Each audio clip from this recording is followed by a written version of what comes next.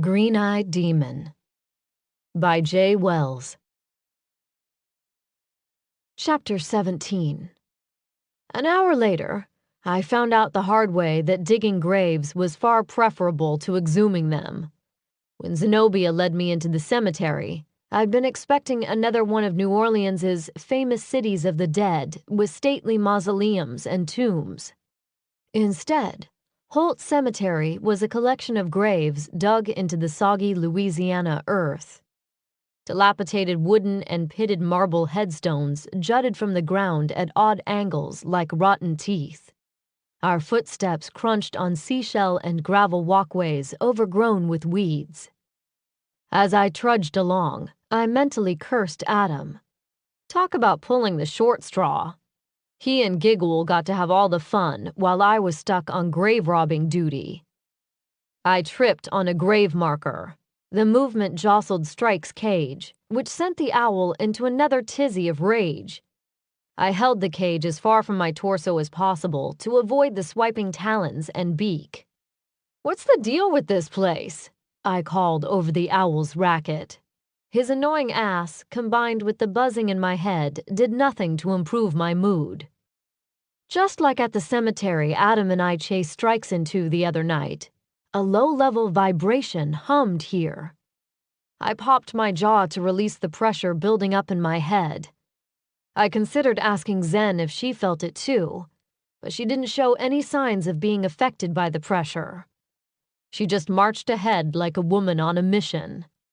"Not all of New Orleans' residents can afford fancy mausoleums like those found in the St. Louis or Lafayette cemeteries," she said, following some invisible path through the place.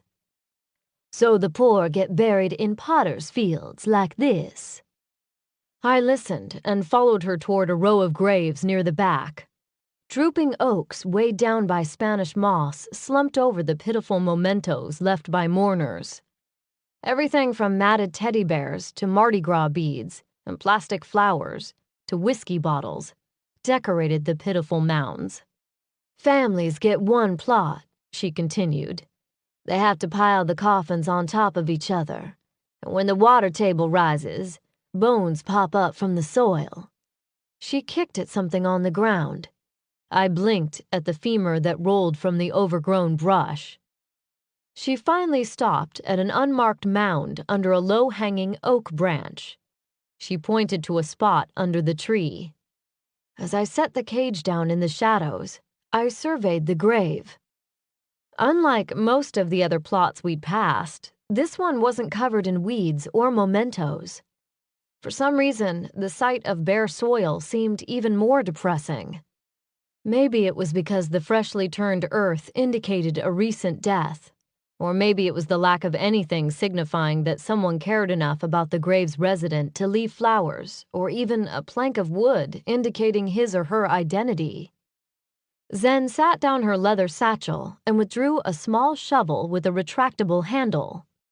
"What the hell are you going to do with that?" I demanded. She smiled. "I'm not doing anything." I caught the spade easily and then almost immediately dropped it. "Like hell, I'm not a grave robber." She sighed. "We're not robbing anything. I told you. We just need to have access to the body to make a complete connection with the spirit." I frowned. "Can't they just speak through you or something?" She frowned. "I'm not a TV psychic, Sabina." I gritted my teeth and tried to remember she didn't have to help me. At least Strikes had shut the hell up. The only sounds coming from the cage now were an occasional hoot or the scratch of claw against the newspaper we'd laid in the bottom. "Well, what are you waiting for? The grave isn't going to dig itself." She withdrew a thin cigar from her coat pocket and clamped it between her dazzling white teeth. Once she'd lit the thing, she looked up and raised her eyebrows. Zenobia's face glowed red from the tip of the cigarillo, and for a second I wondered if the voodoo priestess had some demon blood in her. "If it makes you feel any better, the graves are only about 4 feet deep. Any more than that, and the soil gets too soggy." Yeah, that made me feel tons better. Instead of arguing more, I speared the ground with the shovel, taking out my indignation on the soil. As I worked, Zen was generous with the advice, but stingy with the offers to help. It occurred to me that if she was as good at magic as everyone seemed to think, she'd have been able to remove the dirt without a shovel. But then I guess that would have deprived her of the pleasure of bossing me around. Zen hadn't been kidding about the family stacking bodies on top of each other. On my way down, I encountered 2 jawbones, a handful of phalanges, and a partial spinal column. The other problem was the lower I went, the wetter the dirt became. By the time my shovel hit something solid, I was smeared with mud and gods knew what else. I used my hands to find the edges of the coffin and clear the top to open it. She peered into the pit where I crouched. "Be careful when you open the lid. We need to preserve the body as best we can." I wiped my brow with a dirty hand, no doubt leaving a muddy streak on my forehead. "That's what I don't get. Won't the embalming process make reanimation a problem?" She smiled in an overtly patient way that set my teeth on edge. "We're just providing a temporary vessel for a spirit. The plumbing doesn't need to work." "If you say so." I brushed dirt from the coffin, clearing space around the edges. Finally, I worked my fingers along the lip and lifted. A sickly sweet vapor rose from the box. I covered my nose with my hand and peered in. Now, I'm no expert on decomposition, so I had no idea how long the guy had been in there. But judging from the smell, he'd passed his expiration date by a long shot. Of course, since we were talking about a corpse here, freshness is a relative term, I guess.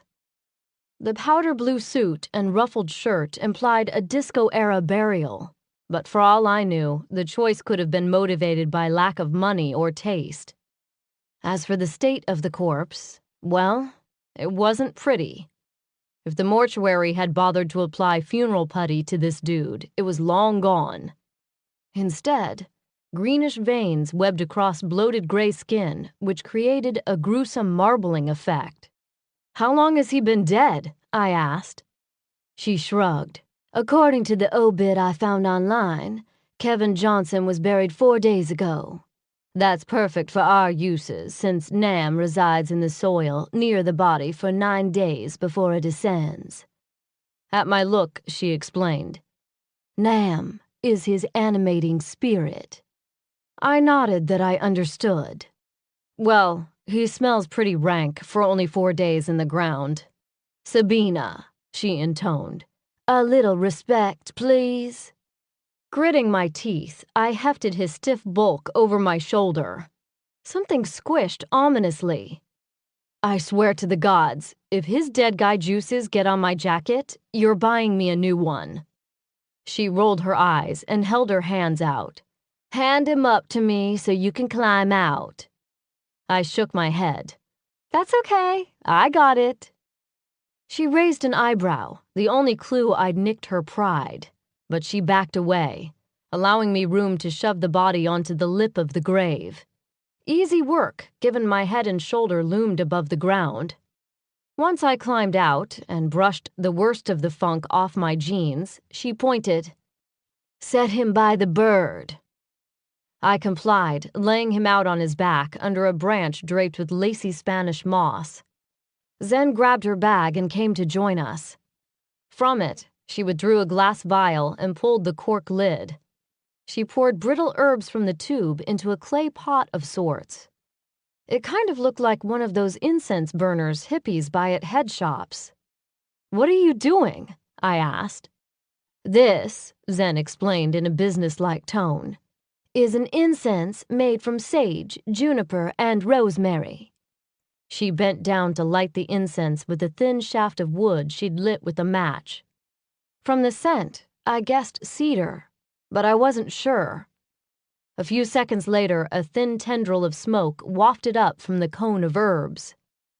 She moved to the body. This time she removed a larger jar, the kind Southern women used to preserve rhubarb in. and the lid opened with a pop. The liquid inside was clear, but the astringent scent rose like vapor, making my eyes water. "This is witch hazel. Helps focus the spell so the spirit we want shows up instead of someone else." I nodded like an idiot, even though she wasn't looking at me. She was too busy sprinkling the liquid all around the body.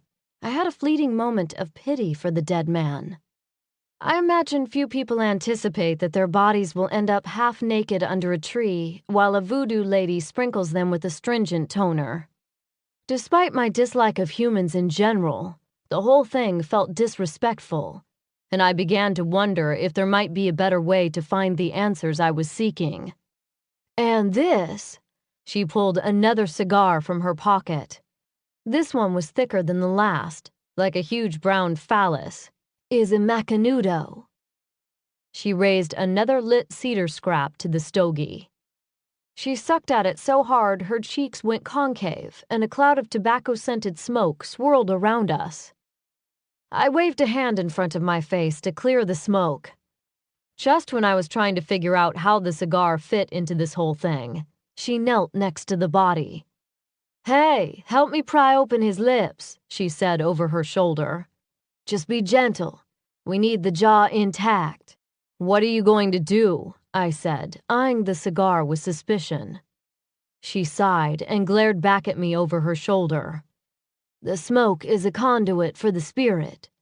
We have to make sure it enters his body and reaches his center." "Wait, you're not seriously about to put your mouth on the cold, dead lips of that man, are you?" "It's either his lips or his anus." "Lips it is, then. We're going to have to snip the threads the mortician used to sew the jaw shut.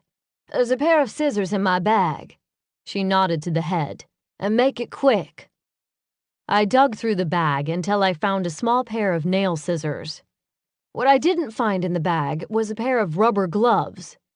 Awesome. I crouched next to Zen, who held out her hand for the scissors. Of course. That meant I had the fun job of spreading the corpse's lips. They perched on his face like two frozen grub worms. Working quickly, I spread them so Zen could do the snipping thing. A couple of seconds later, the jaw went slack. I thought the outside of the corpse smelled horrible, but that was nothing compared to the noxious odor of grave breath that escaped his mouth. I reared back and covered my mouth and nose with my hand, cursing my vampirically heightened sense of smell. "Good," Zen said, dropping the scissors. "As I blow smoke in there, I need you to call on helpful spirits to guide the Nam back into his body." I looked at her for a moment. All the spiritual stuff was over my head. How do I do that, exactly? Her sigh seemed to say, "Do I have to do everything around here?" She picked up a gourd covered in colorful strands of beads. "Simple. Take the bottle of rum from my bag. Sprinkle it in a circle around the body. As you do, say the following 3 times. Generous spirits of the Loa, I summon and evoke thee to aid us in our quest for information. When that's done, prick your finger and let the blood drop to the dirt." I grabbed the bottle of rum, resisting the urge to take a couple of shots from it. Didn't want to piss off the Loa. I did as Zen instructed, repeating the incantation as I formed a wide circle around the body. Just in case, I added Hecate and Lilith's names to the chant. I didn't want the goddess and the Great Mother to think I'd switched teams or anything. As I did so, Zenobia leaned over the man's face and blew a steady stream of smoke between his gaping lips. While she did this, she shook the gourd rattle over his chest. Meanwhile, I focused all my energy on calling the spirits like she'd said. After a few moments, a tingle started in my midsection and a warm breeze swooped through the graveyard. Taking the blade I'd grabbed from her bag, I pricked the tip of my finger and milked 2 drops from the wound. The second the blood hit the ground, Kevin's body jerked once, twice. At the same moment, Strike screeched like a banshee. My eyes widened and I took a step closer. careful to stay outside the rum-soaked circle. Sure enough, the guy's eyelids spasmed like he was trying to open them but couldn't. Zen placed a gentle hand on his shoulder. "May your spirit be at ease, Mr. Johnson. We seek information. Will you aid us?" The moan that escaped the man's lips then sent goosebumps rippling across my arms. Strikes' sudden frantic wing flaps told me I wasn't the only one spooked. Zen looked up with a worried expression. Then she spoke to Kevin Johnson's spirit again. "Mr. Johnson? We seek to communicate with the owl called Strikes. Will you aid us?" The corpse's eyelids popped open then. 2 flesh-colored domes popped off the pupils and slid to the ground. My gorge rose at the sight of his sunken eyes with their cloudy white irises. Zen scooted back on her butt. "That's not supposed to happen." I stilled. "What do you mean? I thought we were trying to wake him." She shook her head. "His mouth should be the only thing moving." Strikes' screeches started up again, and this time the zombie spoke as well. "Need fly," Kevin growled from where he lay. "Escape mix blood. Find master." I paused as his words sunk in. "Hey, it's working." "Kevin, can you ask Strikes where they're keeping Maisie, please?" Strikes screeched. A second later, the corpse yelled, "Help!" "No, Kevin, we need to know where Maisie is." "Maisie," I enunciated, stepping to the very edge of the circle. "Big box. Cat piss. Master come. Kane. Help!" I frowned. "What?" Strikes' frenzied movements continued so hard that the cage fell over. The crash shocked Kevin out of stillness. His gray hands clawed at the dirt until he had enough momentum to rise into a sitting position. I stumbled back, wondering if this was normal.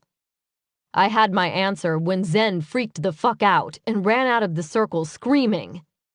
I grabbed her as she darted past. "Whoa! Hold on! Where are you going?" Her eyes were wild. "The spell went wrong. He shouldn't be moving." I frowned at her, my heart thumping. "What?" "We accidentally reanimated him. He's a revenant." My brow hurt from frowning at her so hard. I'd heard the term revenant before, but couldn't quite put my finger on an exact definition. Before I could ask Zen, however, a terrible moan to my right grabbed my attention. Kevin Johnson was on his feet. His coordination was off, so he didn't so much walk as shamble. "Wait, are you telling me that," I pointed an accusing finger at Kevin, "is a goddamn zombie?" Before she could answer, Strike started squawking louder and pushing against the edge of the cage.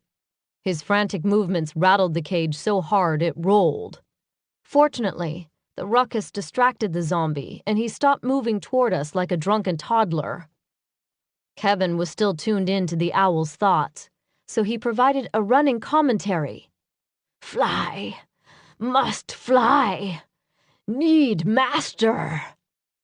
Unfortunately, he also started lumbering toward Strikes' cage.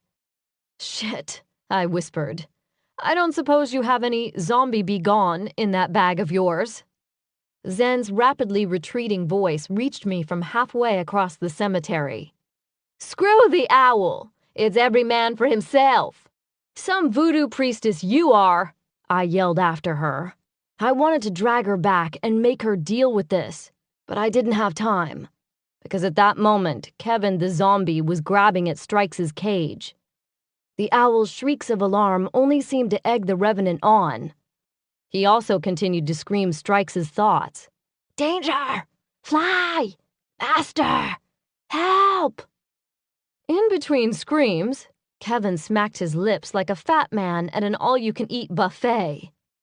"Okay, Sabina," I gave myself a pep talk. "Pull yourself together. It's just the reanimated corpse of a human.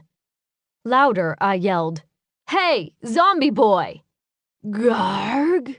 The zombie groaned, and his stiff neck swiveled so he could gaze at me with his dead eyes. I rubbed my head in what I hoped the zombie would find an appetizing manner. "Come and get it!" He waved an arm as stiff as a tree branch in my direction. Then he started groping at the cage with rigged fingers. I probably shouldn't have been offended that a zombie just shooed off an opportunity to eat my brains, but I had to admit it stung. By this time, Strike's cries must have had no meaning, because Kevin had stopped his translations in favor of moans. "Fine, have it your way." I grabbed my gun from my waistband. "It won't work," Zen's voice came from far away. I looked over my shoulder and saw her crouching behind a bush near the entrance. Ignoring her, I turned back around and squeezed off 5 rounds in quick succession. The zombie's body jerked with each impact, but he didn't fall or even drop the cage. "Told you," a faint feminine voice called. "Mom." Kevin had finally gotten the door of the cage open and was fishing around inside for the frantic owl. "You gotta cut his head off," Zen yelled. Of course I did. As I ran to look for something to use in the weeds, the zombie let loose an eerie victory cry. A second later, my hand closed around the handle of a garden spade. Not ideal, but better than the portable shovel I'd used to dig the grave. I turned in time to see the zombie's maw open wide. Despite his stiff limbs, the revenant's strength was impressive as he managed to grip the struggling owl and lift it toward his gaping mouth. "No!" I drew the spade back and started running. It happened in slow motion, my legs burning, the head of the tool swinging through the air. Kevin's jaw crashing down on Strikes' head. The jolt of impact slamming up my arm. The zombie fell to the side, spewing a mouthful of feathers as he went. But I'd been too late. The owl's ravaged carcass dropped to the dirt at my feet. The zombie moaned and rolled. Before he could work up enough momentum to rise, though, I slammed my boot heel into his chest. A grunt escaped his chest. His hands clawed at my shins. I looked down on him like an avenging angel, raising the spade handle up with the metal end pointing down. Beneath me, the zombie went still, his grotesque face morphing into a pitiful mask of fear.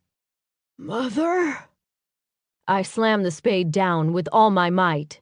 It stopped partway through the neck. Putting my heel on the shoulder of the metal, I stomped down until the spade broke through with a crunch and lodged in the soil beneath the zombie's severed neck. Panting, I wiped the back of my shaking hand across my forehead. A twig snapped behind me. My heart kicked back into gear as I spun. "Shit!" I yelled when I saw it was just Zen. "You shouldn't sneak up on people like that." My heart downshifted, but my ire was still up.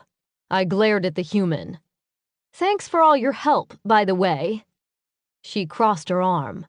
"Forgive me, but some of us aren't immortal." "Whatever." I sighed and looked down at Strikes' lifeless body. "Now what the hell am I supposed to do?" "I think you're missing the bigger issue here." "What?" She pointed to the headless zombie. "Oh, you must have done something wrong." She shot me a look. "I did everything right. The only variable was you." Her eyes narrowed. "You're half mage, right?" I nodded. A bad feeling crept through my midsection all of the sudden. "But you don't use your powers?" I looked down at my boots. "Not really." "What did he say to you before you killed him?" I looked up quickly. "You heard that?" She raised an eyebrow. "You said mother," I mumbled. She pursed her lips and crossed her arms. "Sabina, why would a zombie think you're his mother?" I had a really bad feeling I knew the answer, but I didn't like it at all. Hypothetically, does it matter who the blood comes from in the spell? She pursed her lips. Sometimes, but you'd have to be a very powerful mage for this. She pointed at Kevin's corpse. To happen. Her tone clearly communicated that Zen believed I was a run-of-the-mill mage with subpar skills. I agreed on the skills part, but I swallowed. You mean like a chthonic mage? Her eyes flared. You're a chthonic mage? She roared. Why the hell didn't you tell me that sooner? I shrugged. I didn't know it mattered. Of course it matters. Chthonic mage amplifies necromancy spells tenfold. Especially if there's blood involved. She shook her head at me. Unbelievable. I sensed darkness in you when we met, but I figured it was just the vampire thing. Well, excuse me, I said. It's not like I've ever done something like this before. Rhea should have told you. She threw up her hands. Gods of the Loa, you're unbelievable. This isn't Rhea's fault. At the very least, Adam should have mentioned it. Hey, at least I took care of it, which is more than I can say for some people who ran and hid. She started talking under her breath. I only caught a few words, but I stopped listening when I heard, misbegotten daughter of Satan. Okay, so I think we can both chalk this up to a lesson learned, I said. Can we go now? She stopped pacing and shot me a glare so hot my cheeks burned. Not so fast there. You've got a body to rebury. My mouth fell open. You've got to be joking. She looked pointedly at the spade. Don't forget the owl. Chapter 18. An hour later, I slammed out of Zen's car. My first priority was a shower. Between the mud and the bits o' Kevin coating my clothes, I felt like a walking hazmat disaster. Zen followed more slowly. Smart of her. I'd found her merely annoying before, but after the confrontation in the cemetery and her judgy attitude over my honest mistake, I couldn't stand the woman. The whole thing had me seriously regretting my promise to have a kinder, gentler attitude toward the mortally challenged. Of course, part of my foul mood might have stemmed from the fact that I'd rammed headfirst into another dead end. As I stomped up the back steps of the store, I prayed Adam and Giguhl's recon had been more successful than my clusterfuck of a night. I threw open the door and prepared to go inside, but something stopped me. It took me a second to realize what was off. For a Friday night, the store was abnormally quiet. I held a hand up to Zen. Wait here. She frowned, but was smart enough not to argue. I pulled my gun and entered the office at the back of the building. I stopped to listen, but the place was silent except for the echoes of the crowds of Bourbon Street. I made my way to the thick curtain separating the office from the store. I blew out a breath and silently parted the panels. The store looked like a bomb had gone off. I cursed. A quick scan revealed overturned tables, broken glass, and colorful debris littering the floor. Then my eyes landed on something sparkly by the stairs that made my blood go cold. A golden cobra atop a black wig. Luckily, the cornrows weren't still attached to a head, but since Cleopatra was supposed to have vacated the premises hours earlier, the sight sent me into full-on crisis mode. The old me would have charged in with guns blazing, but I held myself back. The intruders could still be in there. Given the recent run-in with a group of crazy-strong, magic-wielding vamps, it wasn't prudent to proceed without backup. I forced myself to back away from the curtain and go outside. Zen's face was tense with worry. "What's going on?" she demanded. "I'm not sure yet." I didn't mention the wig. No reason to scare Zen until I could get inside and access the true extent of the damage. Instead, I pulled the cell phone from my pocket and punched the pre-programmed button. Adam answered on the second ring. "What's wrong?" "I need you. How far away?" The hair on my arms prickled a split second before Adam materialized not 3 feet from where Zen and I stood. I punched the end button. His eyes did a quick scan of the pair of us. Then, rushing up the steps, he said, "What's the situation?" I glanced at Zen, not wanting to scare her, but needing to be honest. "Someone broke into the shop." Zen sucked in a breath. "Thieves?" I shook my head. "Not sure, but they definitely did some damage in the store. Couldn't tell if anything, or anyone," I silently amended, "was taken." Adam turned to Zen, in full crisis management mode. "You got any weapons inside they could find?"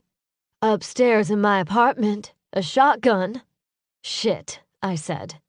"Okay, I need you to listen." Zen made a worried noise. "What about Brooks?" I schooled my features to hide my suspicions. "He's probably at Lanyappi. Besides, Mac would have called if she got here to pick up Brooks and found this. Zen, you stay out here and call Georgia. She's with Giguhl. Tell them to get here as soon as they can. In the meantime, do not come in there until we give you the all clear. Got it?" Zen's mouth worked and her eyes were a little wild. I grabbed her by the shoulders. "Adam and I need to go figure out what's happening. Will you be okay here for a few minutes?" She swallowed and seemed to come back to herself. "Be careful." I looked at Adam. "Let's go." Leaving the human in the courtyard, Adam and I re-entered through the office. When he saw the disaster area that used to be the store, his jaw went hard. Through the drawn shades on the front windows of the store, the silhouettes of passerby, totally unaware of the drama unfolding a few feet away, paraded past at intervals. As my adrenaline surged, I found myself envying their ignorance. I motioned toward the stairs and the discarded wig. Adam saw it and jerked his gaze to mine. A brief flare of anger crossed his face before his expression returned to mission ready. He pointed up, indicating I should take the lead. As quietly as possible, I climbed the stairs, careful not to put too much weight on the risers. An inconvenient creak might warn any remaining intruders. At the top, I pointed down the hall. While he moved to check out this floor, I continued up to the 3rd story. My heart pounded in my ears, underneath the fragrant herbs kicked up by the destruction downstairs and the musty odor of old building. The scent of fresh blood and lavender reached my nose. I prayed it didn't belong to Brooks, that Mac had picked him up before all this happened, that maybe there was a logical explanation for him leaving behind the wig. But something in my gut told me my prayers were wasted, because barring one of the intruders being Faye, there was no other explanation for that telltale lavender scent. Not in the concentration I was detecting. As this realization hit me, I started praying death had come quickly for the fairy. I'd just reached the top of the stairs when a creak sounded behind me. I swung around with my gun raised. Adam held up his hands on the landing below. I relaxed a fraction. As he climbed the rest of the way, he shook his head solemnly. I acknowledged this with a jerk of my head. Then I turned to approach the closed door to the attic apartment. The collision of boot heel against wood sent shockwaves up my leg. The door exploded inward. I rushed in with gun ready for action. The living room was empty except for more signs of intrusion. Bashed TV, ripped couch cushions, overturned coffee table. "Clear," I whispered. Adam rushed in and went to check the kitchen. I covered him as my eyes scanned the room for anyone who might be hiding. A couple of seconds later, he came back shaking his head. My eyes moved to door number 2. Something told me I didn't want to see what waited on the other side. The scent of blood was stronger here. I glanced at Adam. His expression was determined but wary. He tipped his chin down and angled his gaze toward the panel. I blew out a slow breath as Adam's hand gripped the knob. Twisted. I raised my gun. A squeak of hinges. The panel receded, revealing the darkness beyond. My better night vision meant I went in first. Blood saturated the air. I scanned the corners first, finding nothing but strewn clothes and toiletries. When no one jumped out at me, my eyes moved to the bed. A large, body-shaped lump huddled under the bedspread. "Don't you fucking move," I said in a low, ominous voice. Adrenaline surged through me. I sidestepped to the side of the bed, my gun trained on the lump. "Get the light." A second later, light flared. My sensitive eyes stung from the sudden brightness, but I gritted my teeth and kept the gun steady. The first thing I noticed was the stain set against the cabbage roses on the gaudy damask spread. The red blotch bloomed like a wound among the floral tragedy. My hand started shaking. I didn't want to pull the cover back. The lump hadn't moved through all the commotion. Dread pooled in my stomach. Adam stepped up on the other side of the bed. Our eyes met over the bloodstain. Resignation tightened Adam's features. He grabbed the edge of the coverlet and whipped it back. The world tilted on its axis. A chill passed through me like someone had walked over my grave. "Goddess protect us." The damage rendered the face unrecognizable. Bloated eyelids stained purple. Distended cheekbones split and bleeding. Nose bent and crushed. A gag smeared with streaks of red stretched the swollen lips into a grotesque facsimile of a smile. I wanted to pretend that battered body before me belonged to a stranger. But the inevitability of the truth mocked my hope. Adam ducked in and placed 2 fingers at Brooks's neck. "There's a pulse." I was too busy trying to control my rage to feel relieved. My hand shook as I fumbled with the knots of the gag. Adam worked on the ropes binding the Fae's hands and feet. As I worked, I tried not to focus on the blood pooling on the white sheets. The metallic lavender scent of his blood and the lingering stink of violence made my throat fill with bile. When I finally pulled the gag away, a thin whimper escaped his lips. I clung to the unsettling sound as further evidence he lived. But judging from the extent of his wounds, just barely. "Brooks?" I shook him gently, careful not to touch the lacerations on his arms. My voice sounded abnormally loud and panicked to my own ears. "Can you hear me?" His tongue darted out, probing the corner where the gag had burned the skin. "Bina." I put a hand on his brow. He cried out and tried to pull away. My heart clenched. I couldn't imagine the terrors Lavinia's goons perpetrated on his fragile body. "Shh, it's okay. You're safe now." Because of the swelling, his eyes were sealed shut. But with a trembling hand, he reached out and grabbed my arm. I sat carefully on the edge of the bed and held his hand. The tips of his golden fingernails were jagged and bloody. His grip was so weak, I tried to share some of my strength through our connected palms. I looked up at Adam. His eyes glowed with suppressed rage. My own insides felt like a cauldron of acid. But we had to make sure Brooks stayed alive before we released the valve on our anger. "Brooks," he whispered, lowering to his haunches. "It's Adam. I need to check your wounds, okay?" Brooks's head moved restlessly on the pillow as he struggled to talk. Worried he might hurt himself more, I squeezed his hand. "Try to be still, okay?" He seemed to settle then, whether by choice or simply weakness, I didn't know. It didn't really matter, I guess. The important thing was Adam had a chance to look him over. After a few minutes, he pulled me away with a promise to Brooks we weren't going far. "He's lost a lot of blood," he said. "I can try to help him with the pain, but his injuries are too extensive for my healing abilities." Biting my lip, I looked back at the bed. The fairy's complexion had the gray pallor of impending death. I clenched my fists until my nails cut half-moons into my palms. "We have to do something! Go get Zen!" "Okay," I said, and rushed toward the door. A heavy calm had settled over me. The ability to detach was a survival mechanism that had served me well many times in my life. Later, it would catch up with me and I'd use the rage to my advantage. "Anything else?" His gaze crept back to the bed. "You can pray." Chapter 19.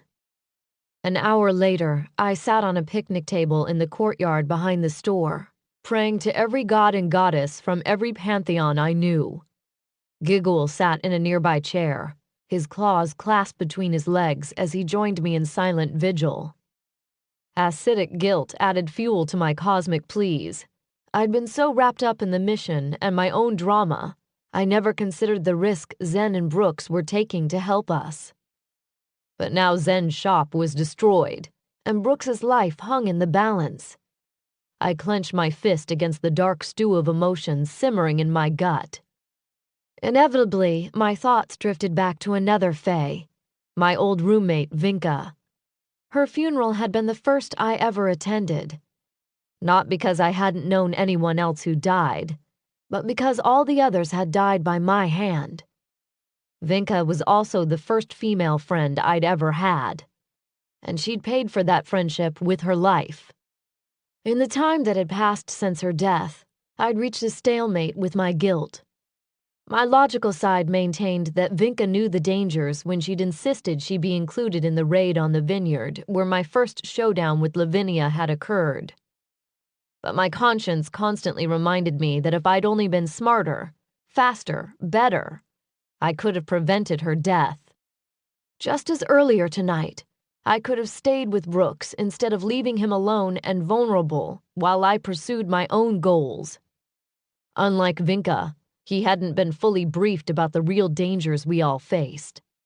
Also, while Vinka died fighting in a battle she'd adopted as her own, Brooks had been ambushed and punished to send me a message. Hadn't Lavinia promised as much? That those around me would suffer until I surrendered? I glanced over at Giguhl, whose head hung in his claws. When he'd stormed into the courtyard shortly after I left Adam and Zen to work on Brooks, he'd gone ballistic with worry. It took both Georgia and me to restrain him from going to Brooks. Once he'd calmed down enough to collapse where he sat now, Georgia left to go find Mac. The were hadn't answered her cell when we tried to call her, which obviously was a cause for alarm. Georgia promised to get in touch once she had news. On the other side of Zen's building, Bourbon Street's Friday night pre-Halloween party raged on. Tinny notes from brass instruments meshed with the pounding rhythmic bass lines. Laughter and shouts punctuated the music. Part of me longed to prowl through that street like the predator I was raised to be. The scent of fresh human blood was strong even where I sat, so removed from the action. But another part of me, one I didn't quite recognize, longed to just observe the humans, to try and understand how they could forget their mortality long enough to dance in the streets. Brooks was mortal too. All fae were. That was the rub. They could heal themselves, and some fae species naturally lived longer than others. But when it came down to it, there was only so much damage magic could heal. The rusty hinges on the back door squeaked to announce Adam's arrival. His stoic expression gave nothing away. I stood slowly, wiped my damp palms on my jeans, and waited for him to share his news.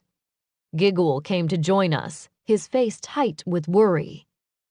Worry lines creased Adam's face, aging him. His white t-shirt was spattered with blood, like some sort of morbid Jackson Pollock painting. "The good news is, he's still alive," he began. I blew out a relieved breath. Thank the gods. He held up a hand. The bad is that he might not make it through the night. He's got extensive internal bleeding, and one of his lungs collapsed. Blood drained from my head in a rush. I bit my lip with my fangs, hoping the physical pain would override the emotions enough to help me stay focused. "We have to take him to the hospital," Giguhl said. Adam shook his head sadly. "Not an option. Brooks's Fey heritage might present itself in blood work, and even if it doesn't, they'll ask too many questions about how he got hurt. Maybe bring in the cops." "How can you say that?" Giguhl demanded. "He needs help." "I know, but there's another option." "Magic," I said. Adam nodded, "But not what you think.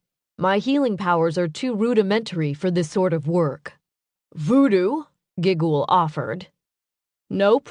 Voodoo remedies are a lot like homeopathy. For big healing magic, you need a mage." I blinked. "But you said—" "I said I couldn't do it, but Aunt Rhea can."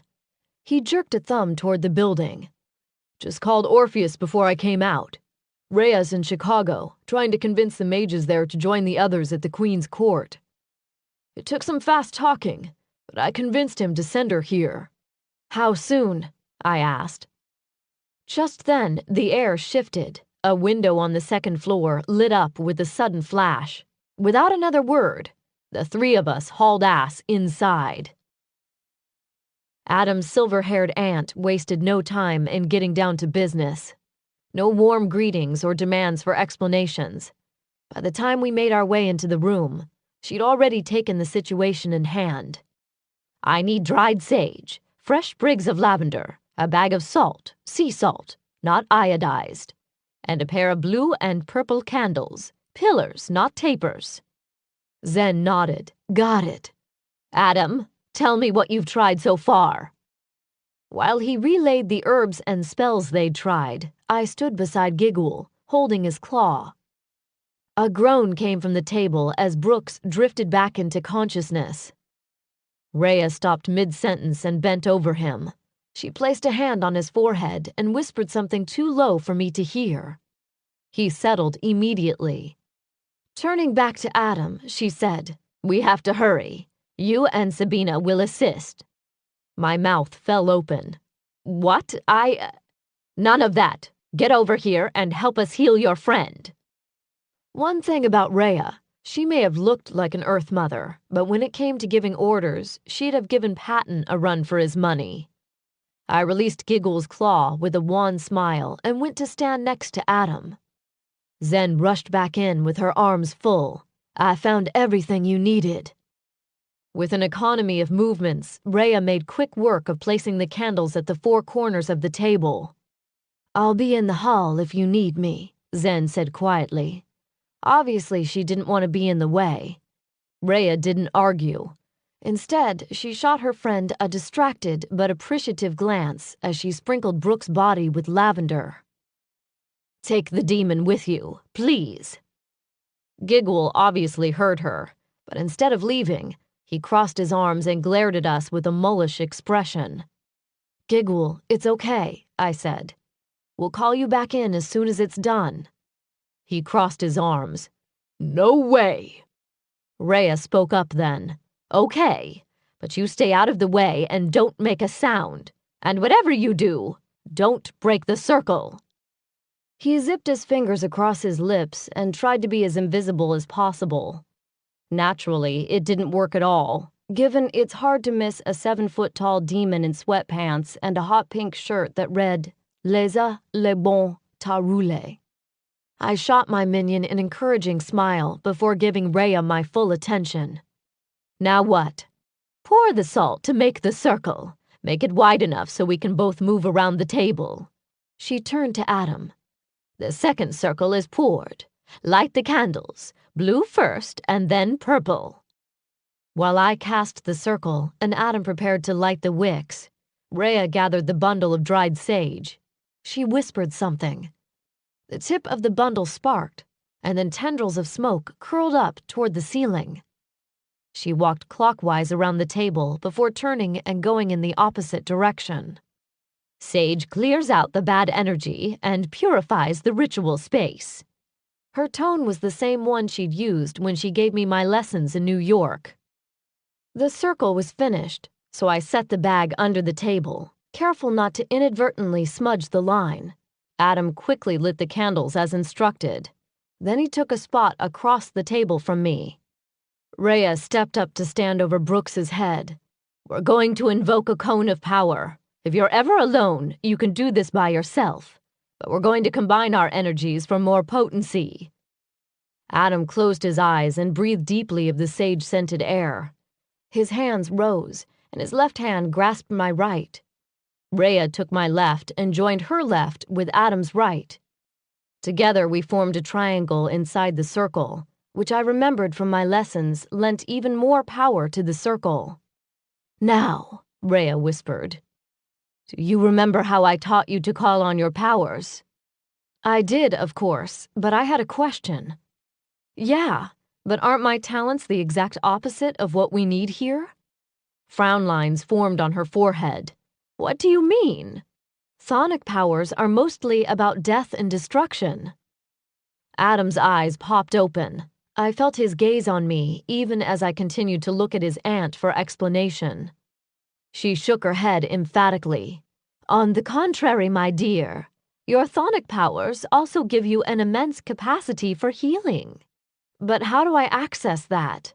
Before I had to tap into the pit of rage inside me to use them." She smiled. "For healing, you tap into the deep well of love you try to keep hidden." I shifted on my feet, suddenly uncomfortable with the turn in conversation. Adam's hand tightened on mine. I cleared my throat. "Okay. You ready?" Rhea asked. "No." They knew I was lying, so they closed their eyes. I followed suit and tried to locate a part of myself I barely knew. I spent so much of my life denying that I had any emotions at all. Then I'd allowed myself to be fueled only by red-hot anger and a need for revenge. But now I searched the far corners of myself for anything resembling what I assumed love might look like. Rhea began to speak in a low tone. The words were in Haitian, the ancient magical language used in spell work and rituals by mages. Despite my limited knowledge of the language, I somehow understood their meaning. Goddess Hecate, mother of magic and night queen.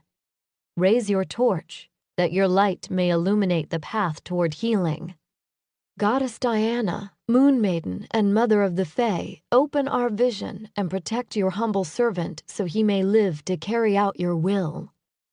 Inside, I pushed below the black cloud of anger, vengeance, and fear hovering in my midsection.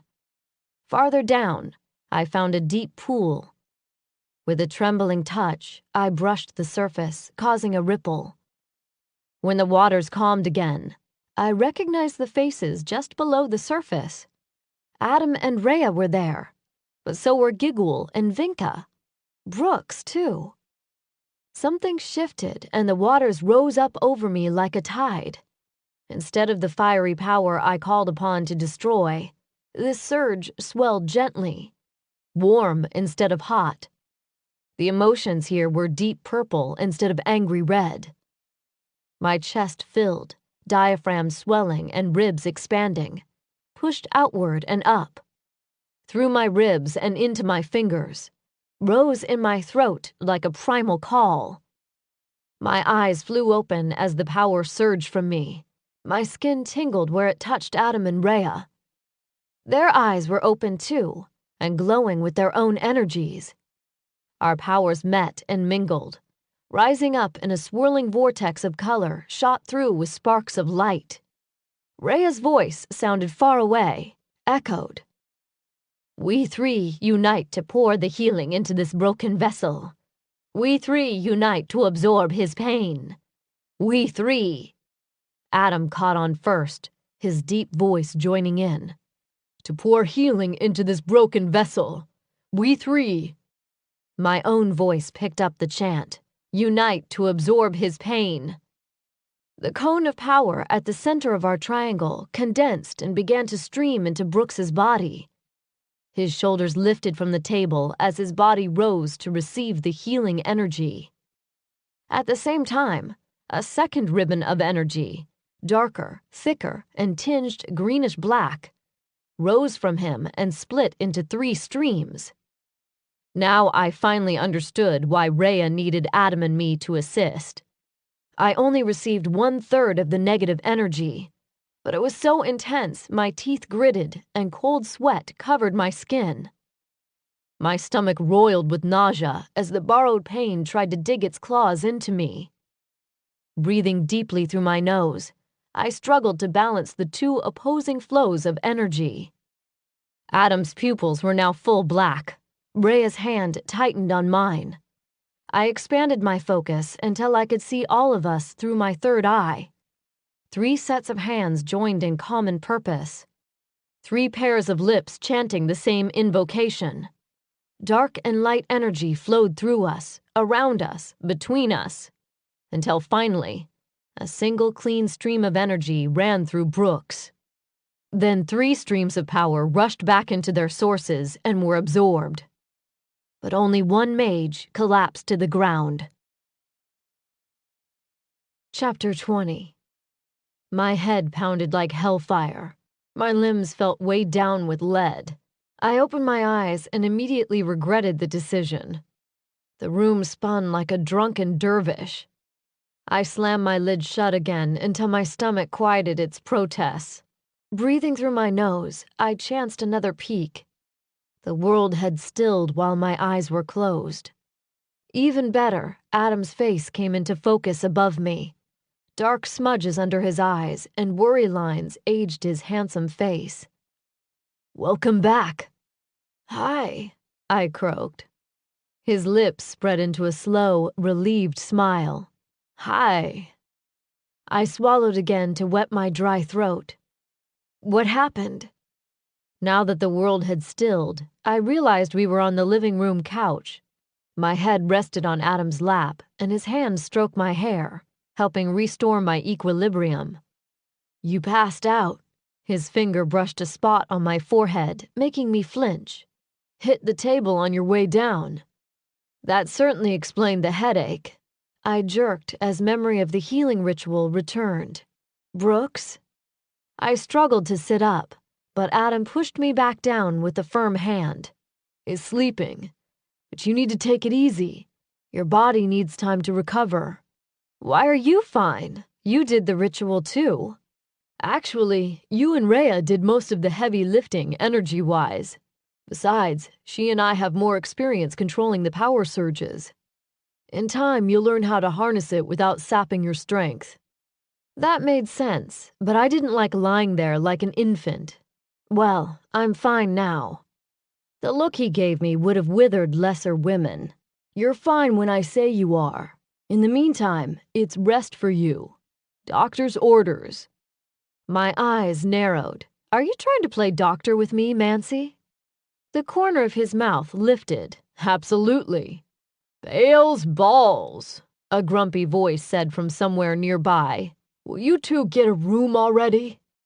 I lifted my head and found a grinning Giguhl sitting in a floral armchair.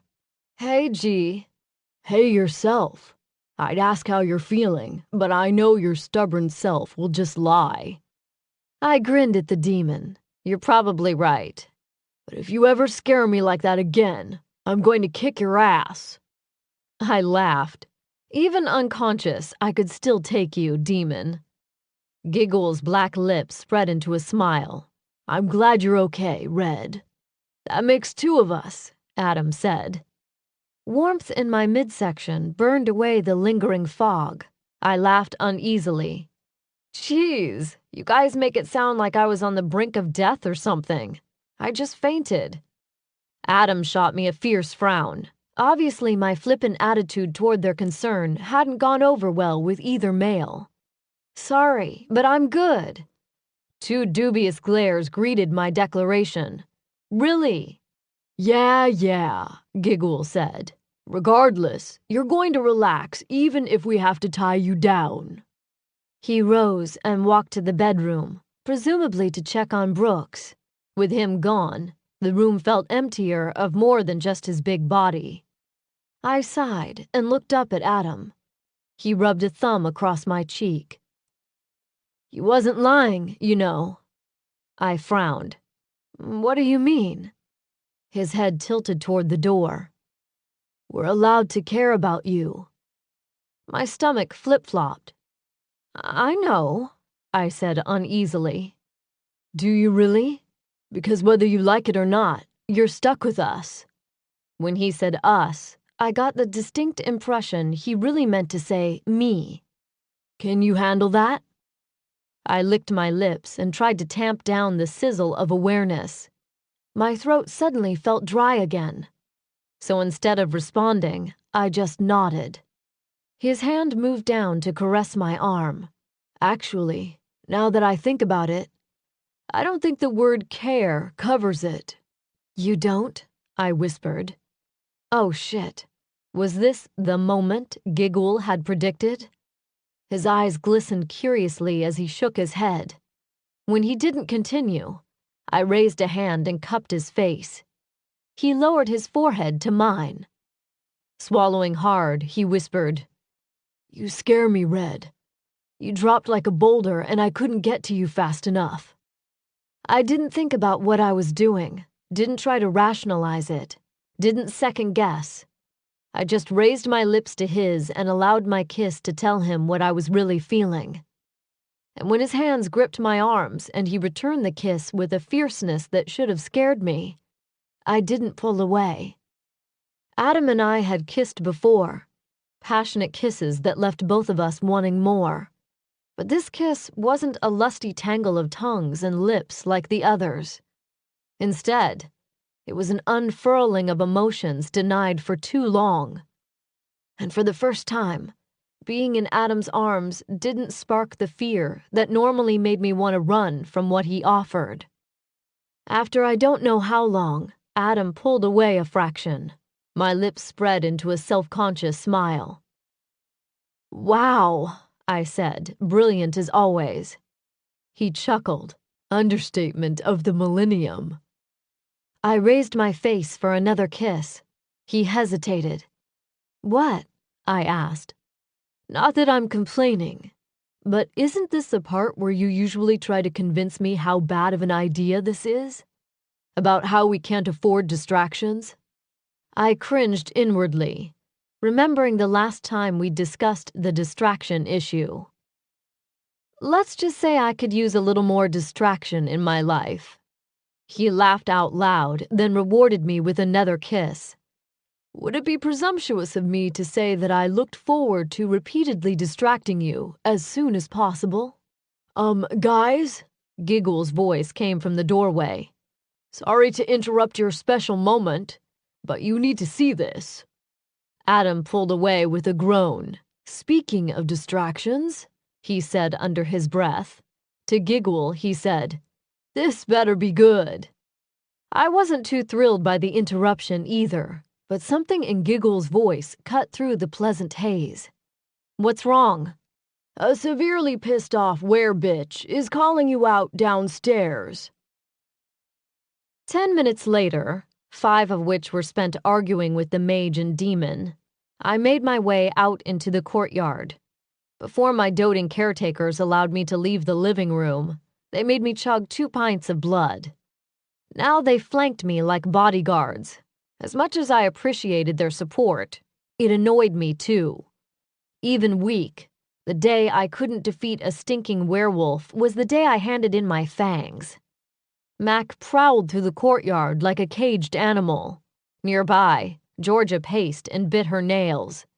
When I exited, the vamp looked up and rushed over before my feet hit the cobblestones. "Sabina, I'm sorry. I tried to explain."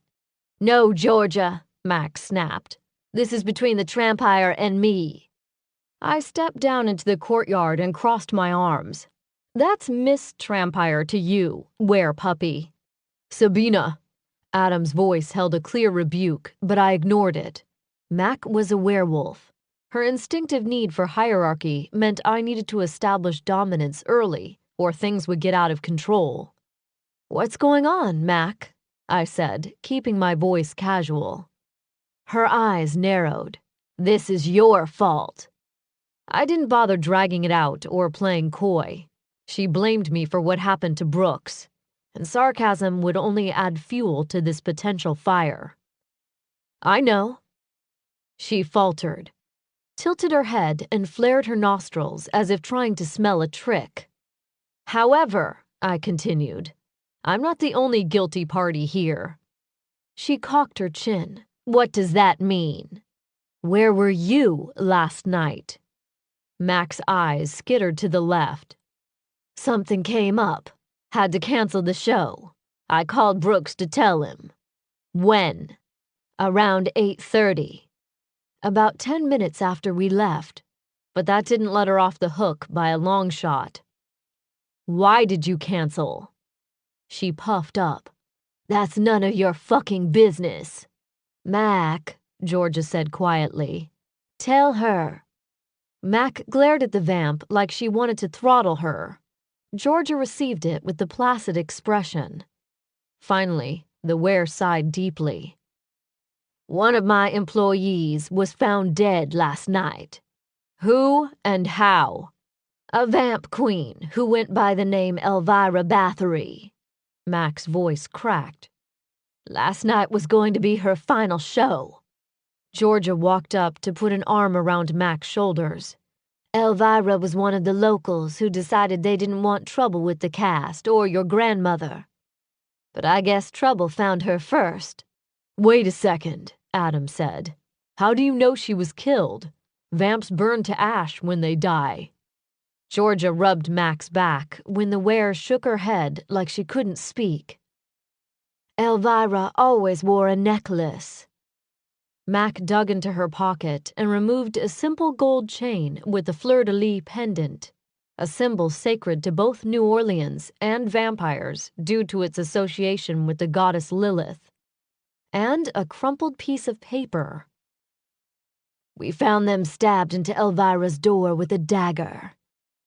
She held out the paper to Adam but wouldn't surrender the necklace. Adam cursed under his breath. He held up the paper for me. The first of many if the vampires of New Orleans do not cooperate. Good gods, Giguhl said, reading over my shoulder. Lavinia sure knows how to drive a point home, doesn't she? I jerked to glare at the demon. A blur of motion in my peripheral vision and a low growl were my only warning. Mac slammed into my back. It's all your fault. My face smashed into the cobblestones. Before she could pin me down, I flipped and bucked her weight off me. Adam moved as if to restrain her, but I called out, No! I rose quickly and assumed my fighting stance. I met Mac's feral eyes. Come on! Mac crouched low, snarling with anger. Adam backed away slowly. Judging from his expression, he'd intervene if things got too serious. But I was too busy suddenly fending off another attack to worry about Adam. An upper hook caught me under the chin, forcing my teeth together with a painful snap. I returned the favor with a jab to the ribs, followed quickly by a left hook to Mac's liver. That really pissed her off. Her fingers bent into claws, not literal claws, since it wasn't a full moon, and swiped across my cheek. Skin split open with a cold sensation before warm blood oozed down my face. That really pissed me off. My spinning back kick knocked Mac off balance. Her arms windmilled as her body teetered on the edge between equilibrium and flat on her ass. I threw my upper body back and lifted my bent leg. But before I could deliver the blow that would teach Mac a lesson, the back door of the shop burst open. Stop! Rhea's voice cracked through the air like a gunshot. I glanced toward her with my legs still raised. That split second of distraction was all Mac needed to tip the scales. She shot forward, ramming her shoulder into my midsection. My feet flew off the ground. Mac screamed with exertion, slamming my back down onto the top of the patio table. The wooden frame cracked and collapsed under the force of the collision. Stunned, I lay with my eyes focused on the early morning sky. The sun still hadn't cracked the horizon, but I could feel its fledgling rays pulling on my diaphragm. Rough hands grabbed the lapels of my jacket, but before Mac could haul me up, an ear-piercing shriek ripped through the courtyard. Mac and I stilled, our heads swiveling in unison toward the horrible sound. Zen scowled at us from the bottom step, a white air horn clutched in her hand. Behind her, Rhea crossed her arms, her eyes crinkled with judgment. "Hasn't there been enough violence for one night?" I pushed myself off the ground, my joints aching and my ass smarting from the impact with the table. Mac paced nearby, tensed for another round. Zen's hand went to her hips. "Look at ya, both so full of piss and vinegar." She shook her head at us. "Well, guess what? You're both directing your anger at the wrong enemy." I didn't bother even looking at Mac, but I pretty much assumed her expression matched my own. We might not be trying to maim each other anymore, but we sure as hell weren't going to duck our heads like abashed children. Seeing our hesitation, Zen turned to Rhea. "Youth," she complained. My hands shot to my hips. "I'm older than you." "Me too," Mac added. The human's eyes widened with irony. "Could have fooled me." My mouth snapped shut. Zen rounded on Mac. "And you, carrying on when one of your friends is dead and the other nearly dead. It's shameful and disrespectful. You should know better." Mac towed the cobblestones with her Doc Martin. "Sorry, Zen." "Don't sorry me. Go apologize to Brooks." Mac's head snapped up from its formerly submissive posture. "He's awake?" "No," Rhea said, "but only because I gave him a potion to make him sleep so his body could regain its strength." Mac frowned at Rhea. "Who the fuck are you?" Adam, who had been hanging back by Giguhl until now, puffed up. "Hey, show some respect." Rhea held up a hand and shook her head at her nephew. "My name is Rhea Lazarus. In addition to being that one's aunt," she nodded toward Adam, "I'm the high priestess of the Elder Moon and spiritual advisor to the Hecate Council.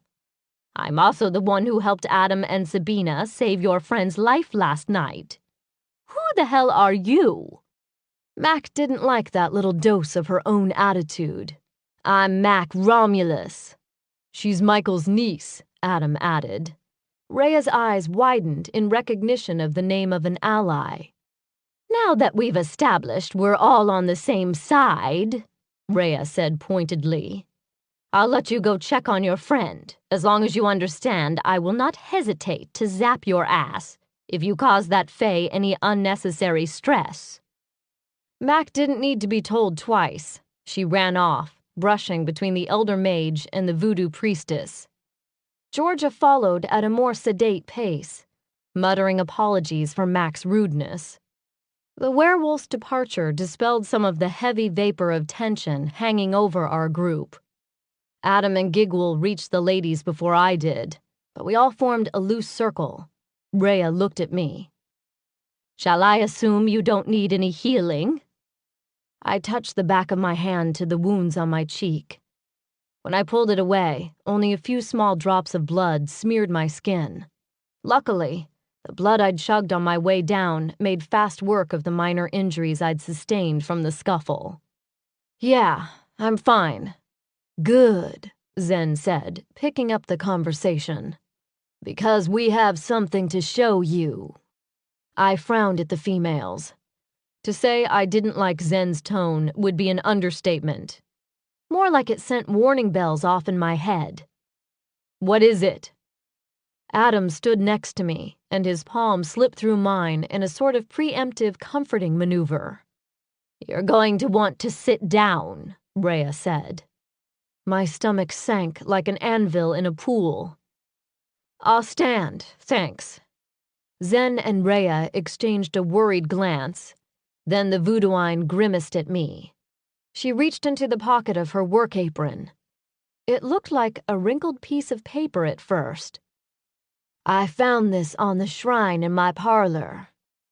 She placed what turned out to be a crumpled Polaroid in my hand. My heart stuttered, and a gasp escaped my lips. On automatic pilot, I lifted the picture closer with a shaky hand. Adam leaned toward me to get a better look himself. He cursed under his breath, and his hand fisted around mine. Smears of blood, Maisie's, marred the image. Using my thumb, I rubbed at the stain, but only managed to spread it like a red varnish across Maisie's face. The blood turned her skin, and the gag obscuring her mouth pink. Her eyes were narrowed like she was trying to shoot lasers at the photographer. In front of her, she white-knuckled a newspaper bearing Thursday's date. Under the picture, Lavinia had written in thick black marker, "The clock is ticking." Adam took the picture from me and showed it to Giguhl, who for once didn't have a witty comment or joke. Smart of him. Two emotions battled for dominance inside me. The first was relief. We finally had confirmation Maisie was alive. But it was cold comfort, given the realization we were no closer to knowing her location than we'd been back in Los Angeles. The second emotion was more toxic, a combination of anger and guilt that made my stomach cramp and my vision go blurry red. My hands shook with it. I squeezed my eyes shut to block the truth out. "Sabina?" Adam said quietly. My eyes stung when I opened them. "She's fucking toying with me." He nodded. "She's trying to throw you off your game. Don't give her the satisfaction. Focus on the fact Maisie's alive." Call me crazy, but I'm having a hard time focusing on the bright side right now. I ripped the picture from Giguhl's claw and shoved it toward Adam's face. "Look at her. She's gagged and bound with brass chains, Adam." He took the picture from my fingers and held it up in my face. "No, you look. Does she look like she's in pain or scared?" I pulled my glare from him and looked again. "No," I admitted. "She looks pissed." "Exactly. That anger will help her survive." He grabbed my shoulders and turned me to face him. "But if you let yours get the best of you, it won't help anyone." Rhea placed a hand on my arm. "Adam's right. This is upsetting for all of us. But we can't allow Lavinia's psychological warfare to distract us." I took a deep breath, both pushing down the anger and tightening my mental defenses at once. Rhea was right. I wasn't the only one here who cared about Maisie. Rhea and Adam had known her longer than I had, yet here they were comforting me. Shame at my selfishness coated my insides. Giguhl held up a single talon. "Guys, I hate to add fuel to this fire, but we've got a more immediate issue to deal with. Lavinia knows where we're staying." Zen nodded resolutely and stepped forward. "Actually, that's not the worst of it."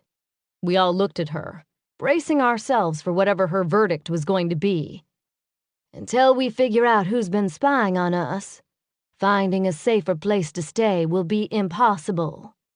Adam crossed his arms over his chest and stroked his chin. "The first thing we need to do is set up a watch. Sabina and I will take turns. Obviously, Sabina gets the night shifts." "Adam, that's crazy. How are we going to make any progress if we're on opposite schedules and spending all our time waiting to be attacked?" "She has a point, Adam," Rhea said. "We can ward the entrances and exits as a precaution." "I still say we need someone on watch, at least at night when the attack is more likely." Giguhl raised a claw. "What about me?" I shot the demon a grateful look. He really was the perfect candidate for the job. He didn't have my pesky day-night issues, and even though I rarely admitted it, he was probably the most powerful being of our little trio. Demons are notoriously hard to kill, and Giguhl's mischievous personality also made him pretty wily in a fight. "That would be a big help, Giguhl. Thanks." His horizontal pupils flickered in surprise. "Really?" I frowned. Yeah? Is that a problem? He tilted his head. No, it's just you usually argue when I volunteer for jobs. My conscience prickled. He was totally right. Well, your little talk the other night helped me realize I need to start treating you like a real member of this team. So yes, I'd like you to take point of the perimeter. Please, I added for good measure. Giguhl stood up with a satisfied smile on his black lips. You won't be sorry, Red. I'll keep the perimeter tighter than a nun's cooch. With that charming metaphor, he ran off to begin securing the building. The four of us remaining watched him go for a moment before Adam cleared his throat. Now that that's settled, what are we going to do about this spy situation? Rhea looked around. Do you all really believe Lavinia has someone watching you? Zen, Adam, and I formed an arc of nodding heads. Someone close enough to know our plans. Otherwise, how did they know when to attack last night when none of us were here? And the 2 Garden District incidents, Adam said, referring to the dearly departed Strikes and the Count's vamp gang. Speaking of, Zen said, how did the patrols go tonight? Adam grimaced. Nada. Not one sign of Lavinia in the French Quarter tonight. Of course, you called before we made it over this way. But I haven't had a chance to ask Giguhl. Zen spoke up then. While you two were inside checking the place out, he told me they didn't find anything either. Any word from the spirit world? Adam asked Zen and me. The voodooine and I exchanged a look. Not as such. No, I said finally. Rhea's eyes went all squinty and suspicious. What? I quickly filled Rhea in on the ritual we'd planned on doing, stopping just short of the unanticipated outcome. So what happened? Adam asked. His expression matched his aunt's. They knew we were hiding something. Wait a second, Rhea said. You did warn Zen about your chthonic powers first, right? My eyes shifted left. Zen crossed her arms and tapped her toe on the ground, shooting accusing looks between Adam and me. No, she said, and neither did you, old friend. What am I missing? Adam said. I continued to avoid everyone's gaze, so Zen took over. What you missed was Miss Thang over there, summoning a revenant. You mean a zombie? Adam shouted. Rhea's mouth dropped open. Good gods! What were you thinking, Sabina? The combined force of their judgment brought my hackles up. I made a mistake, okay? But I also cleaned up the mess. Zen nodded reluctantly. It's true. She did manage to kill it, eventually. I crossed my arms and shot the mage's and I told you so look. But Zen wasn't done. It's just a shame the owl had to die before she could get the answer she needed. Owl? Rhea said. You mean Strikes? It's a long story, I said. But the ritual wasn't a total loss. Kevin, at their blank stares, I explained. That's the zombie? Did manage to translate the owl's screeches for a few seconds. Mostly, it was a lot of calling for his master, but he did say a couple of strange things. Everyone looked at me expectantly. I sighed, knowing what I was about to say would make them question my sanity. He said, big box, and I paused. Cat piss. Adam's head tilted and his eyes narrowed. What does that mean? No idea, but I just asked where Maisie was when he said it. After the box and the cat thing, he said, Master come, and Kane. I shrugged. Maybe they're clues. So basically, other than knowing you can summon zombies, which is kind of awesome, by the way, Adam said, shooting me an admiring glance. All we have to go on is a picture of Maisie and vague references to boxes and cat urine. Rhea sighed heavily. This is not good at all. The council anticipated far more progress by now, she said. I'm wondering if we should consult with Orpheus. What? Adam said. No. What if he tells us to pull out of the city to regroup? We can't leave Maisie here. Orpheus wouldn't do that to Maisie. Most likely, he'd want to send in reinforcements. I frowned. But I thought warm bodies were in short supply. I've been having some successes with my recruiting efforts. Just before I came here, I convinced several Chicago area mages to join the cause. Maybe we can persuade Orpheus to bring the war to Lavinia before she can succeed in her plans with the cast. No, I said. We're close. I can feel it. As much as I hate what happened to Brooks, Adam was right. Lavinia is trying to unsettle us. That tells me she's worried we'll figure out her scheme. Plus, we're not totally dead in the water. We still need to talk to Brooks. Rhea opened her mouth to continue, but a loud squeak got our attention. On the second floor, Georgia leaned out of the window she'd forced open. Brooks is awake.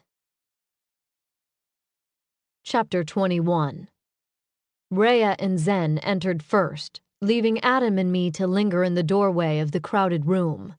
Apparently, Giguhl had heard Mac's call too, because he already sat by Brooks's hip. Hey guys, the fairy called from the bed, his voice surprisingly chipper. Hard to tell how genuine the reaction was, given his appearance. Mac and Georgia obviously waited a few minutes to call us up. The tattered, blood-smeared dress he'd had on earlier was gone. His new wig, a simple black bob, and large Jackie O sunglasses accessorized a pink housecoat. Only the lower portion of his face was visible around the huge shades. The pink gloss shining on his lips accentuated his unblemished complexion. Zen and Rhea approached the bed, leaning in to consult with the Fae. Giguhl rose to give them a moment and approached us. I whispered to him and Adam. I'm surprised they put him back in drag. Giguhl responded in an equally quiet tone. After the violence he endured, he probably feels safer behind the costume, more able to disassociate from the reality of it. I didn't even try to act surprised at such an insight coming from the demon, mostly because I suspected he was right. I certainly wasn't a stranger to hiding behind a facade to deal with things. Ironic, though, that Brooks's reaction to feeling vulnerable was to sink further into a persona many considered weak, while my own reaction was to deny any vulnerability whatsoever. Regardless of our differing methods, my heart went out to him. Yet another reason to find out what the hell had happened so I could make Lavinia and her goons pay. I excused myself from Adam and Giguhl and went to talk to Brooks. Hey, I said, approaching the bed. His head angled toward me, but I couldn't see his eyes through the dark lenses. How are you feeling? Never better, honey. He flashed his pearly whites, but tension shadowed the smile. Mac stepped up. She turned her back to me and addressed everyone else. He was just about to tell us what happened. She, the drag queen corrected. A knife's edge of tension made his tone higher than usual. Several tense looks zinged among the rest of us. Zen recovered first and patted Brooks's shoulder. Are you sure you're ready? It can wait. Actually, I feel amazing. If someone, he jerked his head toward Mac, hadn't threatened me, I'd already be out of this bed.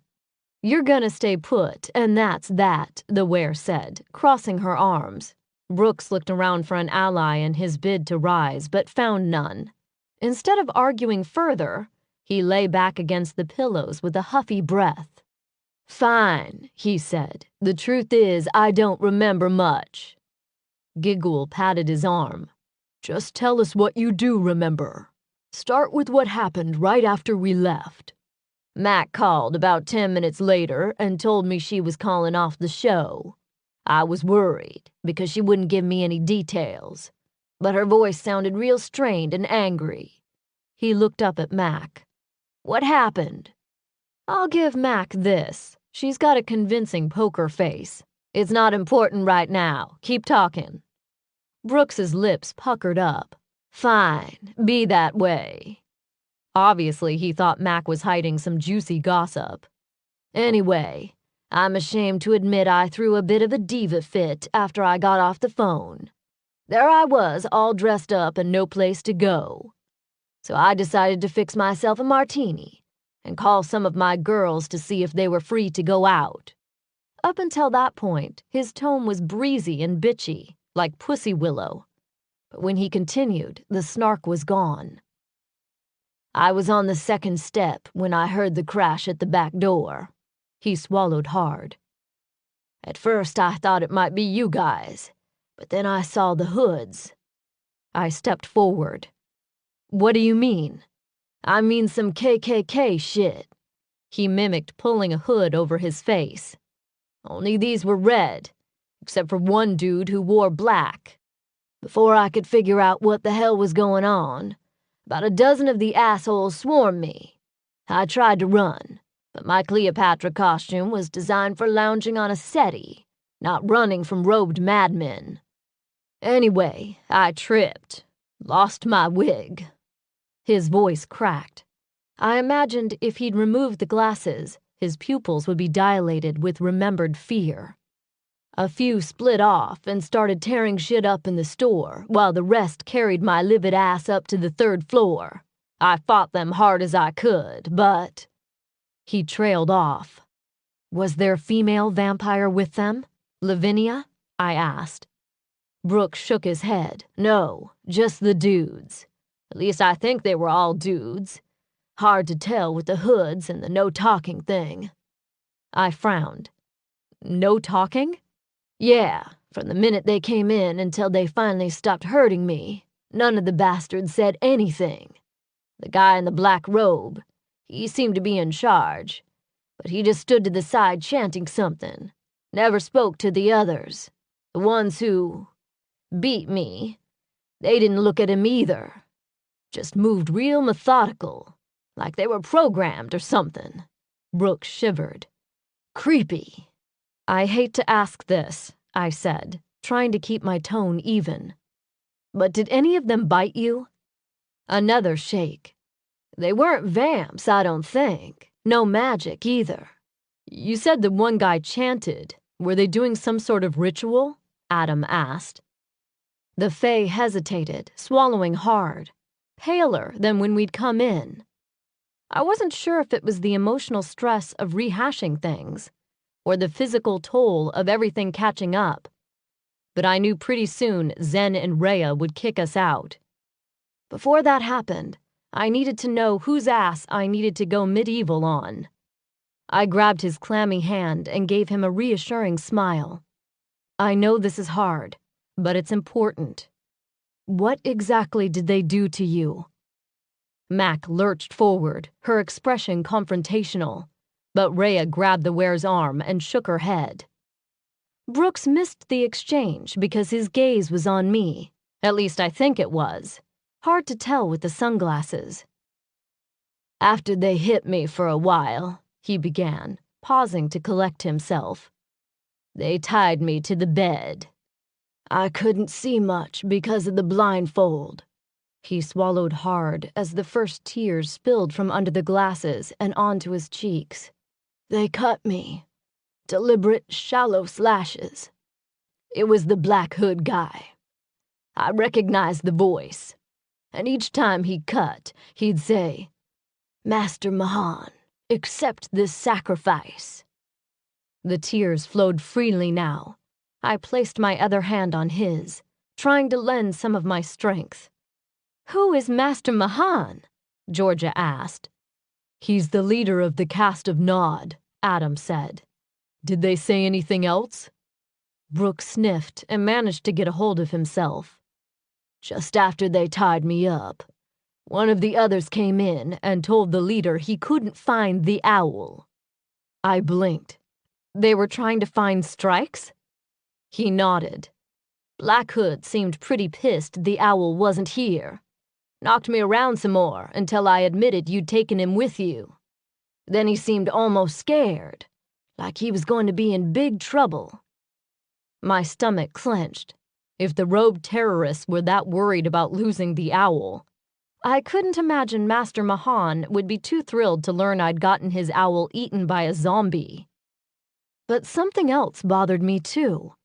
Despite the ritualized cutting, nothing in his story implied his attackers were members of any of the dark races. Vamps would have enjoyed the blood play more. Mages would have used magic to accomplish their aims. Wares or fairies didn't fit either. A new suspicion started forming in my mind. I know you said you didn't get a good look at them, but is it possible these guys were human? Everyone in the room reacted physically to the question. Mac was the most vocal, with a loud snort. Brooks crossed his arms and leaned back. "I didn't think of that before now, but you might be onto something. It took 4 of them to hold me down, which seemed weird at the time. I mean, I'm not exactly muscular, you know." "Yeah, but you're a fae.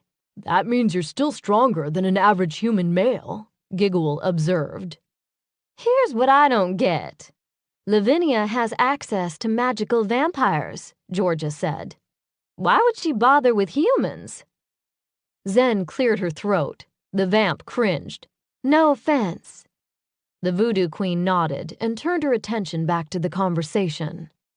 "Maybe they're humans who serve the caste," Mac offered. "What with the robes and Shannon, they sure sound like a secret society to me." Adam's eyes widened. "Wait a second. Were they wearing any symbols?" "Oh, yeah," Brooke said. "There was an eye symbol on the hood, right here." He pointed to the middle of his forehead. "Above a pyramid, you know, like on a dollar bill." Everyone nodded. "And then on the right breastbone of their robes was a kind of crest thingy. I didn't get a good look at it before they blindfolded me, though." "Do you remember any details about it?" Rhea asked. "There was a fleur-de-lis, I think. Maybe a moon, too." Something tickled the back of my mind. A smoky tendril of memory. Was there a key? His shoulders drooped as he shook his head. "I should have paid better attention, but..." I shot the fae a sympathetic smile. "Not your fault." Adam's solemn gaze met mine. I knew he was recalling the same thing I'd remembered. But I wasn't ready to voice my suspicion yet. Not until I had more proof. I grabbed a piece of paper from the desk and scribbled the symbol from my memory. I'd only had a couple of brief glances at it, but I think I managed to get the gist. "Like this?" He took the sheet and lowered the sunglasses just enough to peek at it. What I could see of his eyes made my heart clench. Capillaries crossed the whites of his eyes like tiny red webs. He lowered the glasses for a better look. "That's it, I think. You've seen it before?" My teeth clenched so hard my jaw cramped. Unfucking believable. Adam took the picture from Zen. "How'd we miss this?" Giguhl grabbed it from Zen. "Oh shit!" "Guys," Rhea said, "talk to us." "We know who's been feeding Lavinia our locations," Adam said tightly. I crossed my arms and shook my head as my brain went back over my theory to check for holes. "Well," Mac said, her voice dripping with impatience. "Who?" Adam raised his eyebrows. I nodded, perfectly happy to let him take the lead on this. Maybe they'd believe it more coming from him. "Elodius wears a tie pin with this symbol." Zen let out a frustrated breath and leaned forward. Her expression said she wasn't buying it. "You're jumping to conclusions. New Orleans has a long tradition of fraternal orders and benevolent societies. A fleur-de-lis and a crescent moon? Name one building or sign or t-shirt in the city that doesn't feature one of those symbols. Hell, even keys are everywhere. How about the fact that 2 major incidents happened right after we visited his shop? I counted them off on my fingers. First, Strike shows up right after our first trip to buy blood. Then the vamp attack after Giguhl and I went in. Adam piped up. And I went there last night to get Sabina some blood. I nodded. Did Elodius say or do anything strange while you were there? He was pretty curious about what you were up to. Even specifically what we were doing last night. I lied and told him we were taking in the show at Lanyappi. I didn't think anything of it at the time, since he's always so damn chatty. But what if he was trying to find out if the coast would be clear for the attack? Max snorted. Jesus, you guys are unbelievable. Elodius is a nice old man. Why would he do something like that? He's friends with these two. She nodded toward Zen and Brooks. I turned on the werewolf. My conscience nagged at me that she might be right. We were going on assumptions, not real proof of treachery. But I couldn't just let the coincidences slide without investigating. Adam told him we were all going to see the show last night. They didn't expect him to be here. Her? Brooks whispered so low I barely heard it. I shot him a look, but Zen jumped in. Tread carefully here, Sabina. I overlooked your accusations about Georgia because I knew she and Mac could handle you. But Elodius is a human, and until you have real proof, I won't allow you to harm him. Look, we're not saying he's directly responsible, Adam said, but the evidence so far dictates we at least have to have a conversation with him. Right, Mac snorted.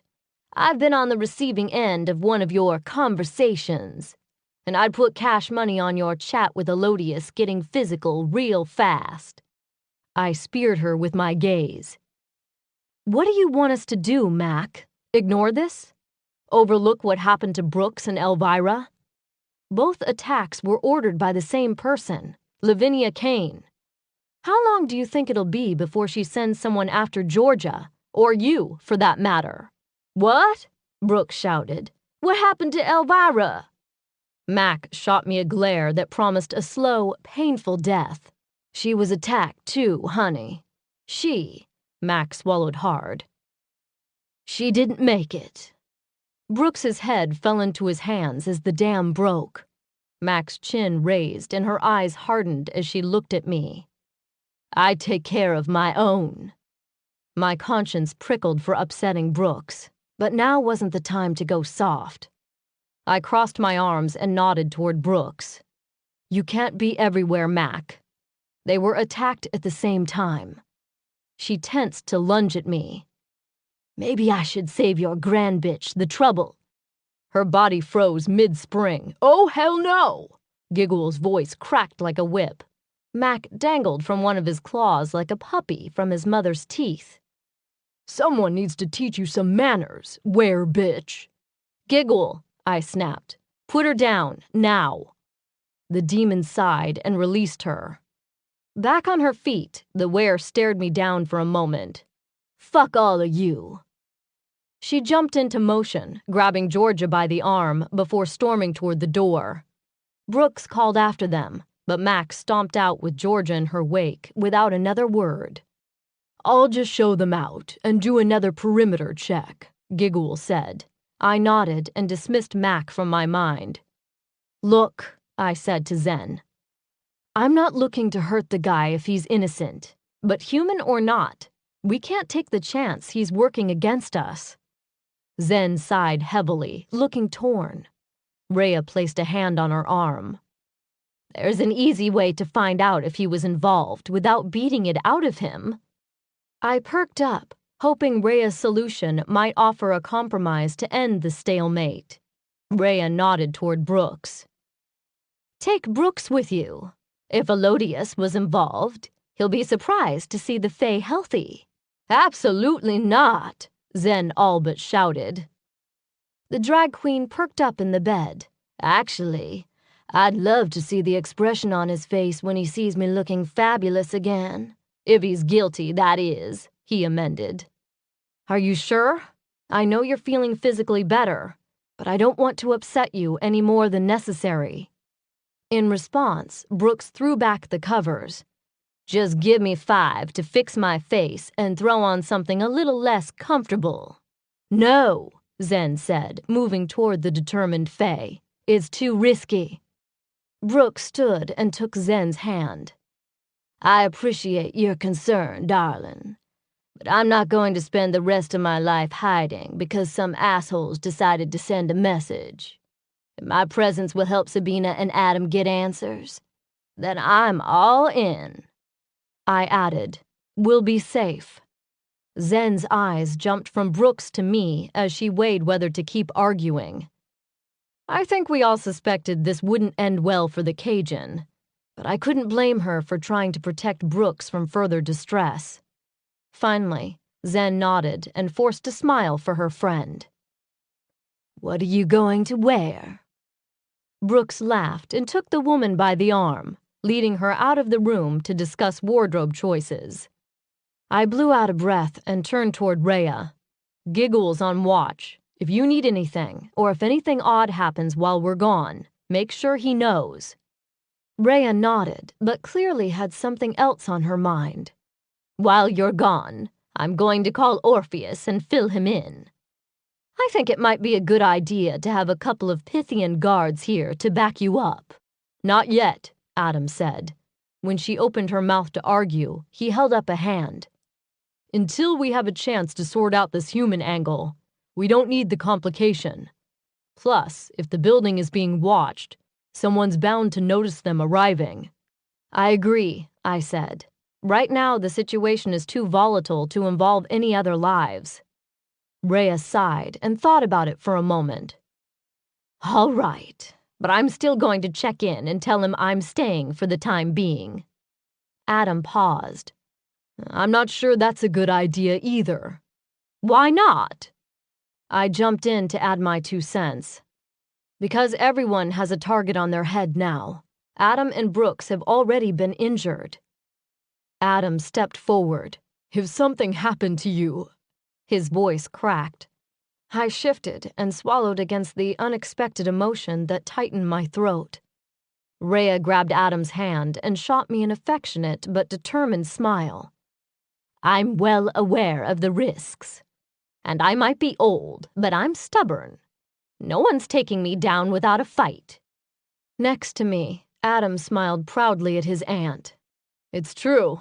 She's kicked my ass more than once. If Adam could put aside his concerns for Rhea's safety, then so could I. Besides, I liked having the old bat around. Okay, I said. But from now on, no one is alone. Not here, and definitely not on the streets. Adam and Rhea nodded, but before either could say anything, a femme fatale appeared at the door. Obviously getting into the spirit of the impending interrogation, Brooks had opted for black leather pants, 6-inch platform boots, and a hot pink bustier under a leather bolero. It's time to show that butcher this kitty's got claws. Adam whistled low. I smiled approvingly at her choice of attire. Looking fierce, Brooks. You ready? Brooks is dead, honey. From now on, I'm Pussy Willow. Chapter 22.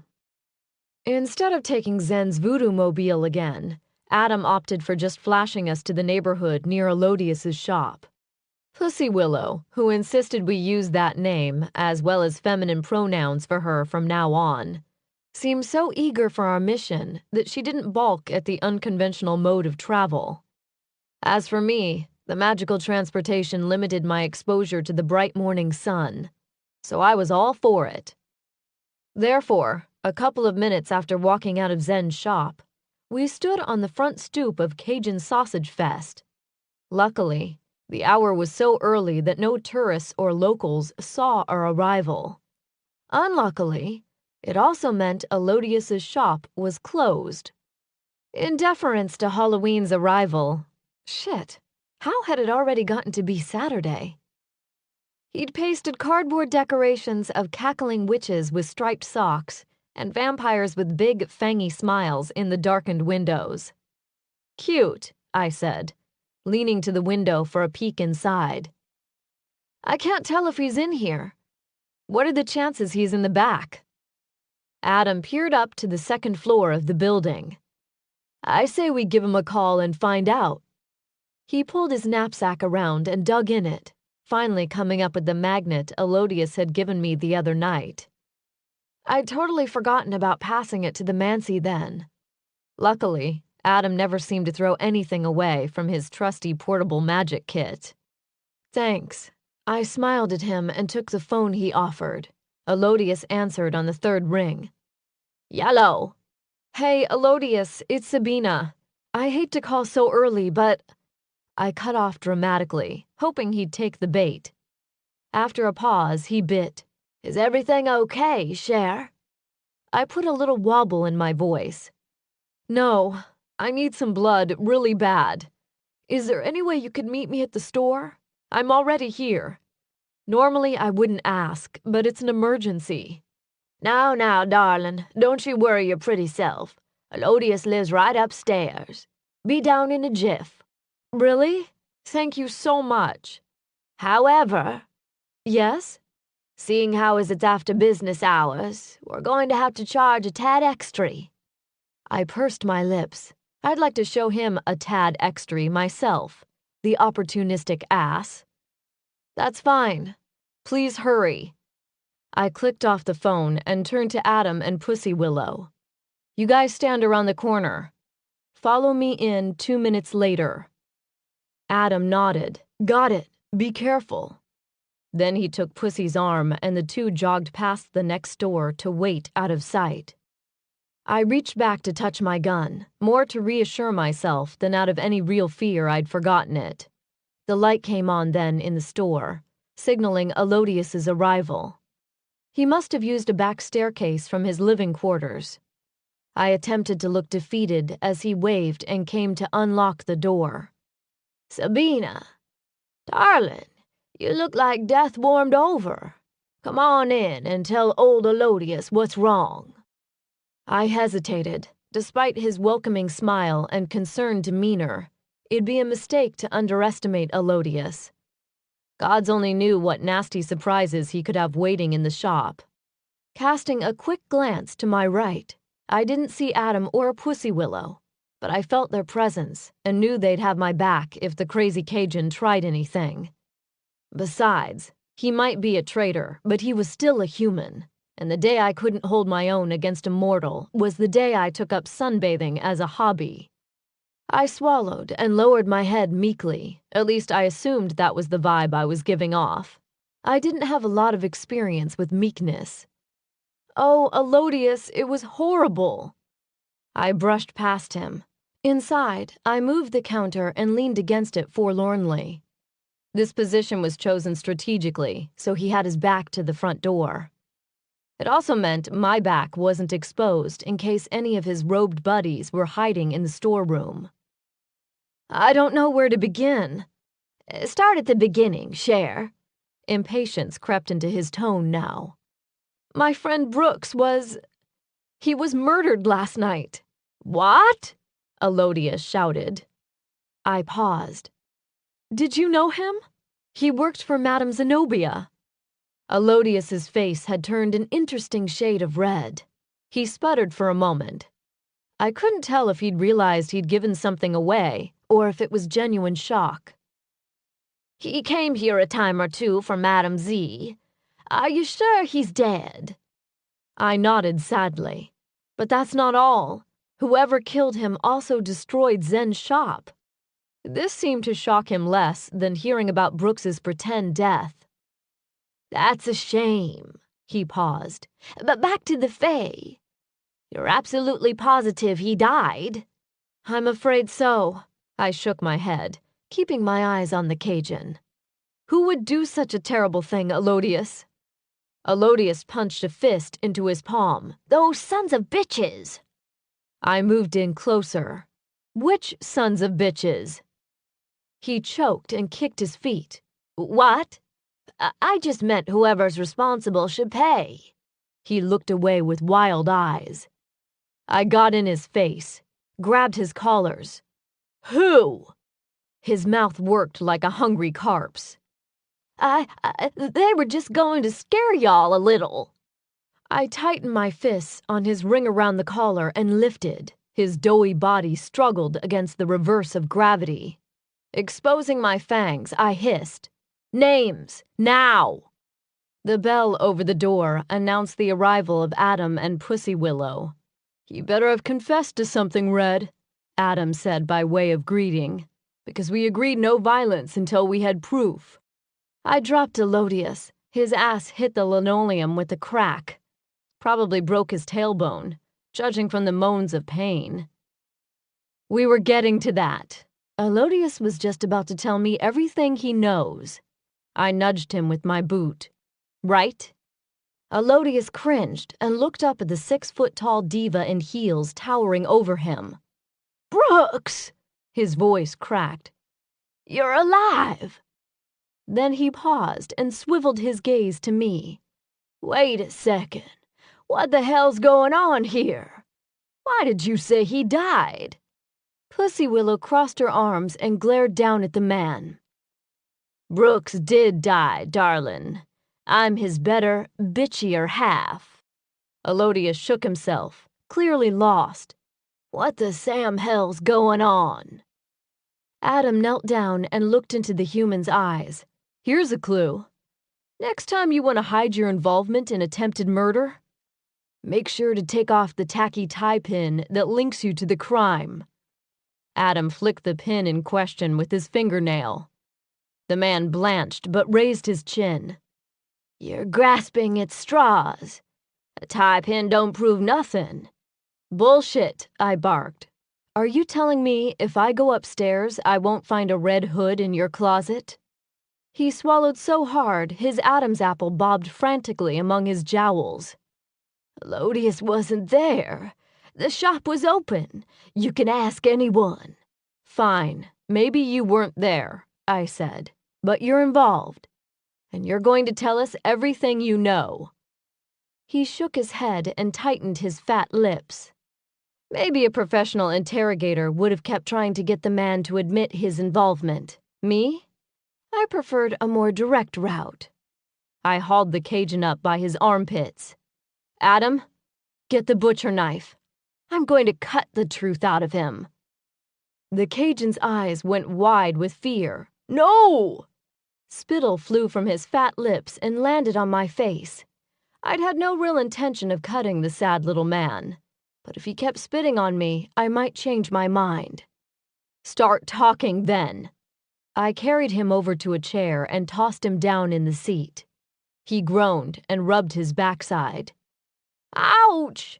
No need to be violent." I got in his face.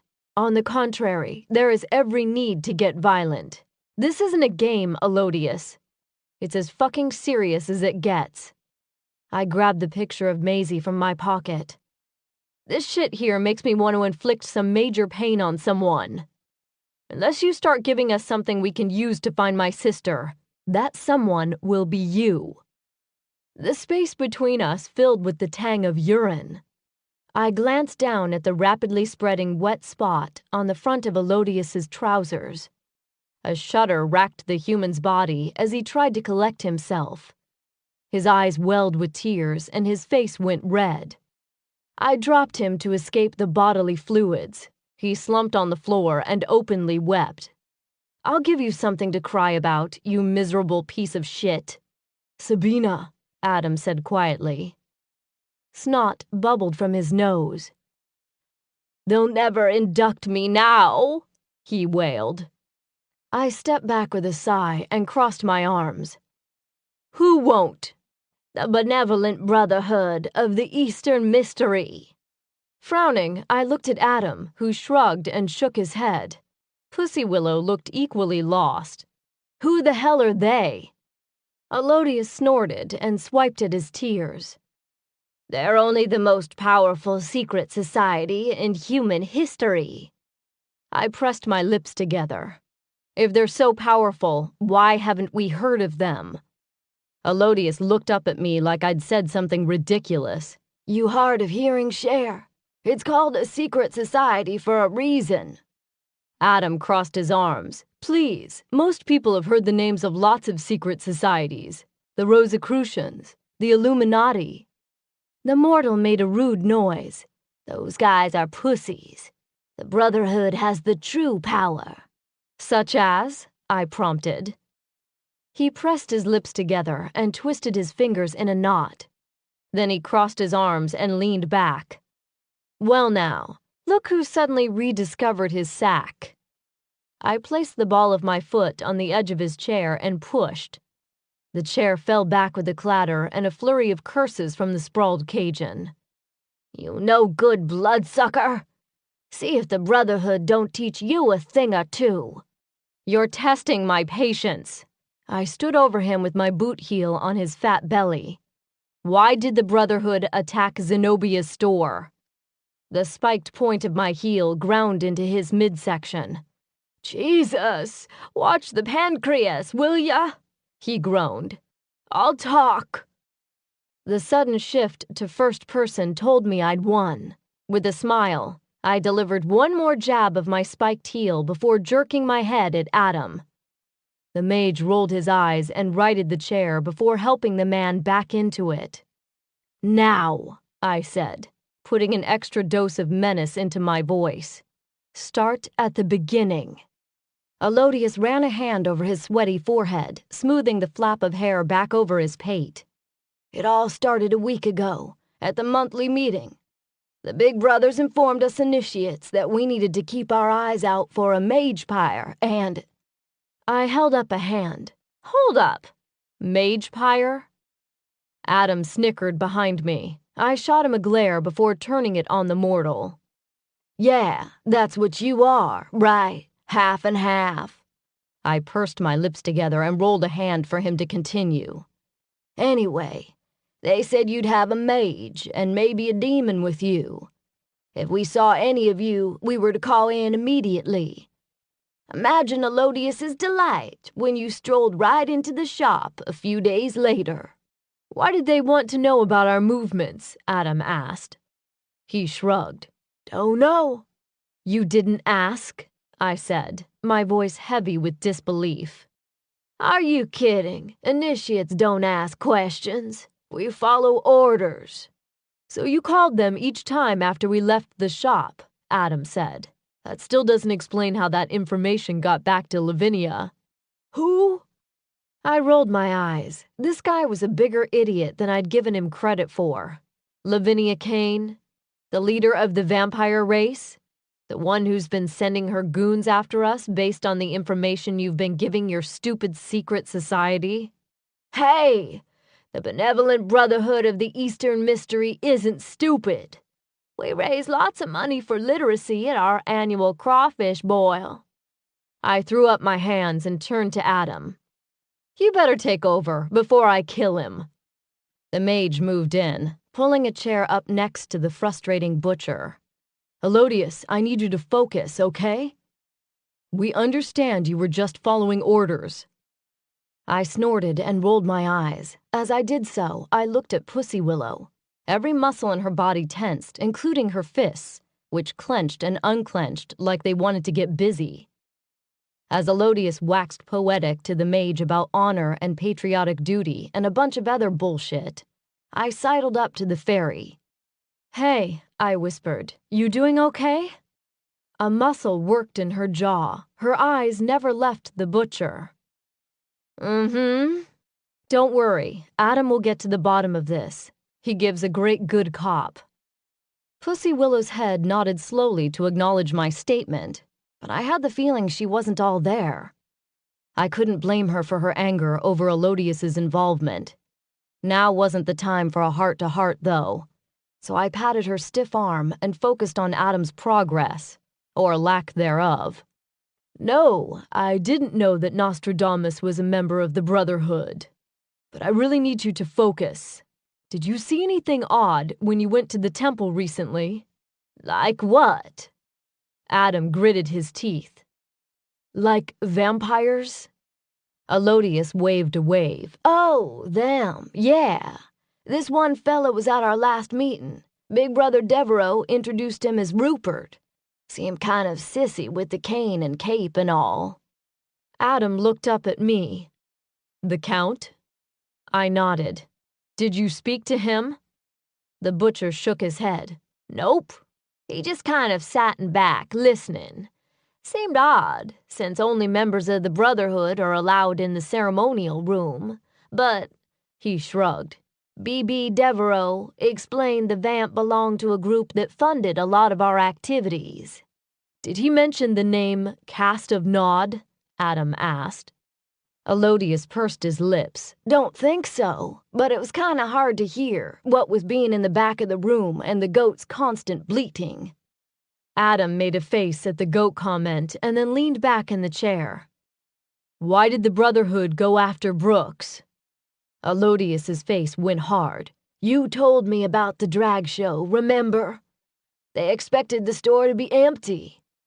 Must have improvised when they found him there. Her, Pussy Willow whispered fiercely.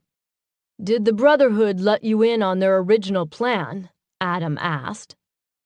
The man sat up straighter in his chair. Yes, sirree. After the first 2 calls, the big brothers themselves called old Elodius into their high chamber. Said they were planning something big for All Souls Day, and they needed you there.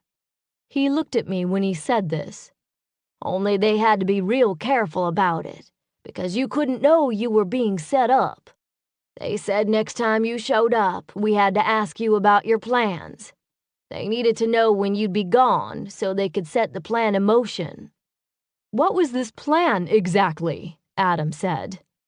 They was gonna bust up the shop and leave some clues to get you where they wanted you.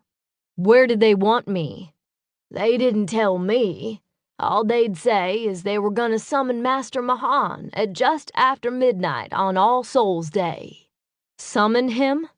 My eyebrows slammed down. Who exactly is Master Mahan?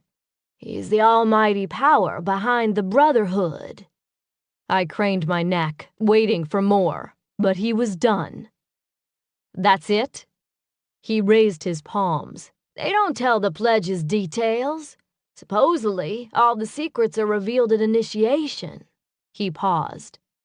And thanks to you, that'll never happen now. You have no one to blame but yourself for that, moron. Did they mention anything about a mage? Maisie Gracchus? He shook his head. Nah, although, he paused.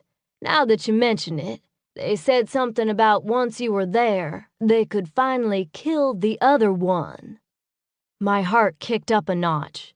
And that didn't concern you? Knowing they planned on murdering someone? He pulled his gaze south and shrugged. I stepped toward him, intent on shaking some conscience into him. Okay, Adam stepped in, grabbed my arm.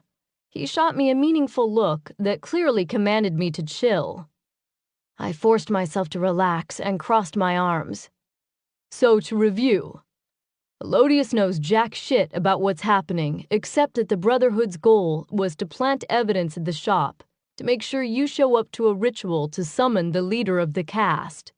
If he's the leader of the cast, why does he have to be summoned? I asked. And why do they need you there? Adam asked. After all, back in New York City, they couldn't wait to kill you, because they thought you'd stop the war and prevent Lilith's second coming. Now they need you alive for some purpose.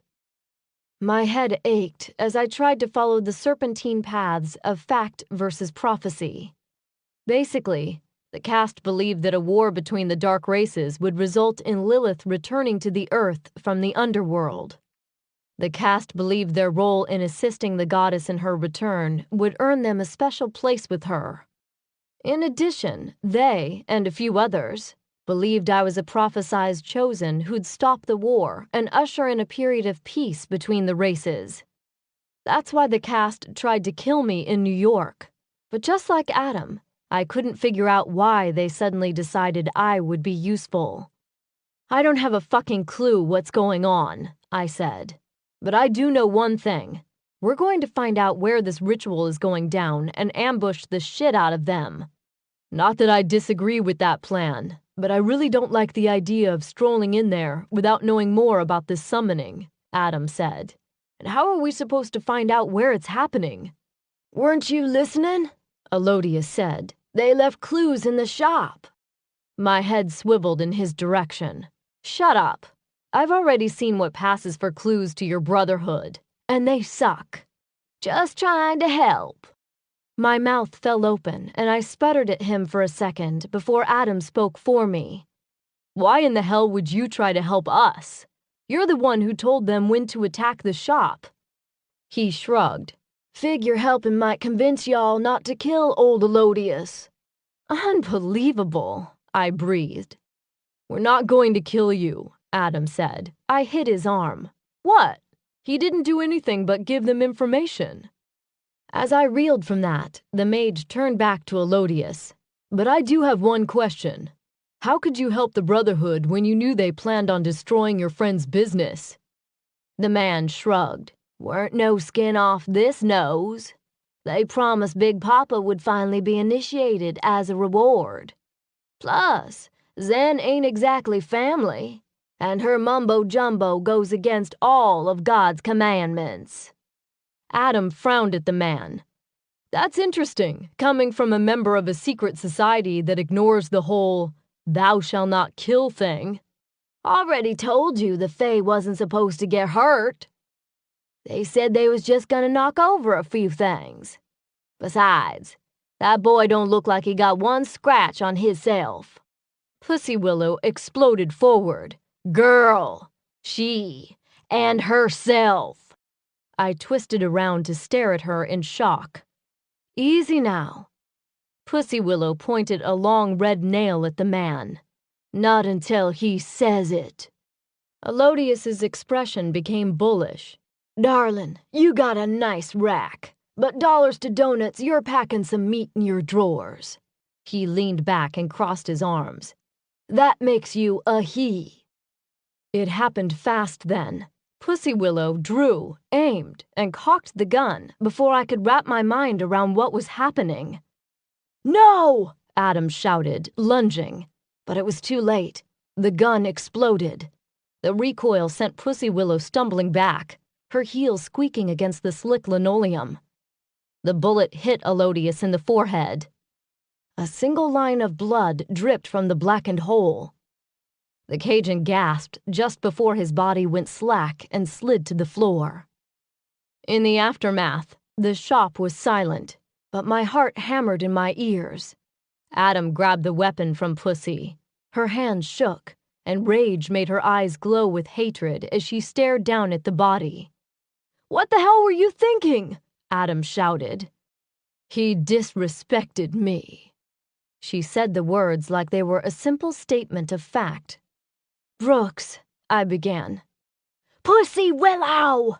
She screamed. The dam broke. Hot, angry tears ran down her face, smearing her makeup. She swiped at her eyes, leaving black streaks of mascara behind. She looked so brittle that I immediately swallowed the lecture I'd been about to deliver. Hey, I said, approaching her slowly. I'm sorry, it's just, well, I thought we weren't going to kill him. The mage decided that. No one asked me. I put an arm around her shoulders. She trembled uncontrollably now. I've never killed anyone before. Adam's anger seemed to have vanished about the time the tears started falling. He shifted uneasily on his feet and cleared his throat. Men never could handle tears from females. I guess the mage was no exception. Adam, I said quietly, I need you to take care of the body. Get some bleach. He probably has some in the back room. And wipe everything down. We can't have the cast or the Brotherhood knowing we got to him first. The mage looked so relieved to be excused that he rushed off without an argument. As I led Pussy toward the front of the store, Adam made quick work of wrapping the body in a tarp. Making sure her back was to the crime scene, I rubbed her arms. Listen, no one blames you for what just happened. I've killed people for far lesser offenses. She sniffed. Really? I nodded. I used to be an assassin for the Dominé. I can't even count how many people I've killed. I was lying. I knew the exact figure, but that wasn't what she needed to hear. Her eyes widened. Does it get any easier? This time I told the truth. Yes, but there's a cost. In order to cope, you end up shutting down a part of yourself that makes you capable of empathy and connection to other people. I hope that never happens to you. She tilted her head. I'm not buying that. I frowned. What do you mean? Sabina, I just killed someone you needed for information. But instead of yelling at me, you're going out of your way to make me feel better about it. My cheeks heated at the truth of her words. I was saved from having to respond by the clank of a bucket hitting the ground, followed by a masculine curse. Anyway, I think I need to go help the Mancy before he bleaches his clothes. Are you going to be okay? She took a deep, shuddering breath. Yeah. I patted her arm and went to help Adam hunt down blood splatter. The scent of bleach assaulted my nose. Grabbing a sponge from Adam, I began to scrub away bits of Elodius. As I worked, I decided Pussy Willow's assessment wasn't exactly accurate. After all, if I was so able to connect with people, why did bonding with her make me so uncomfortable I preferred to clean up a crime scene instead? Chapter 23. After dumping Elodius's body in the back of his walk-in freezer, we flashed back to Zen's courtyard. We trudged up the stairs silently, each lost in our own thoughts. At the top, Pussy Willow quietly excused herself, claiming she needed to go fix her face.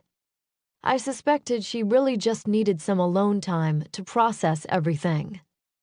Probably, she also couldn't face the idea of telling Zen and the others what she'd done. When her door closed with a click, Adam turned to me. What should we tell them? I thought it over for a moment, weighing the options. We'll tell them I did it.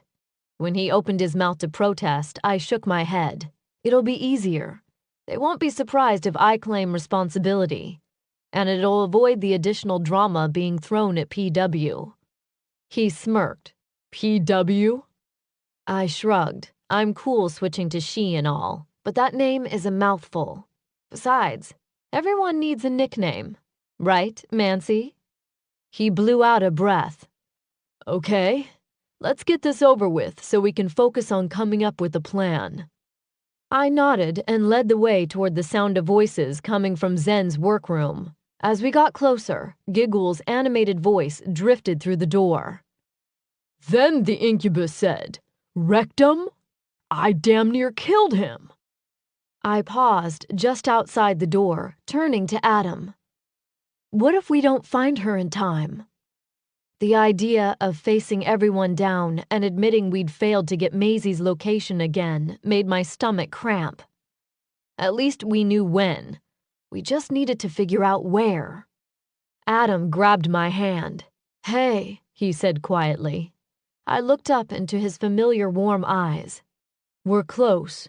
Don't lose your nerve now. I squared my shoulders. You're right. Let's go. Opening the door, I pasted a smile on my face. Hey, guys. Zen, Rhea, and Giguhl looked up. From the looks of things, they'd been busy trying to clean up. Zen looked up from lighting a candle on her restored altar, which featured a few new items, including 151 proof rum, iron nails, and a machete. How did your errand go? Zen blew out the match. I sighed. Not so good, actually. Giguhl narrowed his eyes. What happened? I ran a hand over my face. Unfortunately, we were right. Elodius was involved in the attack. He wasn't here, but he was the one feeding intel to the attackers. Where is he? Zen asked, but her eyes told me she already knew the truth. Dead. She crossed herself and closed her eyes. Rhea stepped up. Did you get any information out of him first? Adam filled them in on everything we knew. When he finished, Zen dropped into a chair, looking a little shell-shocked. I still can't believe he was wrapped up in this brotherhood. I've known him for years. He always seemed so friendly." Part of me envied her ability to have faith in people. On the other hand, I couldn't believe she wasn't cursing the man's name. Because of him, her business was ruined, and her friend was experiencing some major emotional trauma in the aftermath of a brutal beating. "Regardless, we have some information to go on now. It's not much, but it's more than we had 3 hours ago," Rhea said.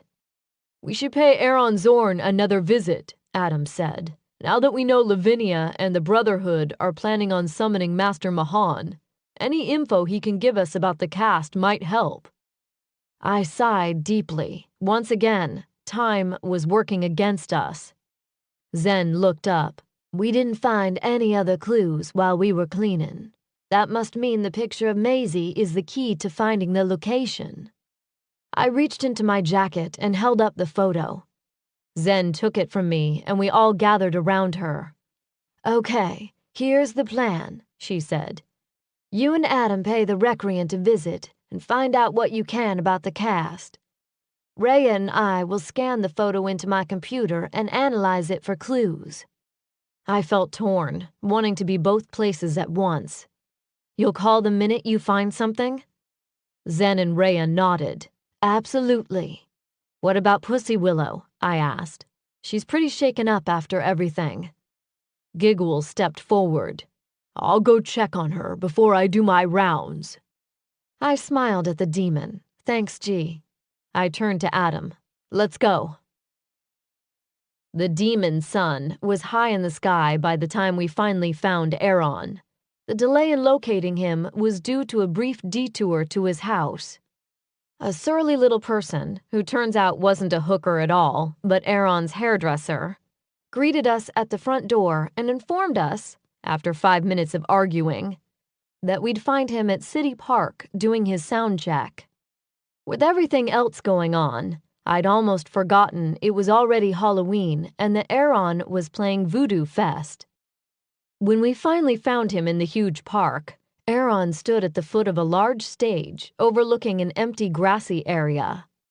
Rows of oak trees flanked the green space, which come nightfall would be filled with thousands of Necrospank 5000 fans.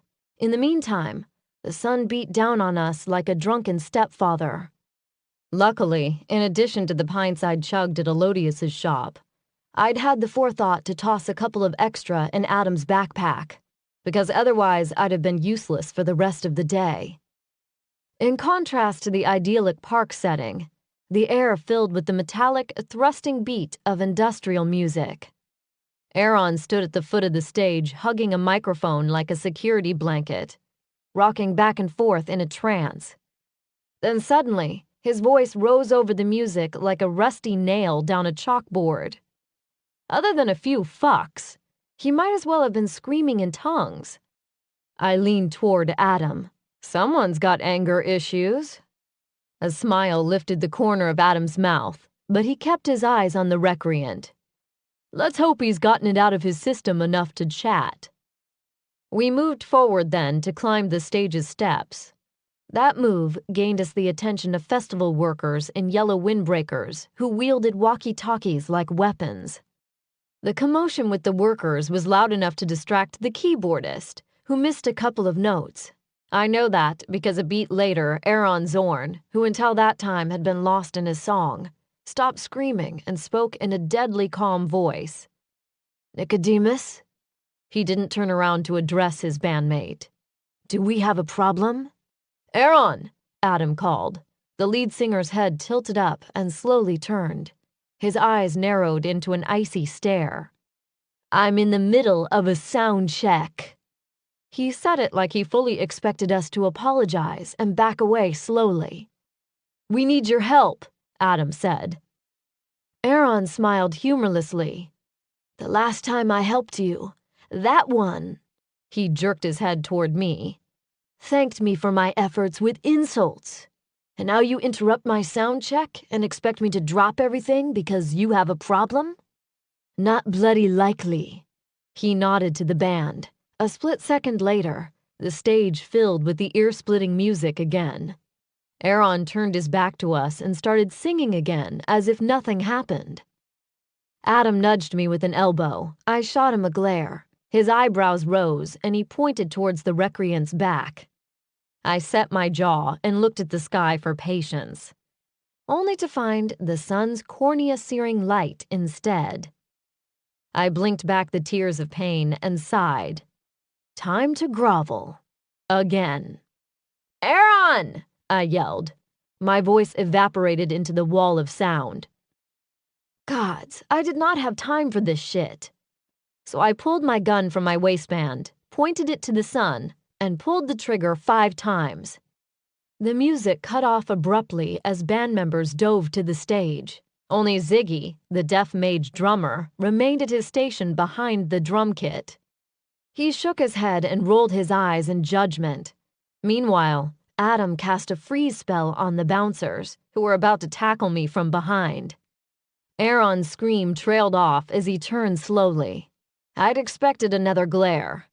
But apparently gunplay amused the mage, because he smiled wryly. "You could have just tapped me on the shoulder." I ignored his sarcasm and forged ahead with the apology to get things moving.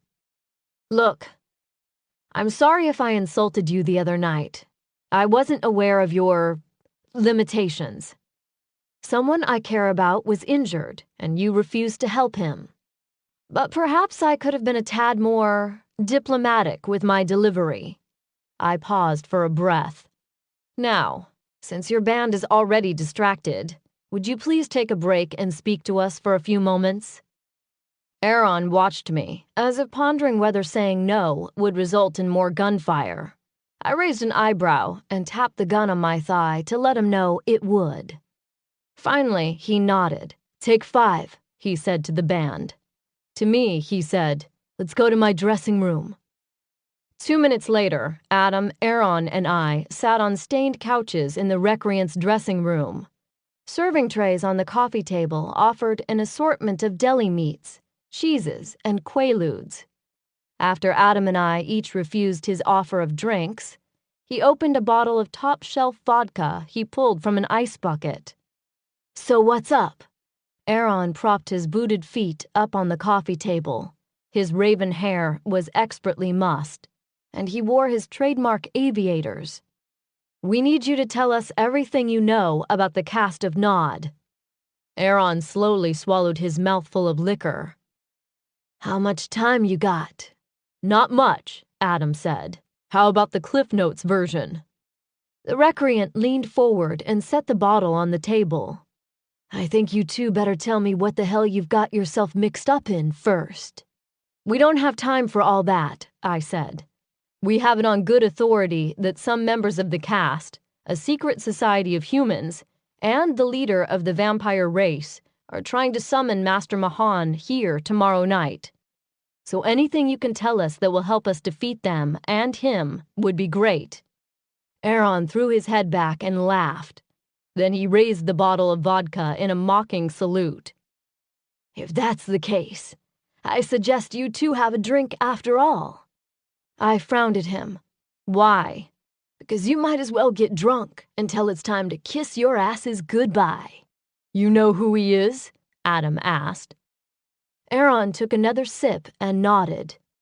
Recalling my dream with the beautiful male with the bright red hair and the werewolf with the shotgun, I said, "He's a vampire, right?" "No," the recreant said. "Not exactly." Adam crossed his arms. Obviously, the Mancy was as tired of the runaround as me. "Are you going to tell us or not?" "Master Mahan isn't a vampire." Aaron leaned forward like a man about to divulge a bombshell. "But he is the father of all vampires." My mouth fell open. I turned slowly to look at Adam. He spoke first. "Are you telling us that the leader of the cast of Nod is Cain? As in Mark of Cain? Cain and Abel? Lilith's lover Cain? Cain?" I started laughing before I could help myself. How gullible did this dude think we were? Aaron nodded, his expression serious. Yes, and I could tell you all sorts of stories about him. But the only thing you need to know right now is that you cannot and will not beat him. So you either need to figure out a way to make sure the cast doesn't summon him to New Orleans, or you need to get the hell out of town. And you better stick to songwriting, Mage, because fiction isn't your forte, I said. If anyone in the history of the Dark Races who I'd believe as the leader of the cast of Nod, Kane would be the last. Why do you say that? Because Lilith dumped his ass for a chance to marry Asmodeus and become the queen of Urkala. Why would Kane start a secret group who worships Lilith so much they want to bring about her second coming? Aaron slammed his bottle on the table. You're assuming the rumors you've heard about the prophecies are true. You're also assuming that Kane has told the truth to his followers about why he wants Lilith to return. Sabina, Kane was the first murderer in history. Do you really think he's trustworthy? If he is the leader of the cast, then why do so many Dark Race members trust him? Adam said. Surely someone else would have asked those same questions by now. Aaron shrugged. Charismatic cult leaders have convinced otherwise intelligent beings into all sorts of irrational action throughout history. Adam ran a hand through his hair. Okay, I think we need to back up. How do you know all of this in the first place? Aaron leaned back in his chair. I told you before that the cast tried to recruit me. We nodded. Recruit might have been an understatement. Stalked me was more like it. The harassment went on for a while, and I kept resisting. They escalated by beating Ziggy within an inch of his life. He recovered eventually, slowly, but his hearing never returned. And when that didn't convince me, the cast killed the rest of the band. Adam gasped. Oh my gods, the plane crash. That's really what happened? Aaron's face remained impassive, but he didn't argue. I frowned at them until Adam explained. It was big news when it happened. The plane got caught in a storm and went down over the Atlantic. They were meeting me in Europe to start a tour. Ziggy was still in the hospital, and I'd gone ahead to spend some quality time with the Parisian model. The thing the news didn't report was that the entire band was made up of mages back then. No way that plane would go down with their magical abilities to save them. Something else happened. You believed it was the cast's doing? You have to understand, I was pretty fucked up after that, he said, lighting a cigarette. Even though Ziggy and I had gone recreant in our youth, I tried to ask the Hecate Council for help.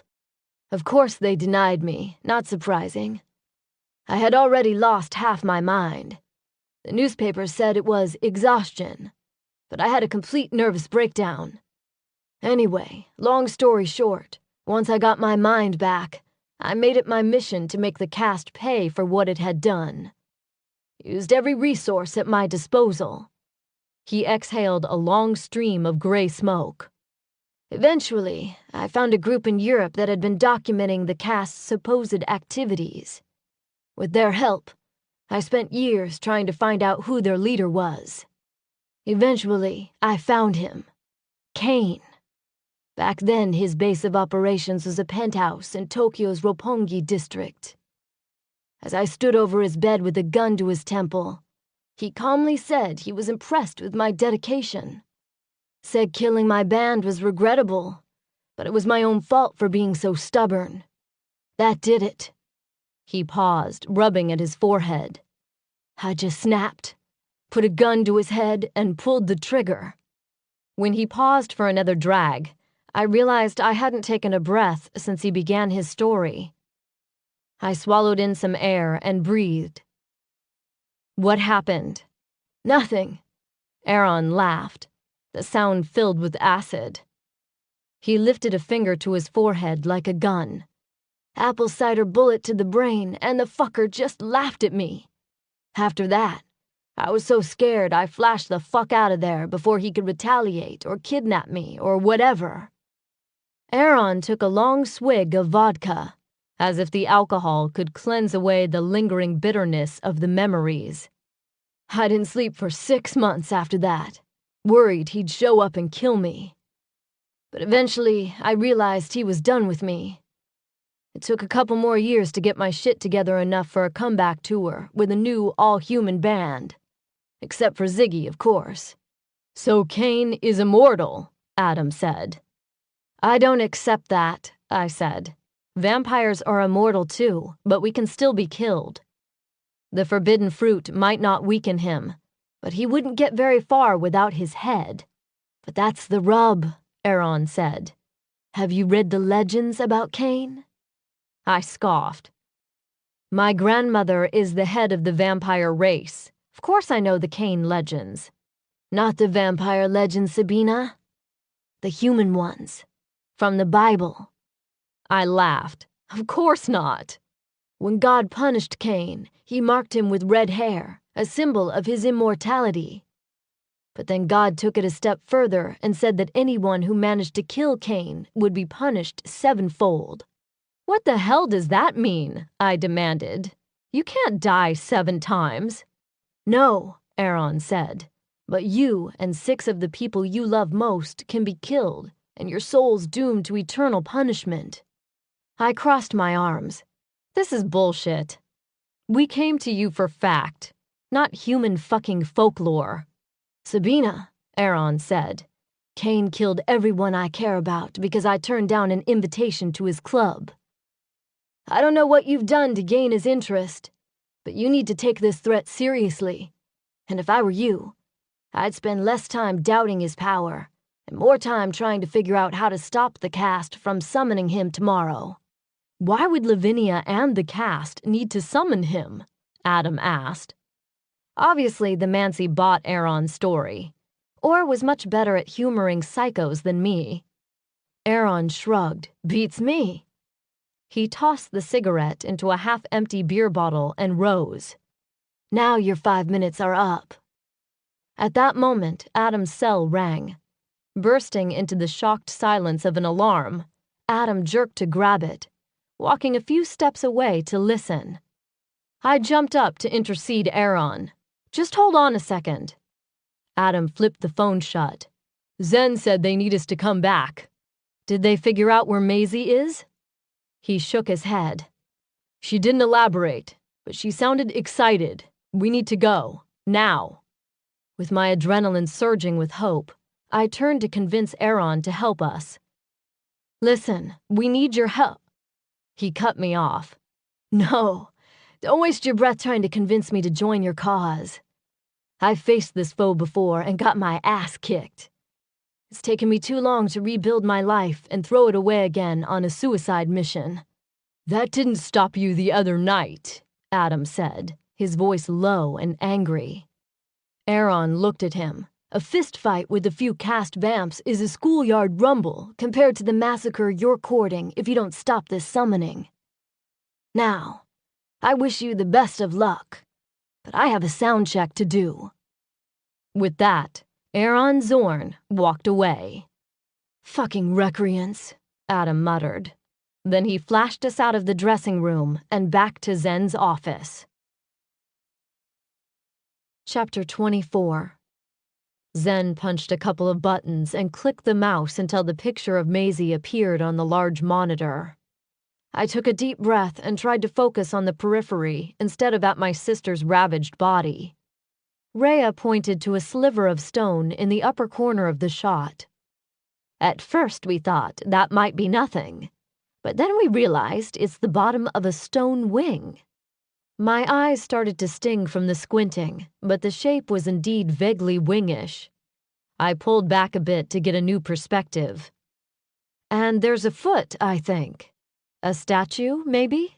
An angel, Rhea said. I looked at Zen. Do you recognize it? She shook her head. This is a Catholic city. Angel statues are everywhere. I made a frustrated sound, but Rhea said, Wait for it. Zen zoomed again. Adam grabbed my hands and squeezed. I glanced at him in time for him to breathe. Oh my gods. My eyes jumped back to the screen. Beside me, Adam let out a curse that would make even Giguhl blush. The writing said, "Requiescat in pace." When we saw that, we realized that Sabina's conversation with the zombie wasn't totally wasted, Zen said. I frowned at her. What are you talking about? You told us Kevin said cat piss. Rhea pointed to the plaque. Requiescat in pace. And the other part, about the big box. Maybe strikes meant a tomb. Adam bumped my arm. Oh God, Sabina. What was the other part Kevin said? I was too distracted to answer. My sister was being held in a fucking tomb. In a sick way, it made perfect sense that Lavinia had Maisie hidden in one of New Orleans' cities of the dead. Lavinia no doubt found it amusing and somewhat inevitable that our final battle would take place among so many symbols of mortality. Sabina, Adam prodded. I shook myself out of my morbid thoughts to answer. Something about Master come, and then I paused, my eyes shooting to his knowing gaze. Oh my gods. All this time I thought he was saying my last name. But he was really telling us Master Mahan's true name. Rhea and Zen exchanged a confused look. I think you two better start talking, Rhea said. What exactly did the recreant tell you? I was so busy cussing at myself that Adam filled them in on Aaron's revelations about the leader of the cast. Gods, Rhea said when he finished. Orpheus is going to have a stroke when he hears this. But before we figure out how to stop the summoning, Zen said, we have to figure out which cemetery they're keeping Maisie in. Well, Adam began slowly, at least we know she's in a cemetery, right? That should narrow things down. As much as I appreciated him trying to put a positive spin on things, I couldn't muster even a forced smile. Zen clicked the mouse and the image zoomed out again. I wish I shared your optimism, she began. Do you have any idea how many cemeteries there are in Greater New Orleans? Adam shrugged. A dozen? Zen shook her head, more like 40. As that sunk in with the weight of lead, she continued. Some we can rule out immediately, like Holt Cemetery, the one Sabina and I were at the other night. But that's maybe a handful. There's no way we could search the remaining 30 or so by tomorrow night. And even if we could, we don't have any way of knowing which crypt she's in. Hearing the odds laid out in such intimidating numbers made my heart sink. There has to be a way. Lavinia wants Sabina to find this place. Rhea tapped the screen. It would take all the fun out of it for her if she failed. We must have missed something. Zen leaned back in her seat. I'm inclined to agree with you, but I'm not seeing anything else in this photo that could point us to the exact place. She looked at Adam for confirmation. He hesitated and then shook his head. I don't see anything else either. My fist slammed into the desktop, making the monitor jump. I don't accept that. 3 pairs of solemn eyes looked at me with something bordering on pity. Rhea touched my shoulder. Sabina. I shook her off. No, don't tell me to calm down. We're too close to getting her back to give up. No one's saying we should give up, Rhea said, ever the voice of reason. We just need to come at this from another angle. Right, maybe Rhea and Zen missed something when they cleaned the shop, Adam said. We can split up and scour the whole building. I ran a hand through my hair. For what, Adam? It's not like they left a brochure for the cemetery lying around. Lavinia wouldn't want it to be that easy. But you said it yourself. She wants you to find this place. There has to be another clue. Right now, all we have is this picture to go on. I took a deep breath. You're right. I'm sorry. You know what? Rhea said. Enough with this guesswork. I say we try to find Maisie using the best tools at our disposal. When Adam and I stared at her blankly, she smiled. Magic. I already thought of that, Adam said. He pointed to the picture and the cuffs binding Maisie's hands. The brass makes it impossible to trace her, because it blocks her energy. Rhea shook her head. Not a tracking spell. Are you saying there's some voodoo spell that might work? I asked, glancing at Zen. Nope. Voodoo isn't good for this kind of thing. I think Rhea's talking about something Haitian, Zen said. Not precisely. The silver-haired mage squinted at me as she chewed at her lip. More like something chthonic. I shook my head before she finished the word. No way! Zen, you saw what happened with the zombie. Tell her she's crazy. Zen rose from her chair and went to a bookshelf against the wall. The Revenant rose because I didn't know I needed to adjust the spell. If someone had told me in advance that you were a chthonic, the whole thing could have been avoided. She paused to shoot a pointed look at us before she continued searching the shelves. What exactly do you have in mind? Adam asked. Rhea joined Zen at the bookshelves. Together they scanned the rows. A couple of seconds later, both made a little aha sounds and reached for the same book. Here it is, Zen said, taking the book from Rhea's hands. She blew across the surface of the leather binding. Dust plumed up like smoke. She coughed and waved away the cloud. This book belonged to my grandfather. He was an energy manipulator like Adam, but he had an extensive library of magical texts. Rhea went to look over her shoulder while Zen flipped through the pages. Finally, she stopped and opened the book wider. She pointed to something on the page, and Rhea's eyes lit up. Yeah, Zen said. The two females seemed to forget Adam and I were in the room. I'd need to get some friends from here to help, but I think it'll work. She'll need a focus, Rhea said slowly. Something to tether her to this plane. Hello, I said. I'm right here. How about Adam? Zen offered. He's powerful enough to handle the magical output, and their connection is strong. Adam cleared his throat and shifted uneasily beside me. I avoided his eyes but began tapping my foot. Still, they ignored us. It'd be nice if we had something of Maisie's, too, Rhea said. Guys, I raised my voice. Not that you bothered to ask me, but I do have something of Maisie's. They both looked up as if suddenly remembering they had company. Oh? Rhea said. I held up my sister's amulet by its chain. Now, will you please tell us what the hell's going on? Later, there'd be plenty of time to regret this, but for the moment, I didn't care about the inevitability of penance owed.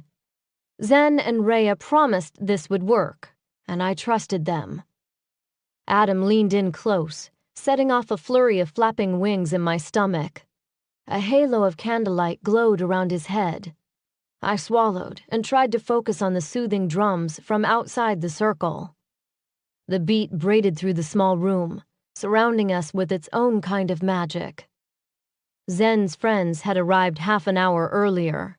4 black women varying in ages from late 20s to an octogenarian with milky eyes riddled with cataracts. They'd brought with them 2 young males who drummed in the corner. Zen and Adam quickly filled them in on the plan, while Rhea tried to soothe my worries by explaining exactly what was going to happen. I was surprised anyone had been able to reach the store, with the sea of Halloween revelers clogging up all the French Quarter's avenues.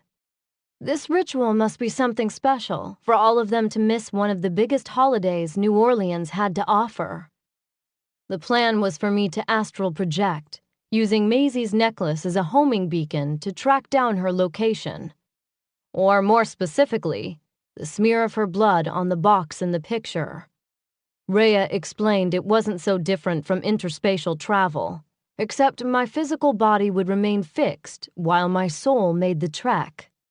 I didn't exactly love the idea of my soul leaving my body, but she assured me every precaution would be taken to ensure my safe return, which was why Adam sat inside the circle with me. He was to act as my anchor, a lifeline should I have trouble finding my body again. "Relax," he whispered. His breath tickled my ear, sending a shiver down my spine. I blew out a long, slow exhale and willed my shoulders to relax. Hard to do when my heart insisted on pounding a staccato beat in my chest. He took my clammy hand in his warm palm. His eyes met mine, and a small smile flirted with his lips. "Do you trust me?" I swallowed, my throat clicking from dryness and nerves. "Yeah." The word was so quiet, I wondered if he heard me. When the smile widened, I knew he had. He moved closer. So close I could feel the heat of him on my face. My lips parted. "We must hurry," Zen said. "Once the portal is open, you will only have a few minutes. If we can't hold it long enough for you to return, Adam will pull you back." Adam winked at me before pulling away. He mirrored my posture, a half-lotus position, and placed his hands over my upturned palms. Just beyond his shoulder, I saw Rhea watching silently, ready to lend aid if magical intervention was needed. For a moment, I regretted Giguhl's absence, but I felt better knowing we had a demon keeping watch in case Lavinia or the Brotherhood decided to make another house call. Adam squeezed my hand, refocusing my attention on the present. "Good," Rhea said. "The physical connection between you and Adam must not waver, or the tether could be broken." I swallowed, my eyes not leaving Adam's as I spoke to Zen. "Won't my body go slack once my spirit leaves?" "No," she said. "Your body will enter a trance-like state. You'll remain in that pose until your soul returns." I nodded slightly, careful not to let my gaze wander from Adam's. The intimacy of staring into his eyes for such an extended period should have made me want to squirm. Instead, I felt grounded, safe. "All right, let's begin," Zen said.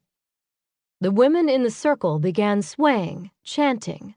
Candlelight flickered in my peripheral vision. The drums picked up tempo, the rhythm pulsing through the floor and up through me, into my chest. "Close your eyes and breathe deeply," Zen said. With one last look at Adam, I allowed my lids to drift closed.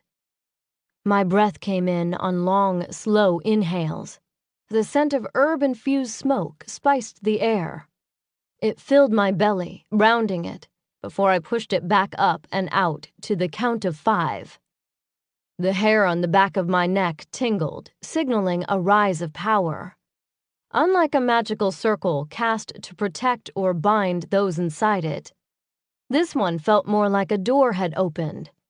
Air rushed through the room, bringing with it the sense of rich soil, black iron, fresh blood, the perfume of the underworld. "Keep breathing. Focus. See Maisie's face. Call to her."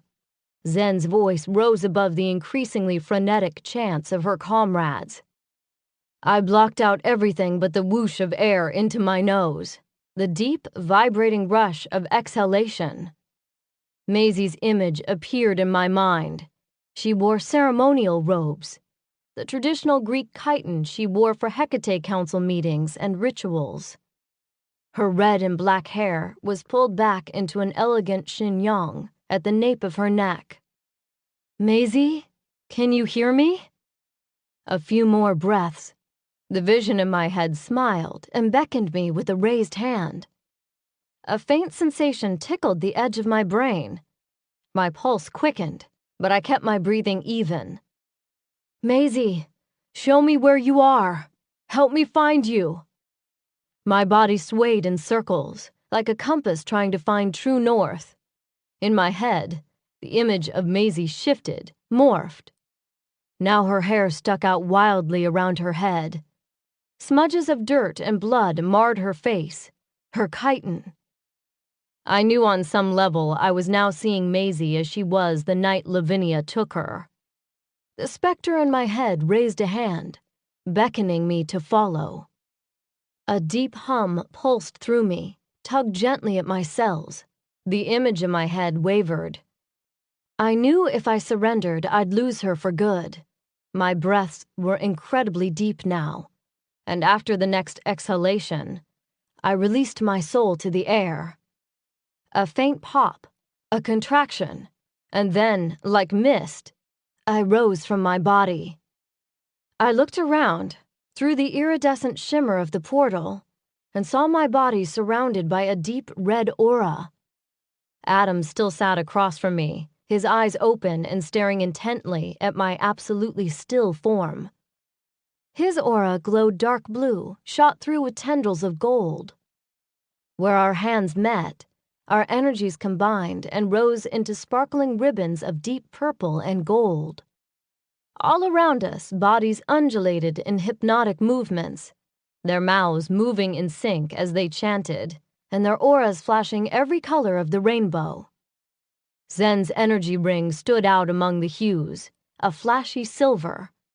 And in the corner, a halo of golden saffron hugged Rhea's body. Sound was different now.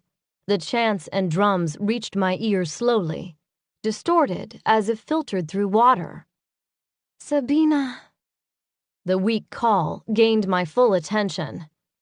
I lifted my face and flew upward until the ceiling gave way to starry night sky. When I was young, I always wished I could fly. I dreamt of taking wing over cities and fields and oceans. I prayed to the Great Mother Lilith to help me soar away from the life I'd been born into. Eventually, time passed and I grew resigned to never knowing that kind of liberation. But right then, as my spirit rose high above Bourbon Street, yearning for the thin silver of moon, I knew real freedom. Far below, miniature costumed humans celebrated and danced alongside colorful floats. Tiny orange lights dotted the cityscape, pumpkins set out for mortal trick-or-treat rituals. Beyond the city lights, the darker waters of the Mississippi beckoned me with their secrets. Something niggled at the back of my consciousness, some preoccupation I couldn't quite recall. Pushing the urge to remember aside, I flew so fast the world ceased to be more than streaks of color. I spun and weaved through the air, separated from mundane sensation by a whisper-thin sheet of shimmering magic. Unlike the times I traveled magically in my body, no cold wind froze me now. No vertigo unsettled me. Instead, the air was calm and warm. I felt centered and at peace. No pain could reach me here. I'm not sure how long I simply indulged my desire to soar, but soon a deep, nagging awareness caught my attention, like a muted pounding on a thick door, or drums pulsating in my chest. To the northwest, a pixel of light throbbed in time to the sound, drew me to it like a magnet.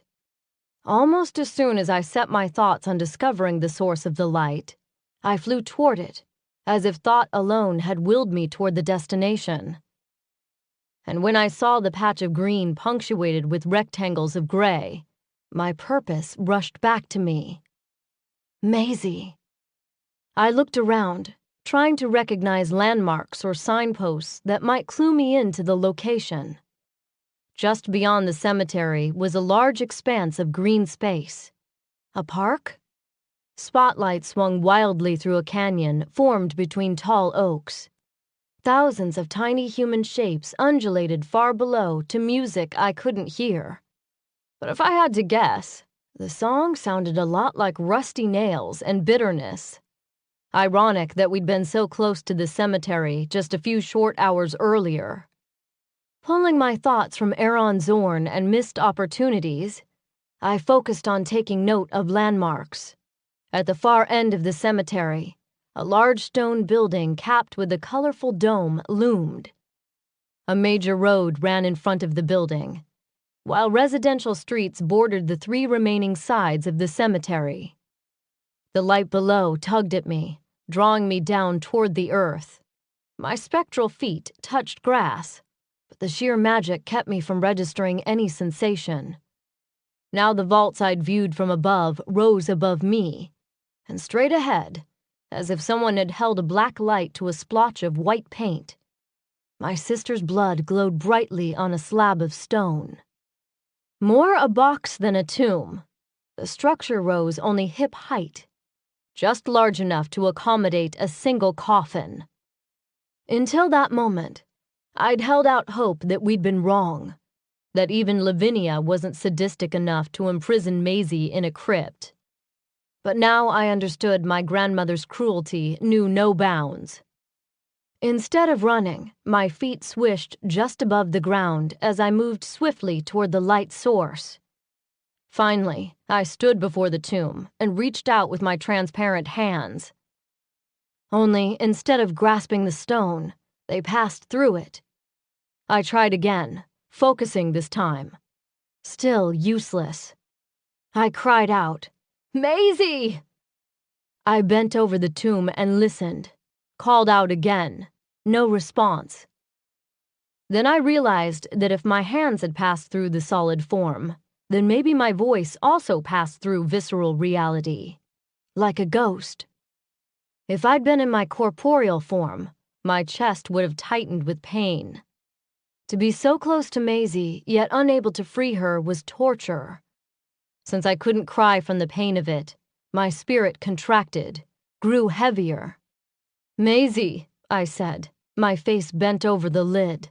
"We're coming for you. Please be strong. She can't hear you." I reared up and spun.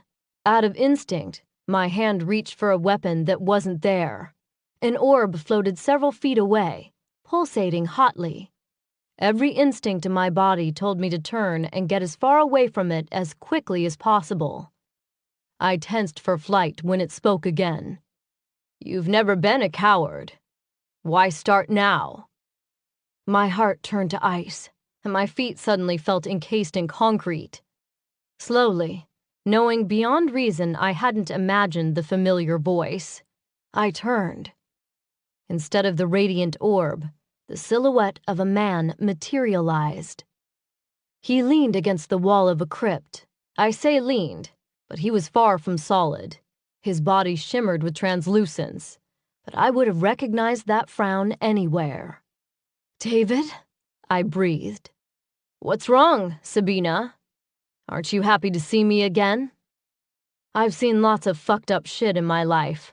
Hard not to when one spent the majority of their life killing for a living. Of course, since my family tree is filled with vampires and mages, and one of my best friends is a demon, one might also imagine running into a ghost wouldn't be a big deal.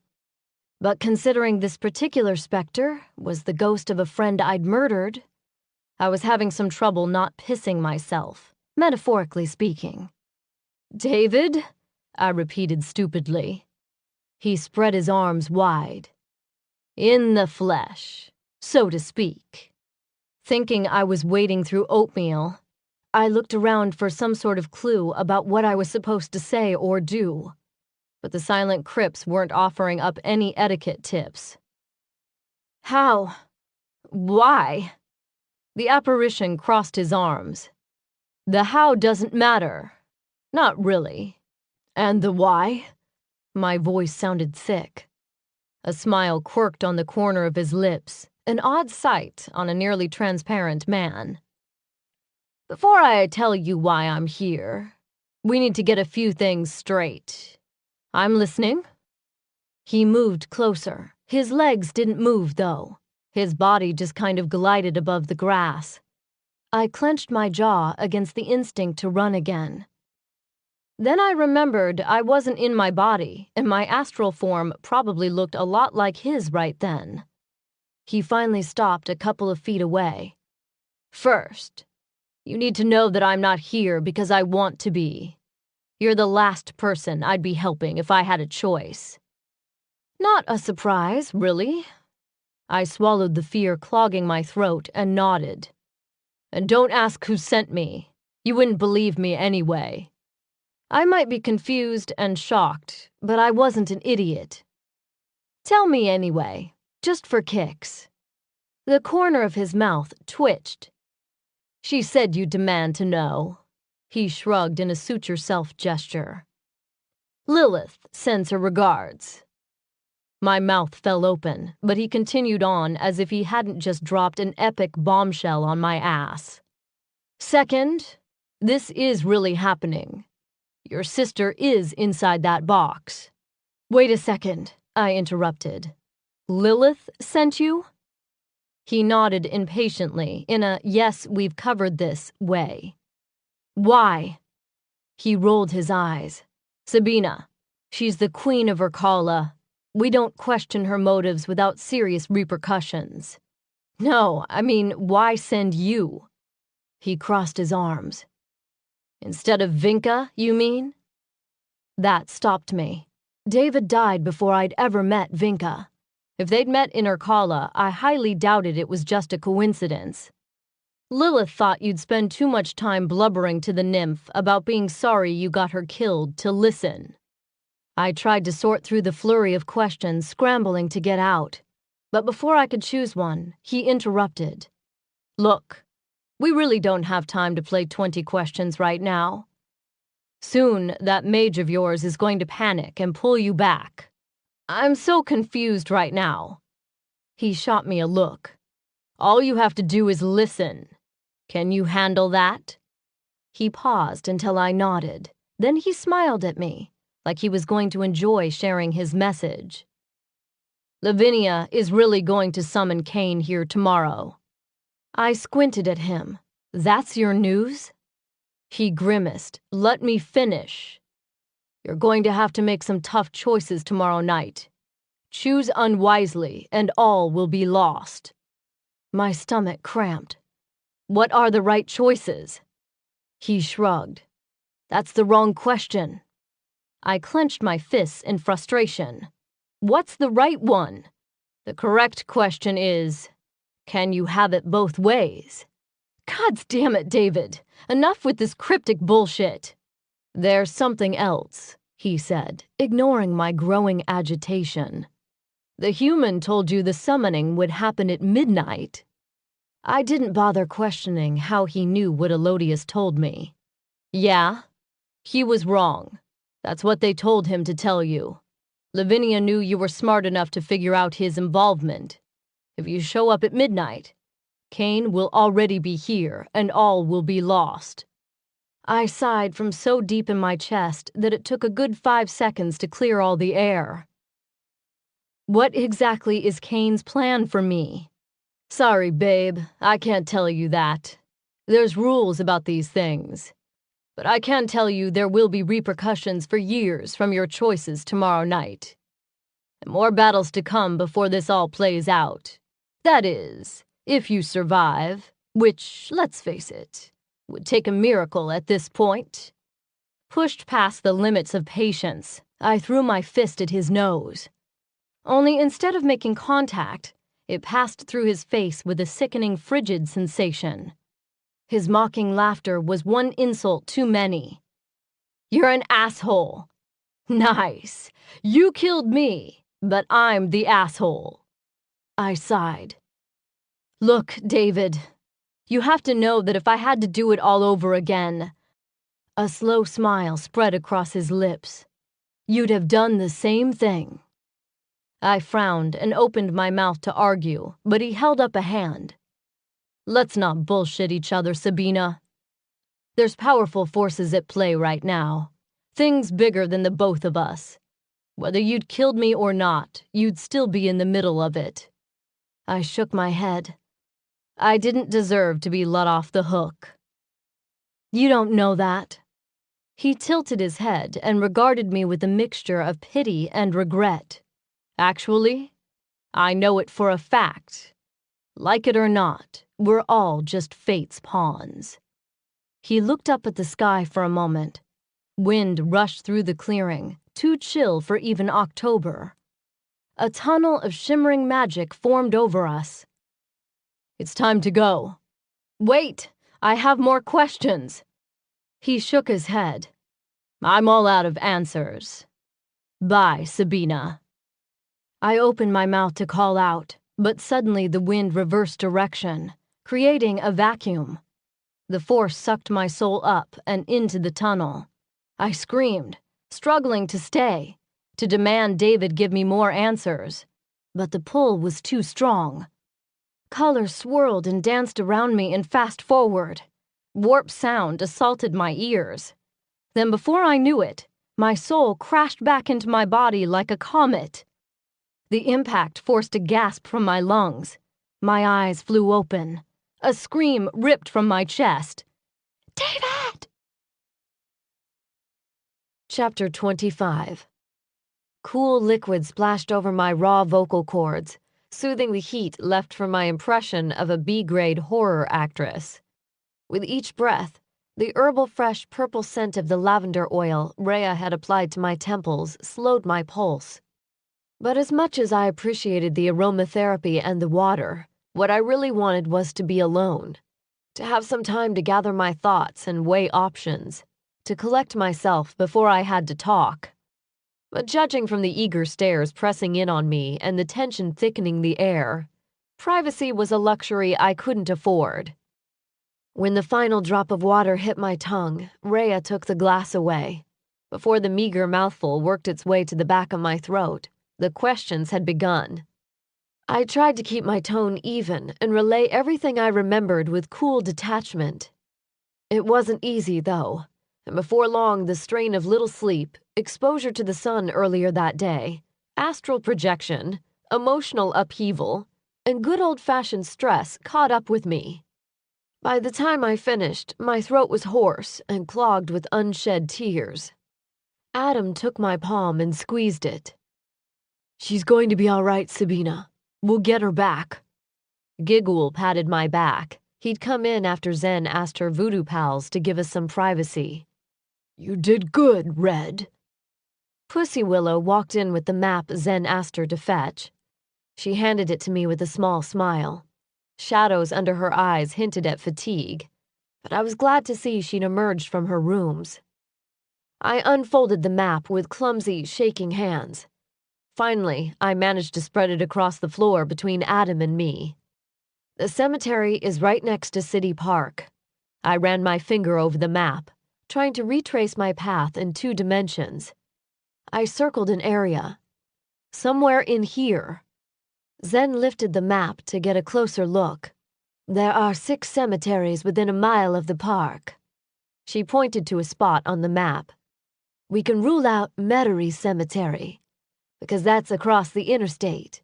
And this here," she moved her finger, "is Holt Cemetery."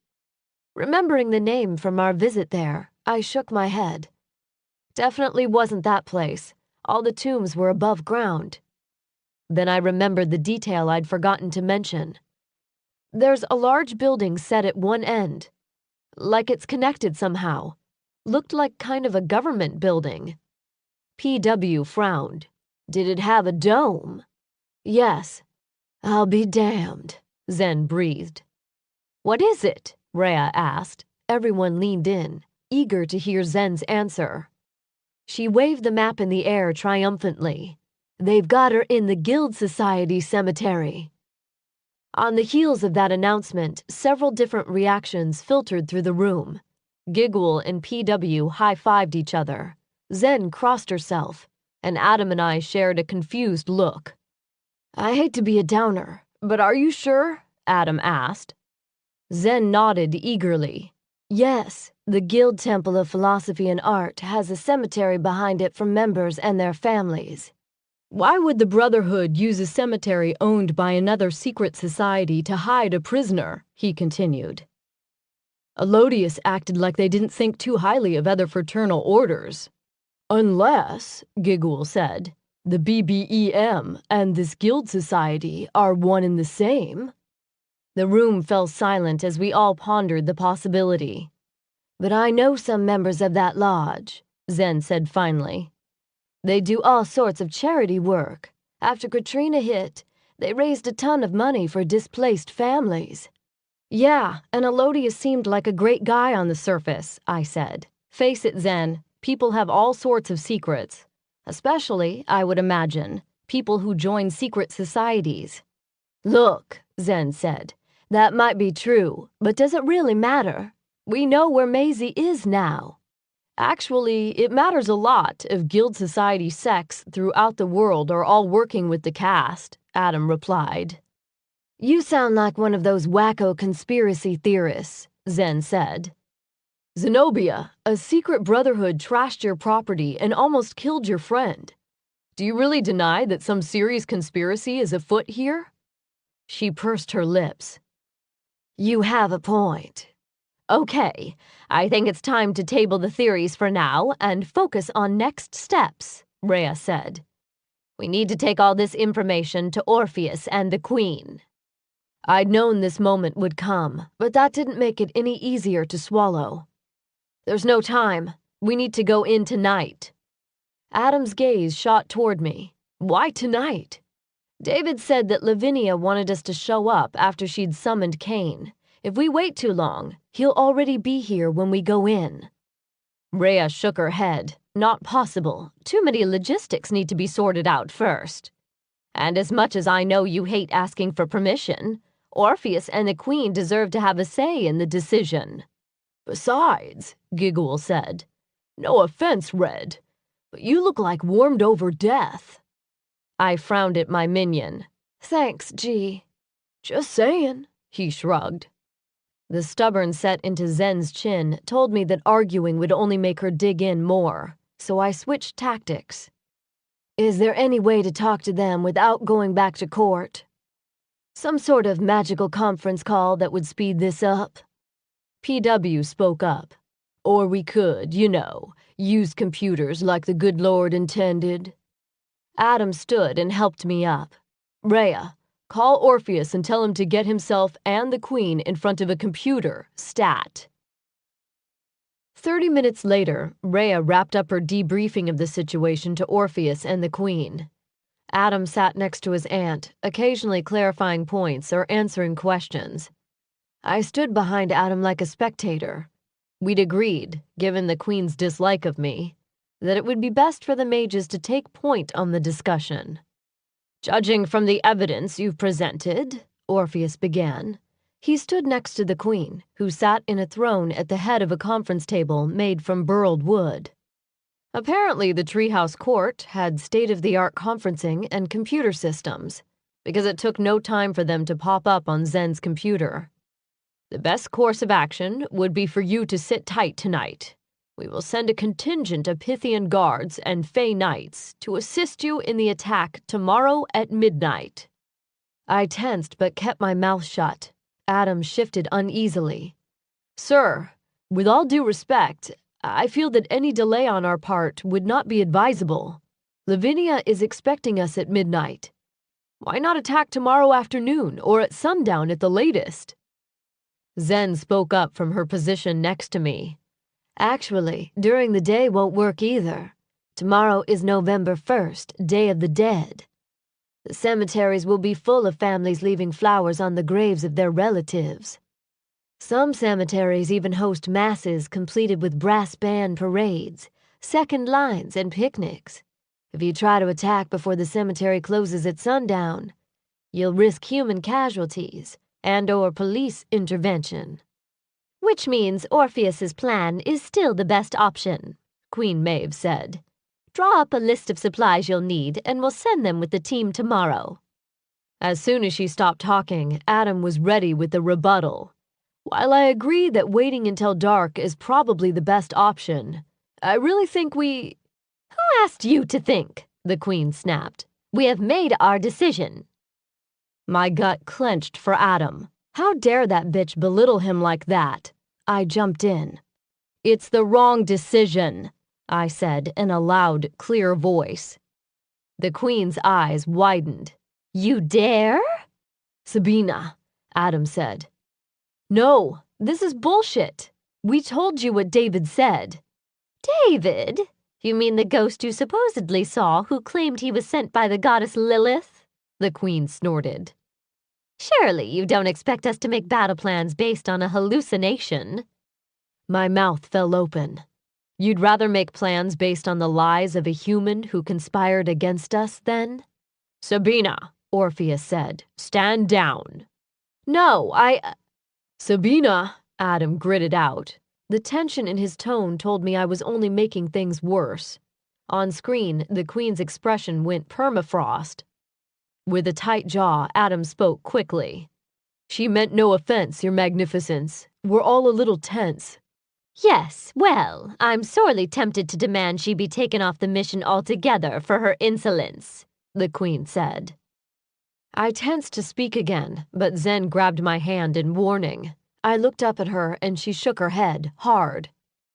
Trust Adam, she whispered so low I barely heard it. I'll keep her in line, Adam said. My stomach tightened at his words, but then my ears registered his tone of voice. Was it me, or did I detect some trademark Lazarus irony? Fine, Maeve said. Now, I'm sending the captain of my guard, Elan. He will lead the attack. What? Adam barked. The Queen's eyes narrowed. Your Magnificence, he said, recovering smoothly. Elan is a proud and capable warrior, but I'm concerned his lack of involvement in the mission thus far might not make him the best choice of lead. I suppose you feel you should have the honor, the Queen said. Doubtful you can handle both that and keeping the mixed blood in line. She seems quite a handful. Orpheus spoke up. Adam is one of my most trusted Pythian guards. His knowledge of the complexity of the situation makes him the obvious choice. The Queen waved an insolent hand indicating her agreement. Fine. Now that's settled, we have some news. Queen May shifted in her throne with excitement. Ever since we discovered Tanith was telling the truth about Maisie's whereabouts, we have been in talks. In fact, we're quite close to finalizing a peace accord. The only roadblock we face is that Lavinia is still alive. As long as she remains so, she is still the de facto leader of the vampire race. The Queen let that hang in the air for a couple of seconds. Therefore, we will need you to ensure Sabina Kane dies tomorrow night. I let out the breath I didn't know I'd been holding. On some level, I'd been expecting her to say we couldn't kill Lavinia after all. Adam nodded. Not a problem. That's on our list of things to do. You misunderstand, she said. Killing Lavinia will be your sole priority. Adam's head snapped up. I don't follow. His tone clearly implied he followed perfectly well, but rejected the implications. Couldn't blame him, since I felt like she just sucker-punched us. In a bored tone, Queen Maeve said, Let me spell it out for you. If it comes down to a choice, you will sacrifice Maisie Gracchus to kill Lavinia Kane. What? Orpheus gasped. We didn't discuss this. My fist clenched so hard the skin of my palms split open. At the desk, Adam's shoulders went rock hard and the muscles of his neck corded into knots. Maeve's response to Orpheus dripped with ice. I do not need your leave to make orders. You do when your decisions doom my people to death. I demand you rescind your order. The Queen speared the High Councilman with an icy stare. You forget yourself, mage. At present, you are little more than a beggar at my door. I have tolerated your opinions as far as I am willing. She rose. Lavinia dies. It is the only way to ensure the war you couldn't prevent yourself doesn't come to fruition. I hope the girl makes it, but not as much as I want to end the threat Lavinia poses to all members of the dark races. Orpheus was red-faced and panting. A parade of strong emotions marched across his face as he struggled to find an appropriate response. Watching the drama unfold on screen, I felt like a voyeur to his shame. The air in the office was so thick with tension it was hard to breathe. I stepped forward and put a hand on Adam's shoulder. His hand came up to grab mine. his grip so tight I winced. We might all have a stake in this, but Adam was watching his boss and mentor get emasculated in public. And Orpheus's next move could well dictate all our fates. "What say you, mage?" the queen said finally. "Will we remain allies? Or will you let your conscience deprive you of both sense and shelter?" Finally, Orpheus cleared his throat, only instead of puffing up like a man about to tell someone to go fuck themselves, his shoulders sagged with surrender. "We remain allies," he whispered finally. "A wise choice," the queen said. "Lazarus, you have your order."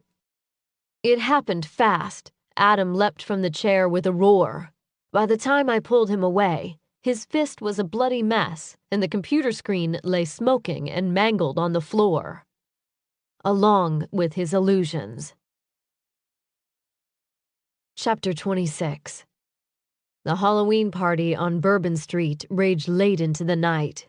I stood at the attic window, watching people dressed as vampires, demons, wizards, fairies, and werewolves stagger around on the street below. To them, Halloween was a time for make-believe, for tricks and treats, for costumes and party decorations.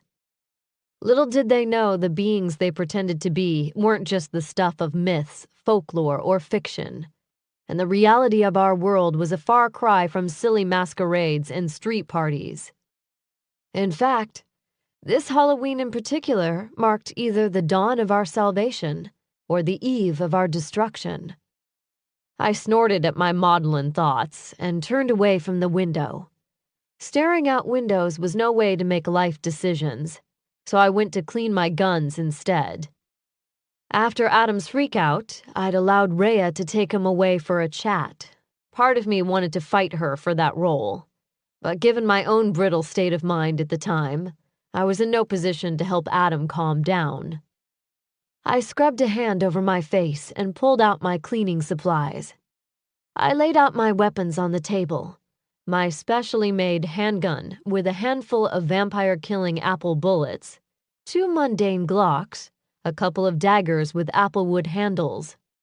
Not nearly enough for the battle tomorrow, but the same bitch who just casually discarded my sister's life as unimportant was also sending enough weapons and manpower to ensure we had a fighting chance of saving it. How did things get so fucking complicated? On one hand, my gut told me I should ignore my disgust over the leaders' priorities and focus on using their resources to achieve my own goals. I just have to use every resource at my disposal to save my sister and ensure Sabina Kane died before she could summon Kane. Not an easy agenda, but it beat facing off with Lavinia armed with nothing but a few weapons and a bad attitude. On the other hand, I'd be a fool not to face reality. Even with the Fey Knights and Pythian Guard as backup, Lavinia had the advantage, no doubt about it. So my other option was to go tonight to save my sister. Lavinia wasn't expecting us until tomorrow, and from what I'd seen in my astral projection, the tomb was totally unguarded. If I left now, I could be in and out in less than an hour. Then we could go in with guns blazing tomorrow and not have to worry about Maisie getting caught in any actual or political crossfire. But if I had a third hand, I'd remind myself that that kind of thinking was totally old Sabina, the angry one who worked alone, the rebellious one who ignored potential consequences to do what suited her own purposes, the lonely one who didn't trust anyone. Hadn't I learned yet that I was at my best when I allowed myself to depend on those who'd proven themselves trustworthy? Adam and Giguhl had saved my ass more than once. They'd supported me through some pretty low times and high-fived me after victories. They were more than my friends. They'd become just as much my family as Maisie. Maybe more in some ways. I smiled as memories of our exploits played like a highlight reel through my head. As I did, the tang of cleaning solvent tightened my nostrils. With methodical strokes, I wiped down all the components. I guess Giguhl and Adam were a lot like my weapons now. I wouldn't enter a fight without some firepower. And now I couldn't imagine sneaking out without letting them in on the plan. The door opened and the Mancy strolled in as if my thoughts had summoned him. When he saw me, he stopped abruptly, as if he hadn't been expecting to see me. His high color hinted at embarrassment, too. After all, the last time I saw him, he was murdering a computer. "Hey," I said softly. I shoved the gun back into the bag. My stomach dropped the minute he walked in. Seeing the lines of tension on his face made my protective instincts go into hyperdrive. "How are you?" "Fine." He walked forward and grabbed his backpack from the armchair. He seemed to dismiss me completely as he rummaged through it. "Want to talk about it?" "Not really." He didn't look up. I sighed. "Adam, please, just talk to me." When he looked up, the heat in his eyes was so intense I had to look away. I'd seen Adam angry before, but nothing like the rage rolling off of him in hot waves. "Why? So you can tell me you were right?" I frowned. "Right about what?" "When we started this mission, you questioned the leader's motives, but I, being the good little Pythian guard, chanted the party line like it was our fucking salvation." He laughed bitterly. "Guess the joke was on me all along." I walked up to him and squatted next to the chair. "You listen to me," I said, forcing him to look at me. "This isn't about who's right or wrong. It's beyond that now. The truth is, Orpheus did what he had to do as the leader of the mage race." Adam jumped up so fast I fell back on my ass. Towering over me, he yelled, "How can you defend him? You, of all people!" He jabbed a finger in the air. "Maisie is your sister!" I clenched my teeth and rose to face the Mancy. "Look, Adam, I know I'm not always the most level-headed person around. I've certainly done my share of yelling and bitching about the unfairness of this situation. But you know what? That shit won't save Maisie." I poked at his chest with the finger. "It fucking sucks that Orpheus didn't stand up to that bitch. But what choice did he have? Fuck up his alliance with her on the off chance we might have to make a choice between Lavinia and Maisie? She'd turn every mage out on the streets if he did that." "Whatever," Adam said. He raised his chin. "I won't be a pawn for the queen like Orpheus. Maybe Aaron was right to go recreant." I crossed my arms. "So what are you going to do, Mancy? Walk away to prove a point? Leave Maisie behind and let Lavinia win because Orpheus made a shitty decision?" His gaze shifted guiltily. I forged ahead. "You're the one always telling me to use my head. So when are you going to start using yours?" His eyes narrowed. "So what? I'm supposed to sit around and take orders from the Queen's fucking captain? Because don't fool yourself. The minute Orpheus bent over for Maeve tonight, Elon earned the right to call the shots tomorrow." I got in his space. "No, you ass. I expect you to remember that you're not alone in all this. We're a goddamn team, remember?" He stared me down for a moment, then his lip twitched. "You really need to work on your pep talk skills, Red." "Yeah? Well, you need to remember your place. Where's the calm, level-headed Adam I've come to depend on? I'm supposed to be the surly, nihilistic one, remember?" Before I knew what hit me, he'd wrapped his big arms around me for a hug.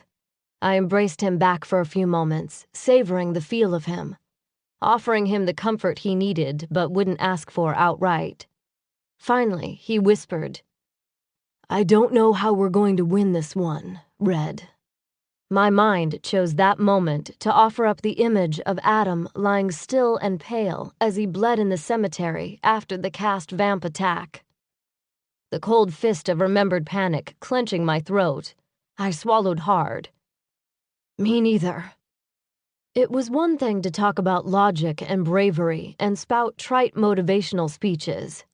It was something else to have Adam touching me and know these might be our last moments alone. Ever.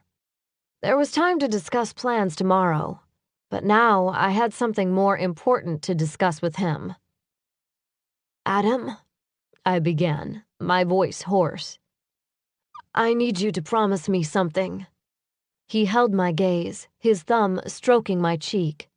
"Anything. No matter what happens tomorrow, we won't lose Maisie. Even if it means—" I swallowed hard. "Even if it means you have to leave me to do it." He tensed and pulled back to look at me. "Sabina." I placed a hand on his chest to quiet his protests. "Stop. I need to say this. If something happens to me, you have to promise me you'll be sure she's okay. I fucked up a lot in my life, made a lot of stupid, selfish choices. But I need this to be right. You're able to flash out of the battle, which means you have the best chance of saving her. So if things go south, I want you to leave me and get her to safety." His eyes burned into mine as his other hand came up to cup my face. He leaned in and placed the softest of kisses on my lips. Then he pulled away a fraction and whispered, "If you think I'm the kind of guy who will run away when the woman I love is in trouble, you don't know me very well." The bottom fell out from under me. The L word destroyed my equilibrium. Up until he'd said it, I'd barely managed to hang on to my composure. But now my throat ached and tears stung my eyes. "Damn it, Mancy," I said, my voice thick. His gaze was dead serious. "I'm just stating facts. I'll do everything in my power to ensure Maisie is safe. But I'm not leaving you behind. Ever." A tear splashed on my cheek. I swiped it away with a shaking hand. I wanted to scream at him that he didn't understand. That this wasn't just about saving Maisie. I needed to know he'd be safe too. I wasn't sure I could handle the biggest fight of my life, saving my sister and worrying about his safety. If I went down, if Lavinia gained the upper hand, if she succeeded in summoning Kane, I needed to know he wouldn't try to play the hero. His green eyes held mine, his warm hand a pleasant weight on my arm. That's when it hit me. I couldn't control what might happen tomorrow, but I could decide what happened tonight. And I could think of nothing more important at that moment than showing Adam how much I cared about him. Cared? That wasn't exactly the right word, was it? The problem was I'd never loved anyone before, not really. But I knew the feelings I had for the Mancy were stronger and deeper than anything I'd felt for anyone. If that's what love is, then so be it. I guess it took facing death to finally strip away my excuses for not fully living, for not fully embracing my feelings for the male who looked at me now with his own feelings so nakedly displayed in his eyes. We stared at each other for a few moments, like we were waiting for some new catastrophe to interrupt. As I looked into his green eyes, emotion making them the color of leaves after a rainstorm, I remembered what Giguhl said about the right moment presenting itself, and I knew without any doubt this was it. I stepped away from Adam and moved toward the door. His eyes widened and his face fell as he watched me retreat. But instead of walking out the door, I closed it and flipped the lock with a definitive click. When I turned back toward him, my back against the door, I was shaking, whether out of nerves or anticipation or both. I didn't know. But I did know that seeing the hesitant smile spread across his lips made my heart thump in my chest. He took a step toward me, but I shook my head. "Stay there." His smile faded, obviously expecting more games. He crossed his arms and watched me with a wary expression. I held his gaze steadily as I slipped the jacket from my shoulders and let it fall to the floor. Slowly, with deliberate movements, I raised the hem of my shirt and tossed it aside. Under his appreciative gaze, I removed my boots and jeans until, finally, I stood before him clad in only a black lace bra and panties. His gaze forged a lazy path down my body before reversing direction.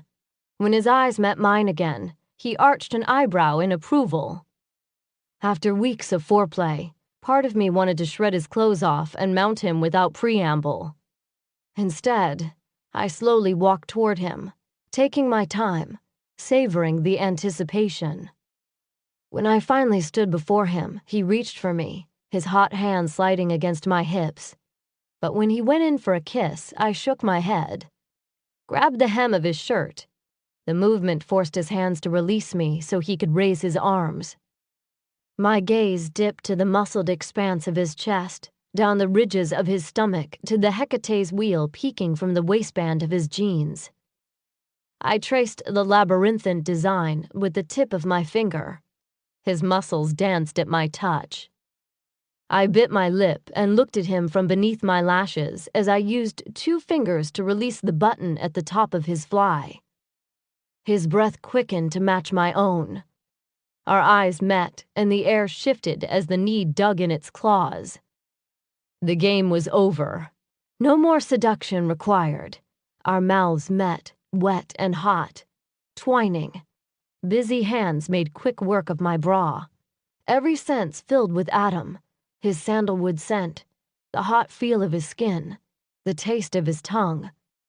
The combination left me punch-drunk and greedy for more. We fell back onto the bed in a tangle of limbs. I tore my mouth away and rose up to straddle him. His hand found my breasts and worshipped them with the reverence of the converted. He sat up, his mouth replacing his hands, his tongue soft and teasing, his teeth sharp and hard as he pushed me past the threshold between pleasure and pain. My hands dug into his hair, urging him on. Delicious friction built lower down where 2 scraps of thin fabric were all that separated us. But just when I was about to push aside the lace and cotton, Adam flipped me over. The muscles in his chest and arms bulged as he leaned over me, kissing down my chest, my stomach, my thighs. A magical tingle danced across my skin. I blinked, surprised to find myself completely naked. I looked down and realized I wasn't the only one. The mancy shot me an impish grin. Then I forgot what I was going to say because his hot breath teased the sensitive skin of my thigh. Without further warning, he dove in and delivered a long, slow lick that made my eyes cross. Soon, my nails dug into his scalp and my hips rocked, fangs scraping against my bottom lip. I searched for the orgasm he offered. I didn't have to look far. The next moment, every muscle in my body stiffened. Adam rose up and absorbed my yell into his mouth. I tangled my tongue with his, enjoying the flavor of myself on him. Before the last spasm passed, I flipped him over, keeping our mouths connected. Unable to wait any longer, I impaled myself on him. He obliged with the thrust of his hips. I stilled his movement with my hands on his shoulders. He seemed to understand my need to lead without hearing the words. I rode him hard, my knees digging into the mattress. His hands threaded into my hair. I enjoyed the pain and rewarded him with a kiss made of tongue and fang. I nipped at his lip, drawing his sweet blood into my mouth. Adam moaned his approval. He pulled my head up and tried to meet my gaze. I closed my eyes against the wave of emotion building in my throat. "Look at me, Sabina." His hands caressed my face. "Open your eyes." I released my clenched lids. His pupils were dilated, and I almost believed I could see his soul hovering just behind them. Our panting breaths mingled between our lips. Our hands glided over sweat-slicked skin. Our bodies yearned toward shared pleasure.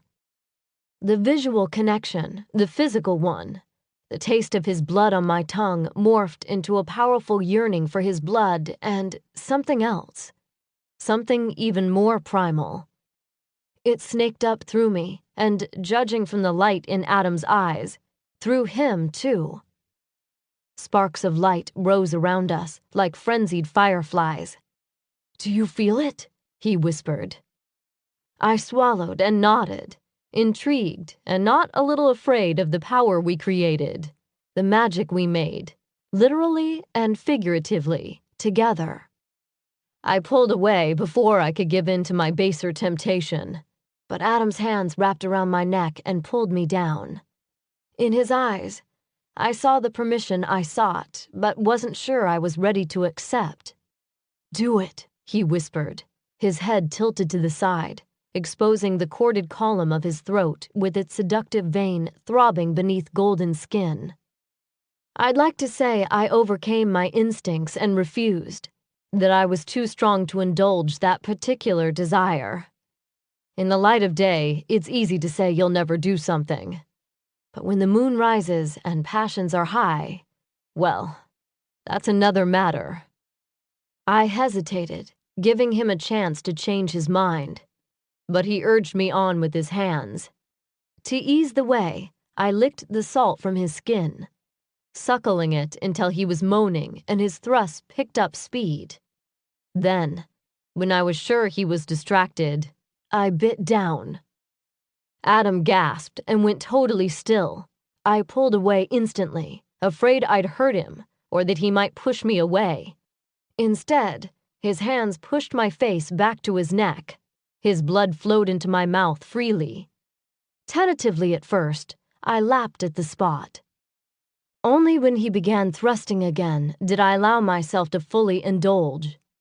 I'm not sure if it was his mage genes, or just something about Adam in particular, but his blood tasted both sweet and spicy, like cinnamon and sugar and cardamom and every good thing ever. The infusion made the blood in my own veins dance, like a shot of effervescence to my system. Right then, with Adam's blood in my mouth and his cock deep inside me, I experienced my second true moment of freedom. The spasm sent me higher, bringing him with me. Our bodies didn't literally levitate, but it sure as hell felt like we were flying. The French may call it the little death, but I'd never felt more alive. I collapsed on Adam's chest, letting him support my weight. My body felt both hollow and completely filled. I closed my eyes and surrendered myself to the aftershocks. Behind closed lids, flashes of red told me the sparks continued to flash around us. Adam's chest heaved beneath me, and his hands roamed over the slick planes of my back. When he slid from me, I felt the loss keenly. I opened my eyes in time to see the tiny lights fade around us. My breathing slowed, and he shifted beneath me. I lifted my cheek from his chest, fully expecting awkwardness to ruin the moment. But when I looked in Adam's green eyes, I felt confident. No, more than that. I felt powerful, whole, full of the mysterious and sacred feminine knowledge passed down from the Great Mother herself. His lips lifted. "What are you thinking? You're smiling like the Mona Lisa." I kissed him once, twice, 3 times. "Nothing." He eyed me suspiciously through droopy lids. "One of these days, you're going to tell me all your secrets." I ducked my head to hide the fade of my smile and the lie in my eyes. "I don't have any secrets." My conscience raised its head. After everything we'd just shared, I knew I had to make a choice tomorrow. I told myself it was for his own good. Sure, he might hate me after it was done, but better angry and alive than aware but doomed. His hand tipped up my chin. I schooled my features but couldn't quite meet his eyes. "Hey," he whispered. "Don't go chasing dark thoughts. Just enjoy the fact we're here together, finally." I forced a wobbly smile and kissed him softly. My eyes stung, so I squeezed them shut and tried to show him everything I felt without saying the words I knew he wanted to hear. It seemed wrong somehow to give voice to them now, as if speaking them would sharpen the betrayal. Finally, I pulled away and looked him in the eyes. "You're absolutely right. By this time tomorrow, everything will finally be as it should." Chapter 27. The steady pings of rain on the roof woke me. Of course, woke was a relative term, given how poorly I slept. Every time I closed my eyes, my mind filled with images of everything that could go wrong. Adam's body pressed against my back, a muscled arm snaked around my waist, and a hand cupped my breast. I closed my eyes and savored the feel of him. A risky indulgence, but one I justified because it might be my last moment with him alone. Too soon, the pressure in my gut from the sun's descent forced me to move.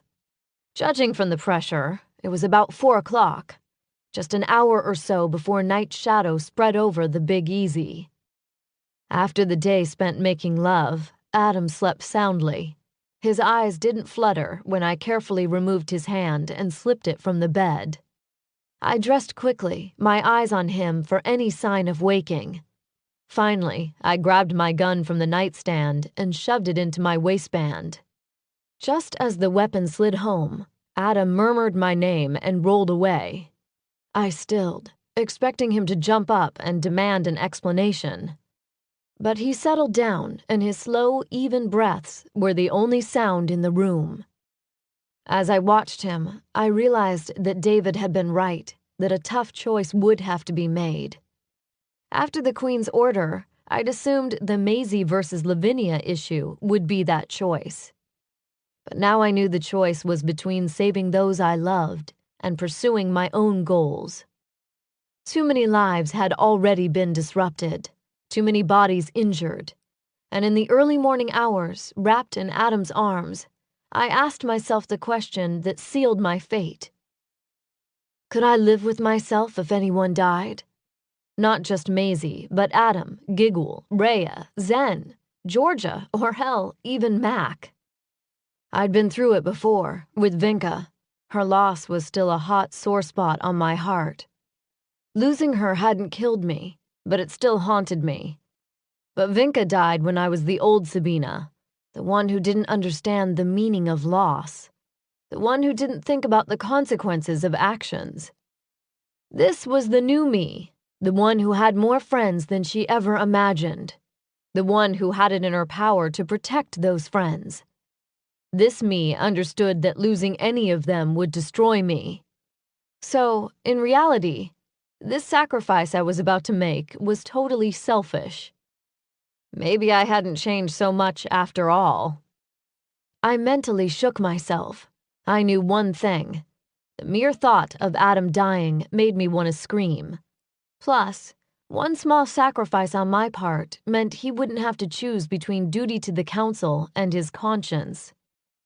I might not be able to offer him pretty words, but I could at least give him this much. Besides, the more I thought about it, the more I realized going it alone seemed some sort of inevitable poetic justice. This whole drama had started with my parents and their star-crossed love affair. And now it would end with their daughter.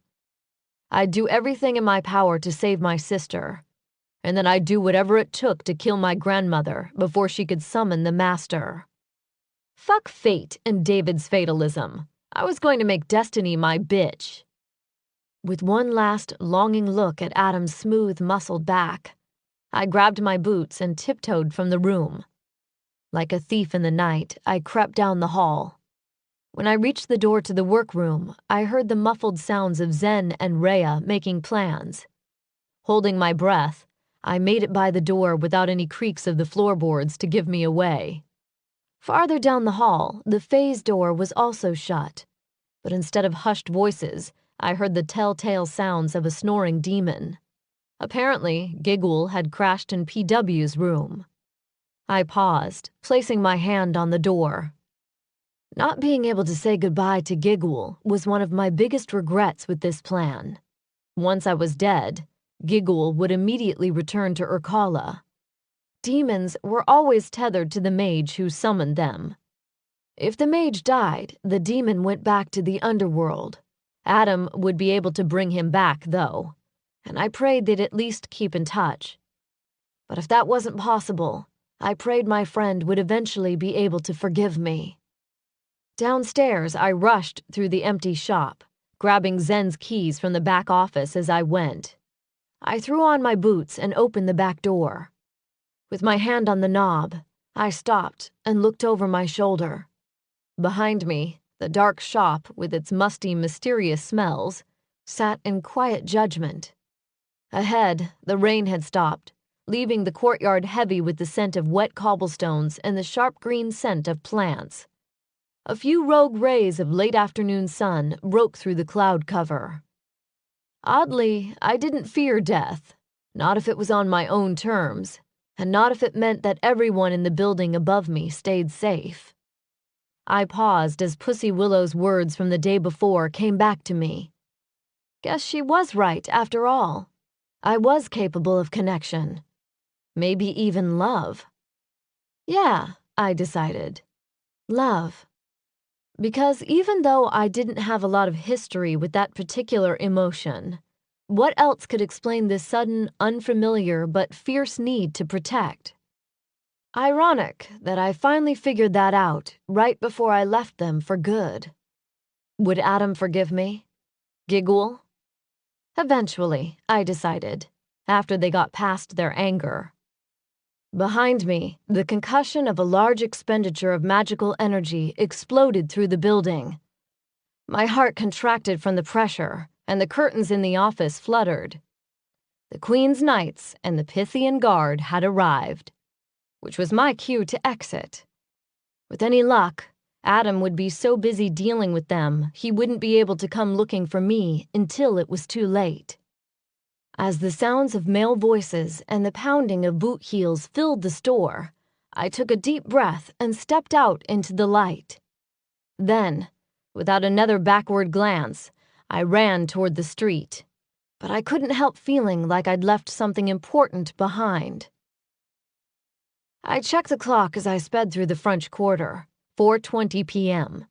Since Lavinia couldn't handle the sunlight, she'd been forced to wait until true night to perform the ritual to summon Kane. That meant I'd have about 40 minutes to get to the cemetery, get Maisie out of harm's way, and kill Lavinia. At the last minute, I'd forgone Zen's gremlin in favor of a black Kawasaki motorcycle I'd found parked off Bourbon. I revved the engine and sped up, enjoying the familiar power of 180 horses between my thighs. My own bike, a cherry red Ducati, had met an untimely end on a highway outside Boise several weeks earlier, thanks to Lavinia's assassins. I still hadn't finished mourning its demise. But now I leaned into the power and allowed myself to enjoy the breeze on my face, the dip of my stomach, and the brief moment of freedom. 10 minutes after I left Zen's shop, the brake squealed to a halt in front of the Cajun Sausage Fest. I hated the time this would waste, but I knew better than to go into a confrontation with Lavinia without ample reserves of blood. Even though I'd recently fed from Adam and his blood still tingled in my veins, I wasn't taking any chances. The sign we'd hung on the door read, "Closed for religious observances." Few in a Catholic-rich city like New Orleans would question the Cajun closing down for All Saints' Day. That meant I didn't have to worry about anyone snooping around looking for Elodius while I was inside. I pulled his keys from my pocket and clicked the lock open. In the shop, the reek of bleach assaulted my nose. I kept my eyes averted from the spot where the Cajun's body landed the day before. There was nothing left to see there anyway, after our thorough cleanup job. I went straight to the counter for some blood, only when I pushed back the sliding lid of the fridge, I found nothing but a few steaks and a rump roast. Cursing, I ran toward the back and through the plastic curtains. Inside the walk-in freezer, slabs of meat hung from hooks like gruesome party decorations. I pushed past them toward the back, where tall shelves held hams, sausage links, and a few jugs of blood. Lifting the nearest one, I popped open the plastic lid and tossed it back. Cold blood coated my tongue, leaving behind a gamey flavor. Knowing Elodius, it was probably raccoon or opossum or some other roadkill cuisine. I cringed and had to force myself to swallow. Blood is blood, and this beggar definitely couldn't be a chooser. I also kept my eyes averted from the pile of meat in the corner, covering the body of the Cajun. When you kill vampires, their bodies exploded, the ultimate in self-cleaning. But humans? Always a mess. Luckily, no one would find the Cajun's body until long after I was gone, and there was nothing to tie Pussy Willow to the crime. I grabbed an extra jug of blood from another shelf, just in case. If Lavinia had really been feeding from Maisie, she'd need a hefty infusion. My stomach cramped at the thought. I sped up so I could get to her sooner. When I turned to leave, I spied a shotgun propped up in the corner. A box of shells sat on a shelf nearby. I grabbed both before exiting the freezer.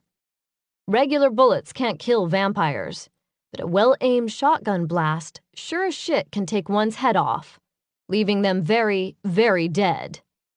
Since all I'd brought was the 3 guns and 2 daggers, I added the shotgun to my pitiful arsenal. I rushed back through the plastic curtain, juggling my supplies while I took another swig of blood from the open jug. "Let me guess." The masculine voice was deceptively quiet and so cold a chill passed over me. "You had a sudden craving for boudin?" My heart stuttered in my chest, blood sputtered from my lips, my hands jerked. Shotgun shells shattered, and blood puddled across the floor between us like a crime scene. Adam leaned against the glass meat case with his arms crossed. A black duffel bulged at his feet. His expression wasn't giving away anything, but his tense shoulders hinted at barely leashed anger.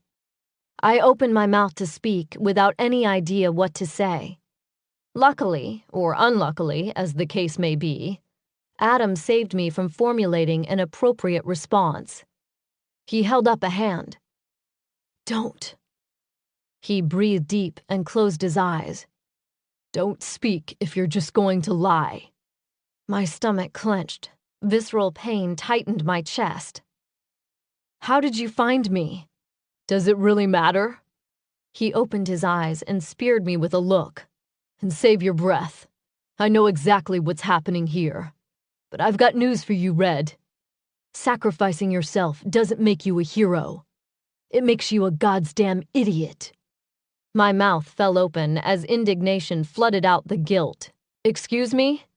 How does wanting to protect you make me an idiot?" "Wanting to protect me doesn't make you stupid. What makes you stupid is that you honestly believe it's your job to protect me. Have you thought about what will happen if Lavinia gets to you before you save Maisie? That won't..." He bulldozed on like I hadn't spoken. "You'll both be dead, and then Lavinia, the Brotherhood, and the cast will kill the rest of us. Not just me, Sabina. Giguhl, too. PW, Zen, Rhea, Orpheus. And once we're dead, nothing will stop the war. Then if what we know about the cast's prophecies are true, when mages are finally wiped off the face of this earth, Lilith will return and kill all the dark races. So, forgive me if I'm not in awe over your noble martyrdom act, but when it means the potential for annihilation of everyone I know and love, it's really hard to work up any admiration for you or your idiotic plan." His words hit me like a punch in the gut. It was bad enough he was looking at me like I betrayed him, but the truth of his words cut deep. If I failed, all that and probably worse might happen. But he wasn't done. "Last night you reminded me that we were a team. What happened to that, Sabina? Don't you see? I'm doing this for the team." I hefted the shotgun barrel to my shoulder. "Besides, I'm not going to fight the entire cast. I'm just taking out Lavinia, one way or another." He went totally still as the implications sunk in. Then, like someone flipped a switch inside him, his fist shattered the glass case. When he finally spoke, icy rage lowered his voice. "I can stop you. You know it. My chin came up, even as tears stung my eyes. Why don't you try? Part of me wanted to fight him, but not magic to magic. Fist to fist. Then, maybe, I could turn my anger outward instead of the searing pain tearing me apart from the inside. Why don't you hit me? If you don't know the answer to that question, then everything we shared last night was a lie. He laughed bitterly. But maybe that was your goal all along. My stomach cramped at the coldness in his gaze. What the hell is that supposed to mean? He snorted and shook his head. I can't believe I didn't put it together earlier. Killed 2 birds with 1 stone, right?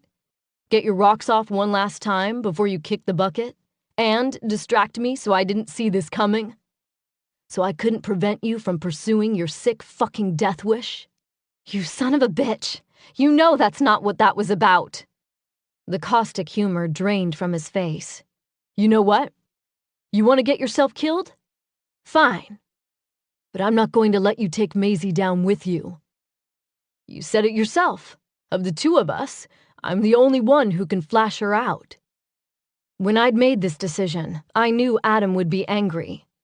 It's just I hoped he wouldn't find out until after I was gone.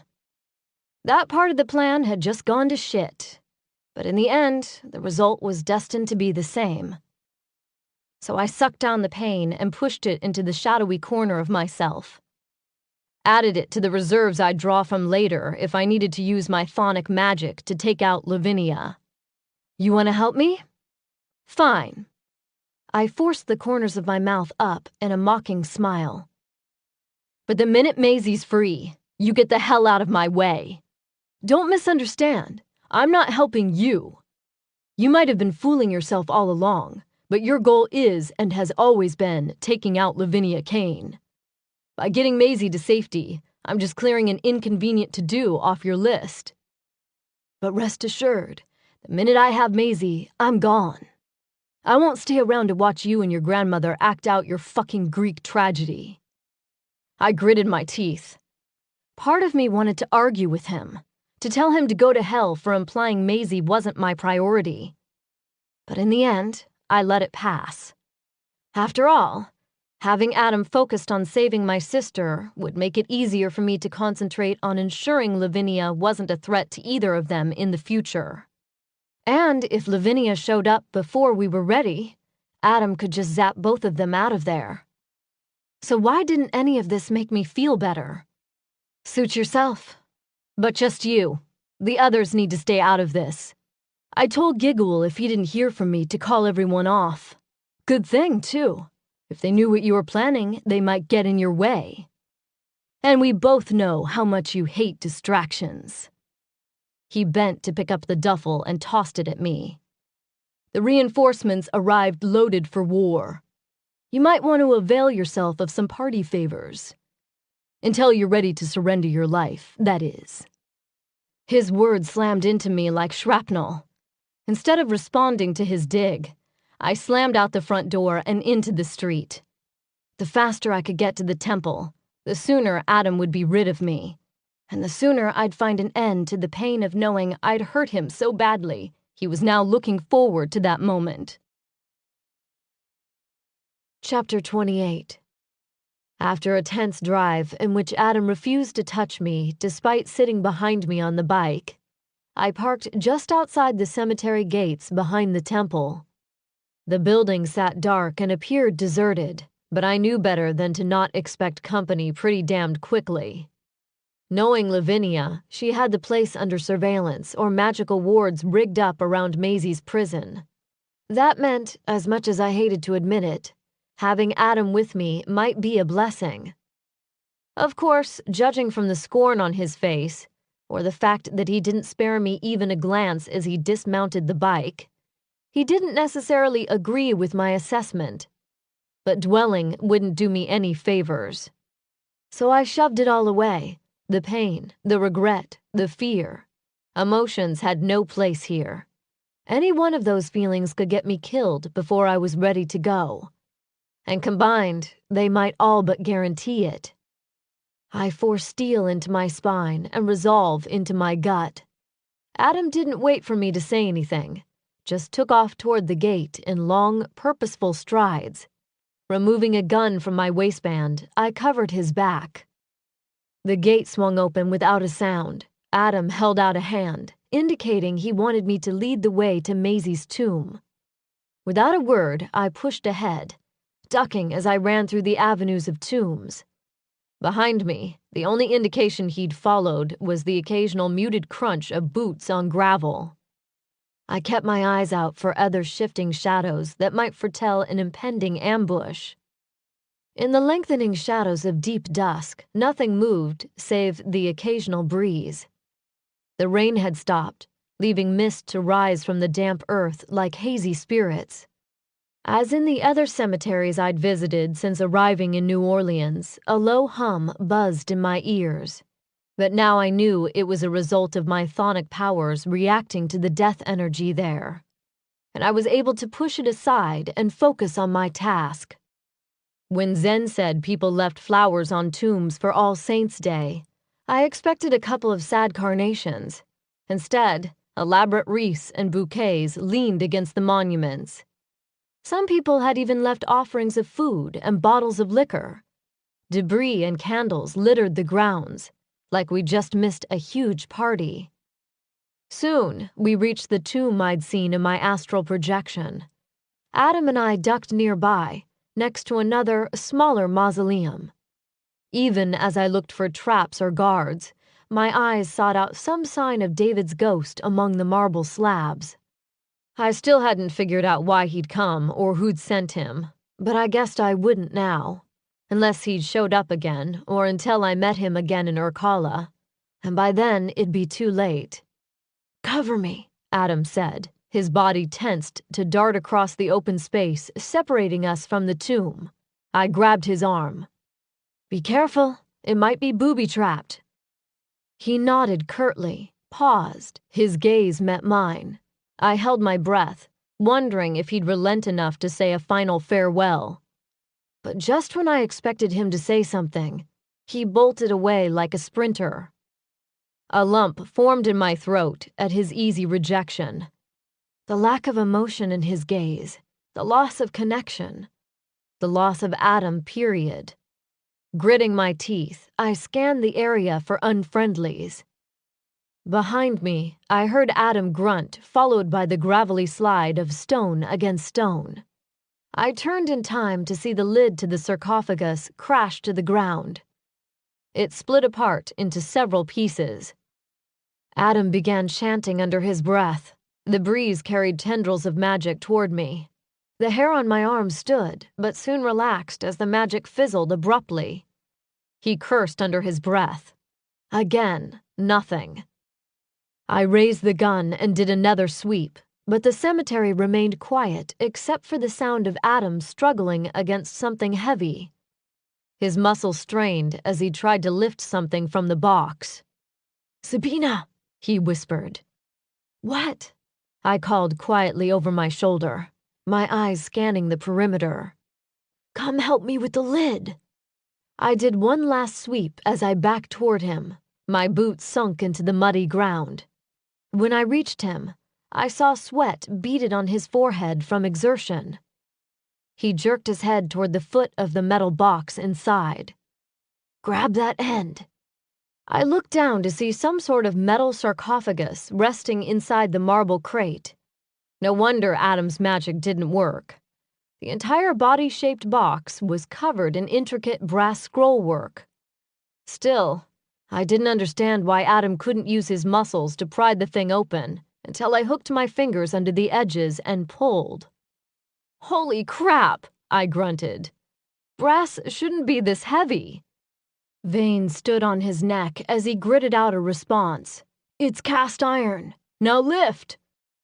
Our feet dug in for leverage and we put our backs into it, and with that, we still only managed to lift the lid a fraction. Even cast iron shouldn't have been that heavy. They must have warded it or something to make it harder to get into, or get out of.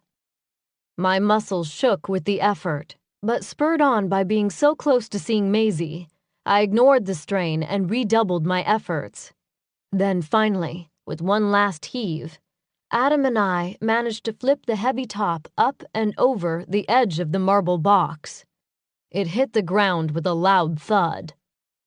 We leaned over to peer inside. At first, my heart dropped, thinking we'd opened the wrong vault. The pale, gaunt figure inside resembled something out of a horror movie. A tattered gray gown with bone-thin flesh poking through. Face covered in a black muslin shroud. Then the smell hit me. Unwashed flesh and excrement. Fear and rage. I covered my nose and mouth with my hand as nausea threatened. I glanced up at Adam, whose eyes were wide with shock. "What the?" A spine-jarring wail cut off my question.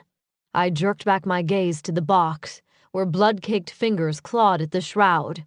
Out of instinct, I jerked back and pointed the gun at the body. Adam held up a hand and reached in to pluck the fabric from the face. I gasped, "Maisie?" The name came out in the form of a question, because the being inside the box looked a hell of a lot more like the Crypt Keeper than my identical twin. Cheekbones jutted from skin so desiccated her fangs and teeth protruded from almost non-existent lips. Unfocused blue eyes rolled wildly in their sockets. Black and red hair matted down with dried blood in places and sticking up like porcupine quills in others. "Maisie, honey, can you hear us?" Adam whispered. Her head twisted toward the sound of his voice, but instead of calming her, it seemed to enrage her.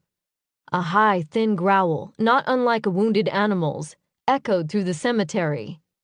Her twig arms jutted toward the mage, her fingers bent into talons. Adam pulled back just in time to avoid being grabbed.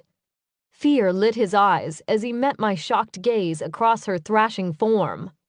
"Help me!" I grabbed her flailing wrists as gently as I could, but even wasted away as she was, I had trouble subduing her.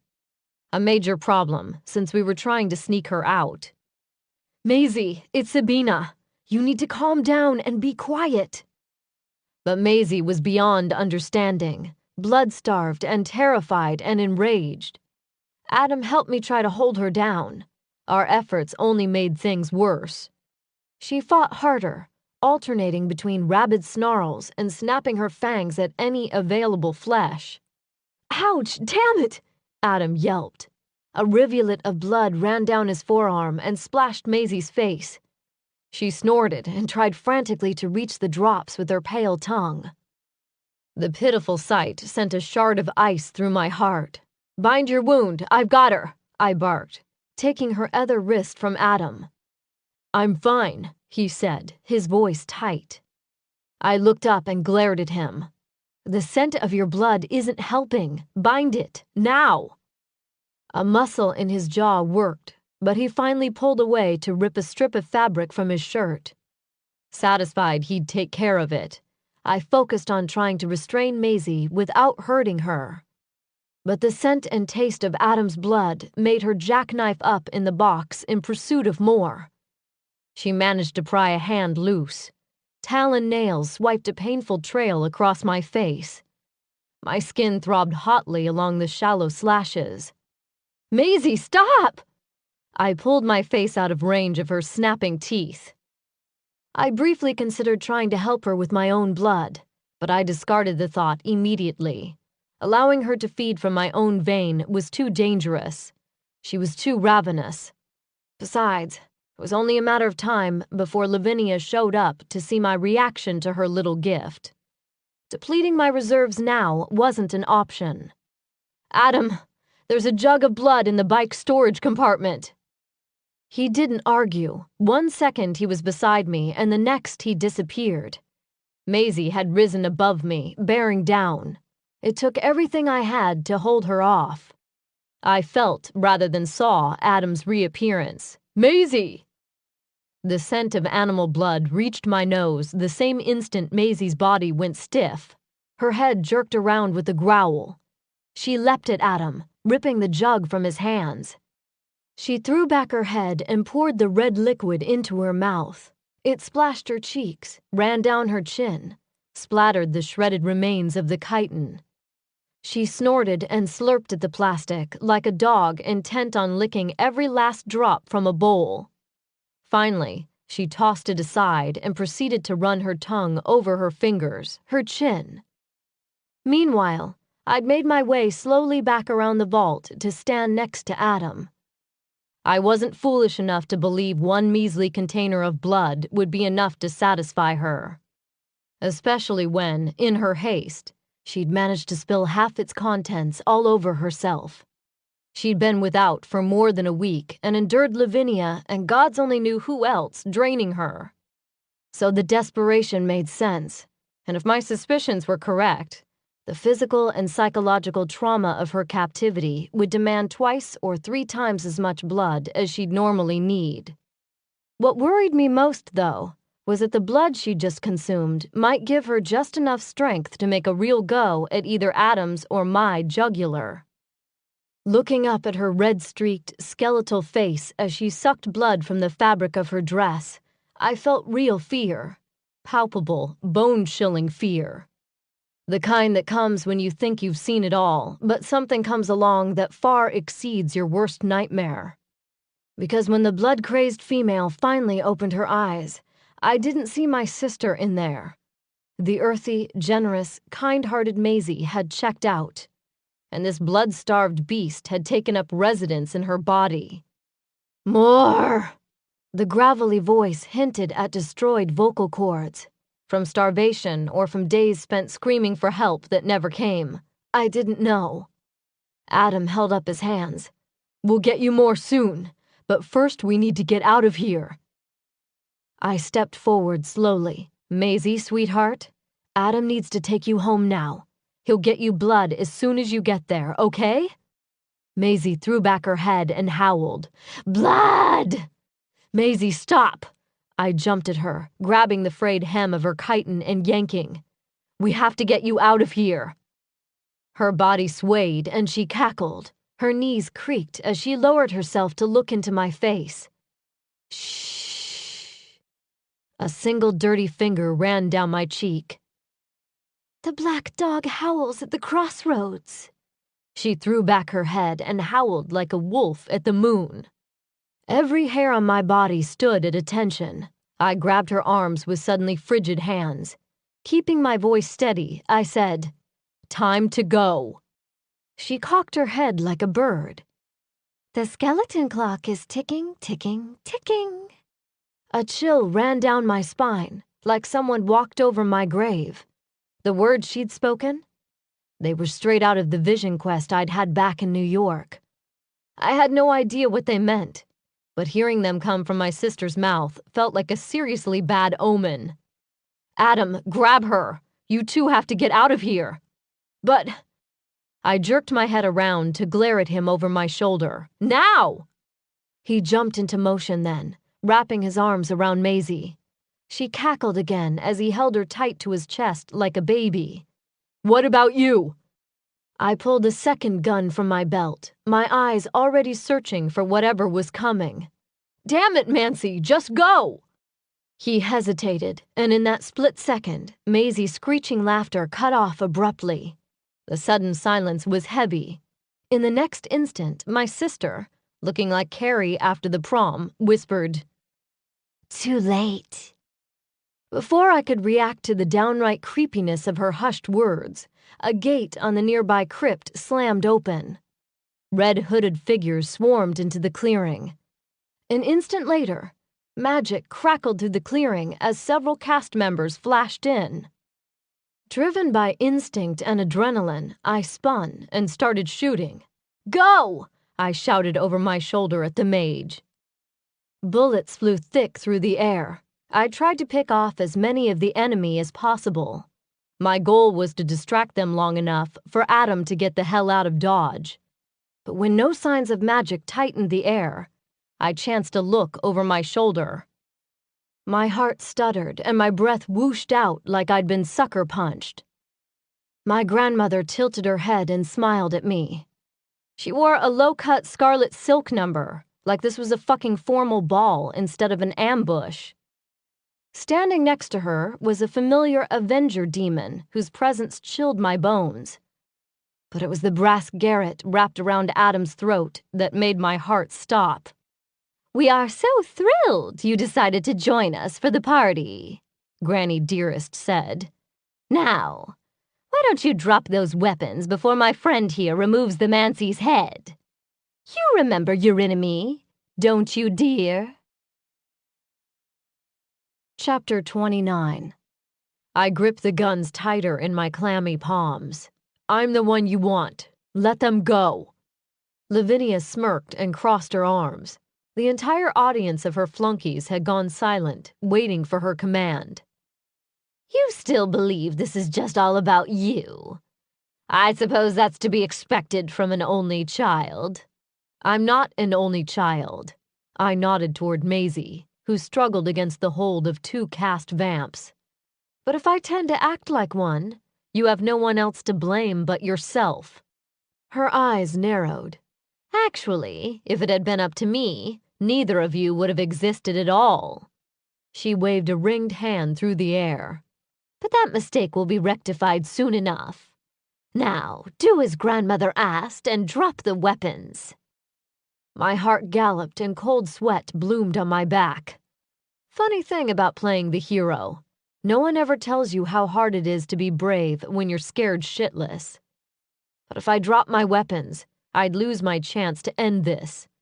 I knew that as sure as I knew this was the only way to save Adam and Maisie. Instead of lowering my guns, I raised them, one filled with vampire-killing bullets and the other mundane. Time slowed. Adam shouted something, movement from my left. The hair on my neck prickled, warning of an impending magic attack. No more time to hesitate. Exhale. Squeeze. Explosion. Chaos. The spell slammed into me like a freight train. Vertigo as it knocked me off my feet. Crushing pain as my body slammed into stone. An inevitable slide followed by the crunch of bone against earth. On some level, I knew the spell came from your enemy. I'd been subjected to his particular form of magical torture before on a New York subway platform. Luckily, Giguhl had been there that night to intervene while the spell ravaged my body. Now, however, familiarity didn't lessen the spell's impact.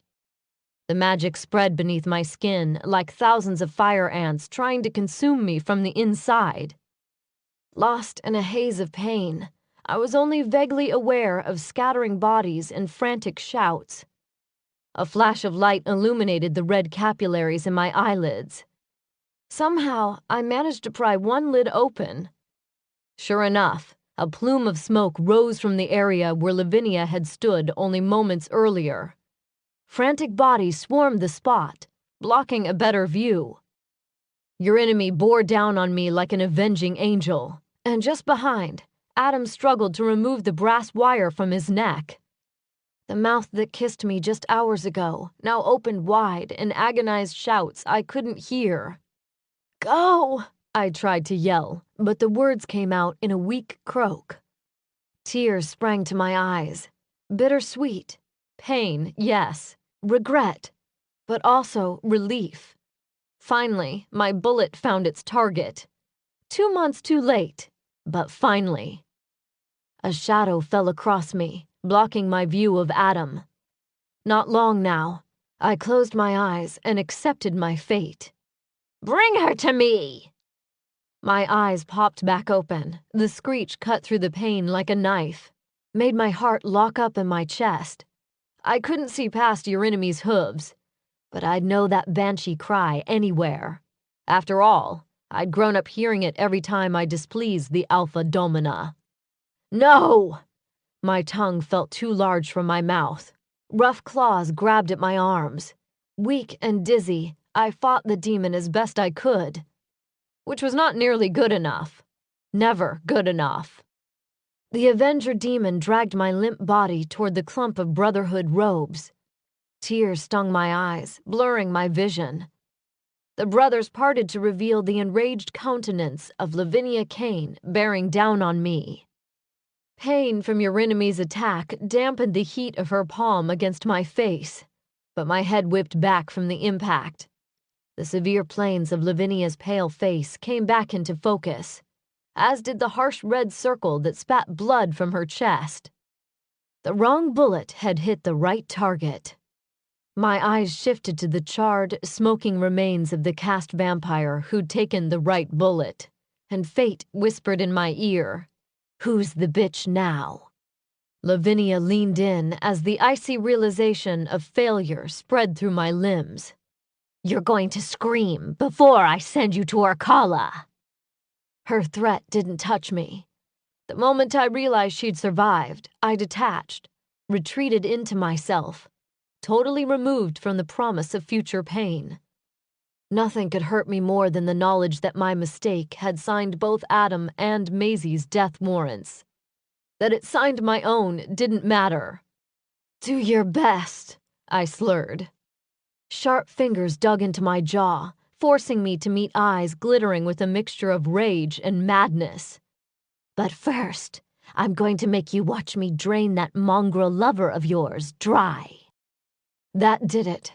As much as I struggled to remain separate from this horrible reality, the tears started to run freely. What is it they say? Pride goeth before the fall?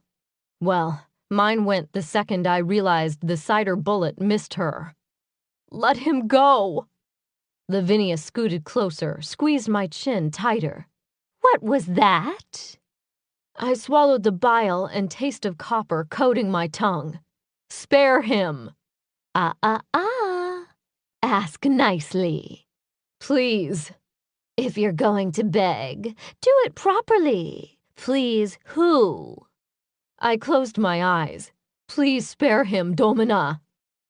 She released me as if she couldn't stand to touch me. "Pathetic." She spat on the ground at my feet. "No blood of mine begs for the life of a mage." She turned her back to me, dismissing me like an abomination. Just beyond her, I finally spied Adam again. Despite the new gashes on his lip and forehead and the hands bound in front of him in brass shackles, he looked so brave with his shoulders thrown back and his head held high. His eyes burned at me with strong emotion. I knew better than to hope love made his eyes shine. Everything he'd predicted, and worse, had come to pass. Shame and regret washed over me like acid. That I begged for his life wouldn't matter. If it weren't for my stupidity, his life wouldn't be in danger at all. Near the vamps holding Adam, a burly male with a copper-colored buzz cut backhanded Maisie. Her body slumped instantly, and the vamp hefted her easily over his shoulder. Your enemy wrenched me from the ground. My feet struggled to hold my weight, and I stumbled. My clumsiness earned me a cuff to the back of the head. The same claw that hit me grabbed a handful of hair to lift me off the ground. Your enemy's gravelly voice sounded next to my ear. "Where's your pet now, bitch?" He raised a claw to hit me again, but Lavinia's voice stilled his hand. "Enough! We want to be sure there's enough of her left for the master." To the rest of the bad guys she called. "Take them all inside. It's time to begin the summoning rites." The stained glass dome depicted scenes from the Garden of Eden. Not the story mortals know from their Bible, but the story of Lilith and Adam, the Great Mother's exodus to the Red Sea and her eventual union with the outcast Cain. Hundreds of candles lit the rotunda, set in niches and along the floor. Their light cast menacing shadows on the faces of statues standing guard along the perimeter. Brass chains scraped my wrists and ankles. A linen gag choked my throat and abraded the sensitive corners of my mouth. Cold air raised gooseflesh on my arms and legs, which were exposed thanks to the flimsy ankle-length tunic they'd forced on me. Turning my head on the black marble slab, I looked across an expanse of polished stone floor to the slab holding the prone body of my sister. The cast members had dressed her in the twin to my gown, but the fabric nearly engulfed her emaciated frame. She looked too still lying there, too brittle, She hadn't made a sound since passing out after the vamp struck her. Part of me hoped she remained unconscious during whatever horrors our grandmother had planned for us. Lavinia entered, leading a procession of her flunkies. Your enemy and the cast members came first, with their golden 8-point star pendants flashing in the light. Behind them, the robed and hooded brotherhood silently followed, chanting low over the candles they each carried. At the end of the dark procession, I spied a flash of golden hair and bare flesh. My chest ached. Lavinia probably got some sick glee out of stripping Adam and forcing him to wear nothing but a scrap of fabric around his waist. Hope to degrade him. But the truth was, he'd never looked stronger than with his head raised high as the brothers led him to his death. The Hecate's wheel on his lower stomach stood out in sharp contrast to the stark white of the cloth over his hips. His eyes flicked to mine. For a brief instant, I swore I saw a trace of longing and regret in the green depths. But the brother leading him shoved at his back, forcing him to stumble. He regained his balance quickly, but he moved out of my line of sight. I craned my neck, trying to see him again, but Lavinia moved in, filling my vision. An icy finger ran down my cheek. She leaned over me with the swish of silk and the scent of dirty pennies. "I've changed my mind," she said. My eyes flared, but inside I knew better than to hope her next words would be our salvation. "Even though I'd love to make you watch as I drain your mancy lover, I'll admit I detest the flavor of mage blood. It has its benefits, naturally, but the taste is just," she shuddered, "vile." She pulled away. "But this opportunity is too good to waste. Luckily, the perfect solution presented itself." She snapped her fingers. 3 brothers rushed forward and begun loosening Maisie's bonds. I shouted against the gag and jerked against my own chains. "Having your sister feed from your lover is just good sense. Because you took so long to find her, she's weak and in desperate need of blood. A good feeding will restore her enough for the rites, and, well, the poetic justice is just delicious." I fought harder. The fabric muffled my screams into impotent moans, and the metal dug into me until blood ran freely. Lavinia patted my shoulder. "I'm thrilled to see you agree." Turning to the brothers, she called, "Begin." The men slapped Maisie's face until she woke with a start. Her body had already used up a little bit of blood she'd consumed and now yearned for more. 3 more brothers came forward to help restrain her. She fought against them like a berserker, all claws and fangs. Lavinia groaned, clearly annoyed by the complication. "Your enemy, please assist the mortals." The Avenger demon emerged from the clump of beings. His hooves stomped against the stone, and his ram's horns lowered with purpose. He pushed the mortals out of the way. He subdued Maisie easily, wrapping his arms around her like steel. Then he lifted, carrying her toward Adam. 2 vampires grabbed Adam's arms and pushed him forward. Now that he could see what was happening, his composure fled. His hands were bound, so he used his shoulders and head to fight. For his insolence, he received a fist to the gut. As he fell to his knees, I strained against my bonds. Tears streamed down my face, and my throat burned from muffled screams. Lavinia clapped and nodded to the vamp to Adam's right. He unsheathed a knife. Adam saw the glint of metal and shied away. The blade slashed across the skin just above his heart. Blood bloomed and spilled down his chest and abdomen to stain the white fabric. The scent of blood hit Maisie like an electric shock. She strained and hissed in Eurynomy's grasp, eager to feast. "Release her," Lavinia said. The second the demon loosened his grip, Maisie flew at Adam. I squeezed my eyes shut as bile and tears choked me. It was bad enough to hear what was happening, to hear Maisie's greedy sucking and Adam's agonized groans. But Lavinia was determined to milk every possible ounce of pain from this moment. She pried my lids open, holding my head captive with her arms, forced me to watch my twin bent over the neck of the male I loved. "Look at what you've done to them," Lavinia whispered. I jerked my head, desperate to block out the sight of Maisie's red and black head bobbing against his chest. So much blood. Too much. A grimace of pain contorted his pale, dear face. Her fingernails dug into the soft skin around my eyes, drawing blood. But I was too crazed with guilt and horror to register the pain. If anything, the red blurring my vision was a blessing. "Oh no. You must watch and understand. Your existence brings pain to all unfortunate enough to meet you. Witness how you destroyed them, just as you killed my beloved Phoebe." I stilled. I'd always known I served as a painful reminder to Lavinia of my mother's death. But I never understood until that moment the depth of her depraved hatred. The unfairness of laying blame at my door. My mother's choices had been her own. My birth was neither my choice nor my fault. Her death was not my doing, but her own. The simple truth hit me like a bolt of electric clarity. I remembered Adam's accusations earlier about me having a death wish, and I realized he'd been right. Just like Lavinia, on some level, I, too, had blamed myself for the horrible circumstances and ensuing drama of my birth. Believed I didn't deserve to be alive because of my shameful heritage. Didn't deserve love or understanding, affection or empathy. Lavinia orchestrated these horrors.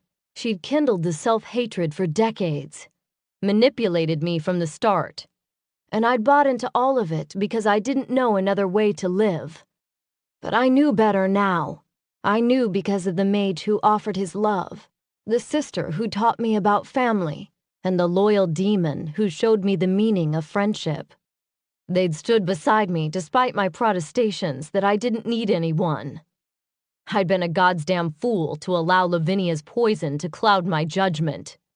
She was the worthless one, the selfish one, the one who allowed hatred and vengeance to fuel her actions, not me, not anymore. But even as these realizations dawned, so did the knowledge it was too late. My eyes burned as I watched Adam grow paler by the second.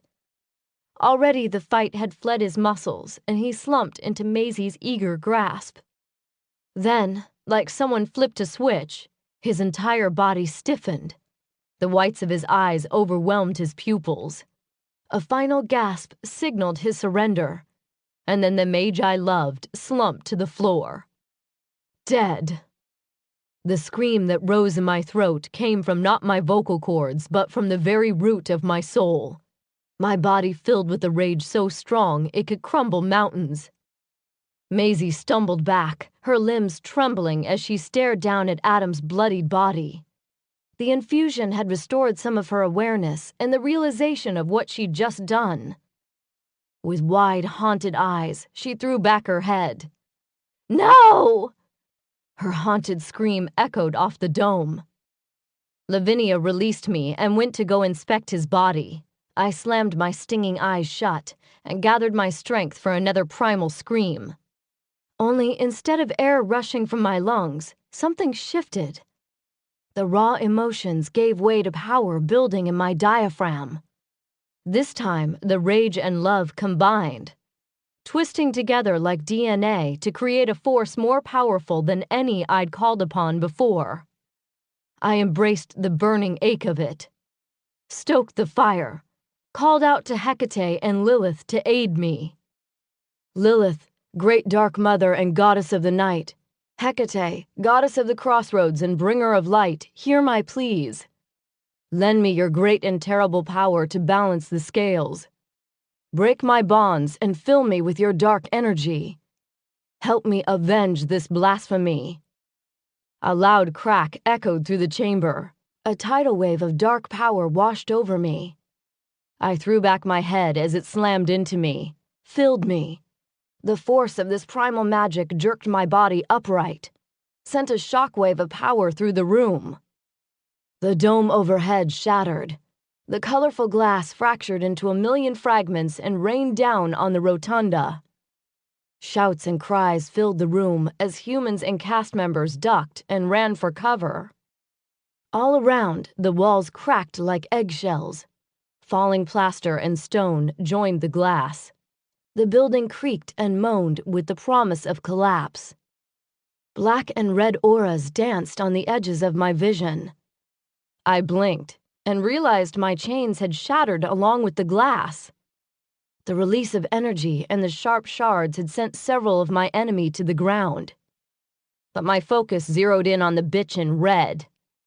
She sat on the ground near Adam's body, looking dazed. My burning gaze locked on Lavinia like a heat-seeking missile. With deliberate movements, I removed the gag and tossed it to the floor. Sabina Kane. My voice was different, deeper, echoed, as if I spoke with 3 voices now, mine, Lilith's, and Hecate's. Lavinia's eyes flared. She rose quickly, backing away before stumbling over Adam's body, kicking at brothers and cast members who got in her way. I rose slowly. There was no fear now, only power and purpose. My senses buzzed, taking in every sound, shape, and smell in the room and beyond. The air vibrated against my skin. My tongue tasted her fear and confusion, and it pleased me. Your enemy stepped between the domina and me. I tilted my head to look up at him. Sounds in the distance registered in my expanded consciousness. A smile spread across my lips. The demon's black eyes flickered to a chunk of plaster that fell just to my right, barely missing my shoulder. I didn't flinch. The air shimmered, signaling the demon's intent to deliver another of his signature pain spells.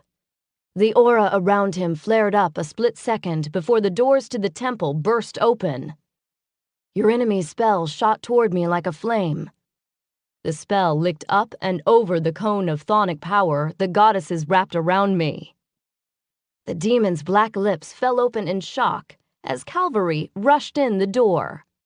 "Your enemy!" a familiar voice shouted.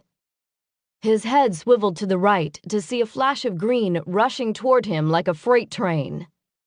Giguhl tackled your enemy, and the 2 demons slid across the stone floor before slamming into the wall.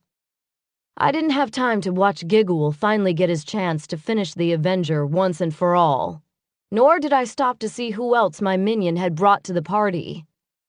I could feel each of them: Rhea, Pussy Willow, Mac, Georgia, and about 20 other mage, werewolf, vampire, and fae allies both inside and outside the building.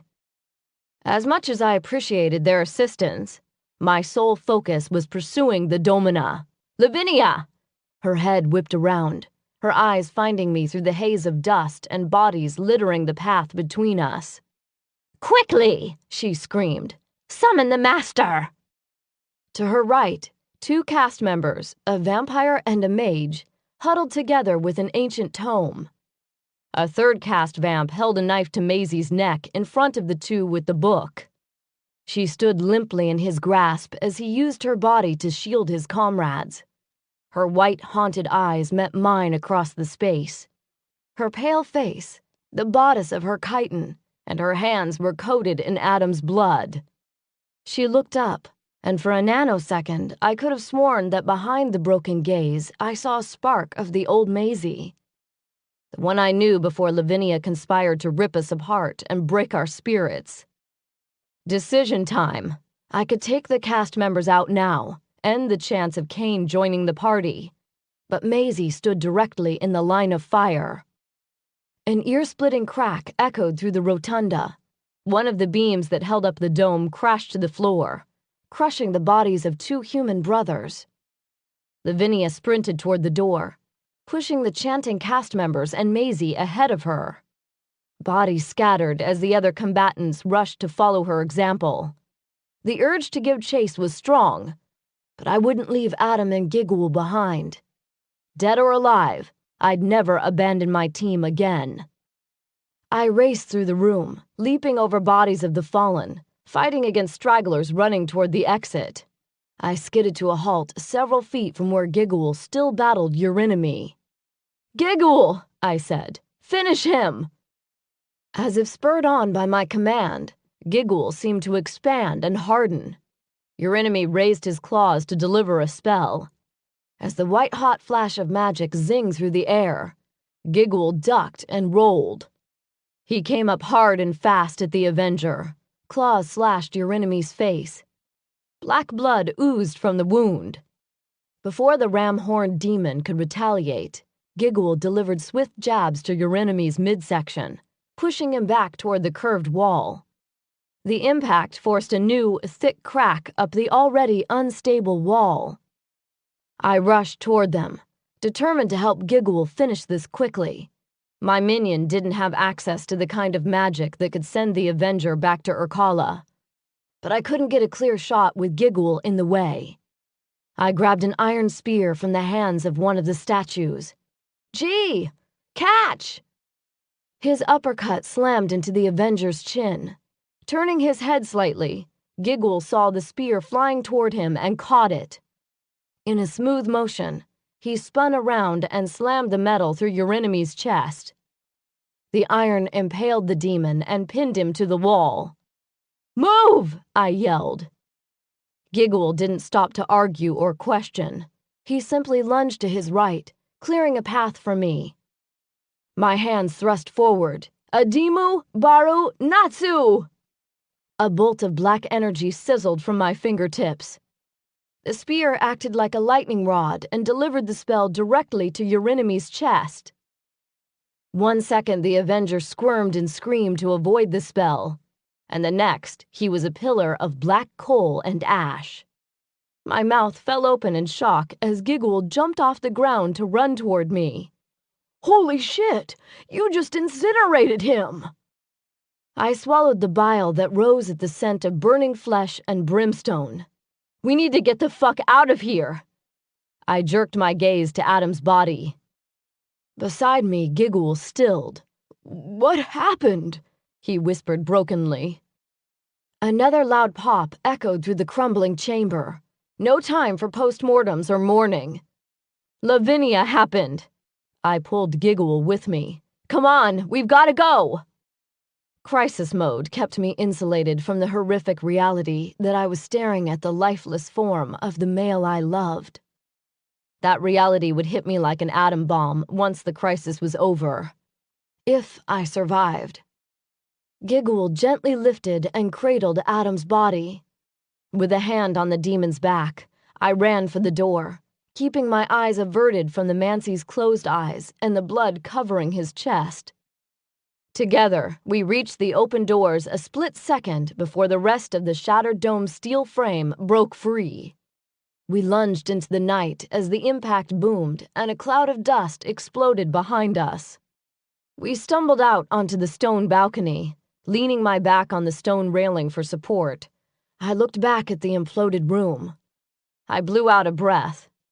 That was too close. A magical percussion broke through the night. In its aftermath, I finally heard the sounds of fighting far below in the cemetery. I turned slowly. "Oh my gods," I breathed. While I'd been busy inside, Lavinia's goons had run straight into the waiting arms of my own personal cavalry, and they brought reinforcements in the form of several Pythian guards and Queen Maeve's knights, judging from the uniforms. Plus, on the periphery of the fighting, Zen and PW gyrated and twirled among the tombs. As I watched, a cyclone swept through the cemetery. A clump of brothers flew through the air like so much confetti. I'd seen that maneuver before.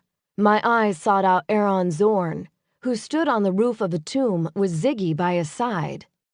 I don't know who or what convinced him to change his mind, but I didn't have time to do anything but be grateful for their presence. I had to find Lavinia before she could summon Kane. "Giguhl, take Adam to Rhea, then go look for Lavinia. We have to stop her." Giguhl nodded solemnly. "Watch your back, Red." I met my friend's eyes. You too, G. With a final nod, he shifted Adam's limp body in his arms and ran toward the stairs. I turned and climbed up on the railing. On the far side of the battle, I spotted Lavinia, the 3 cast members, and Maisie. The domina attacked a fairy from behind. Her fangs ripped out his neck so fast he didn't know what hit him.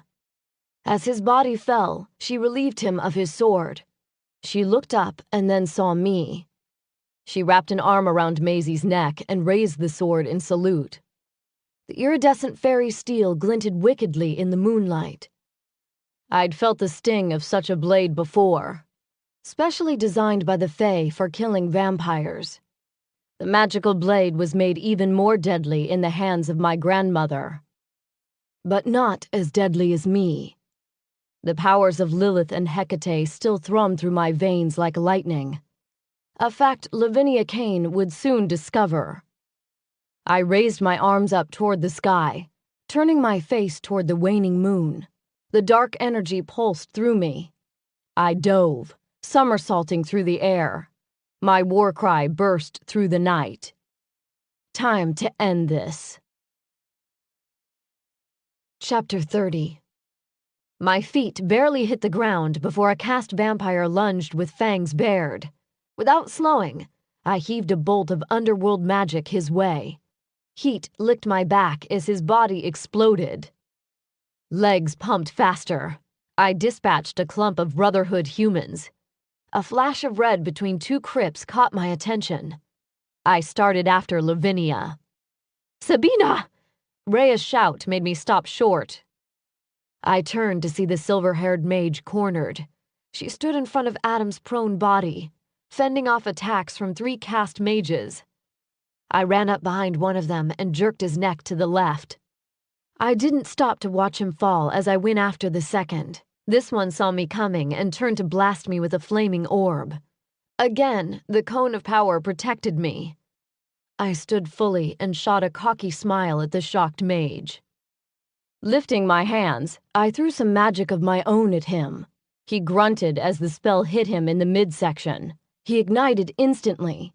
Screaming and flailing, he was burned alive.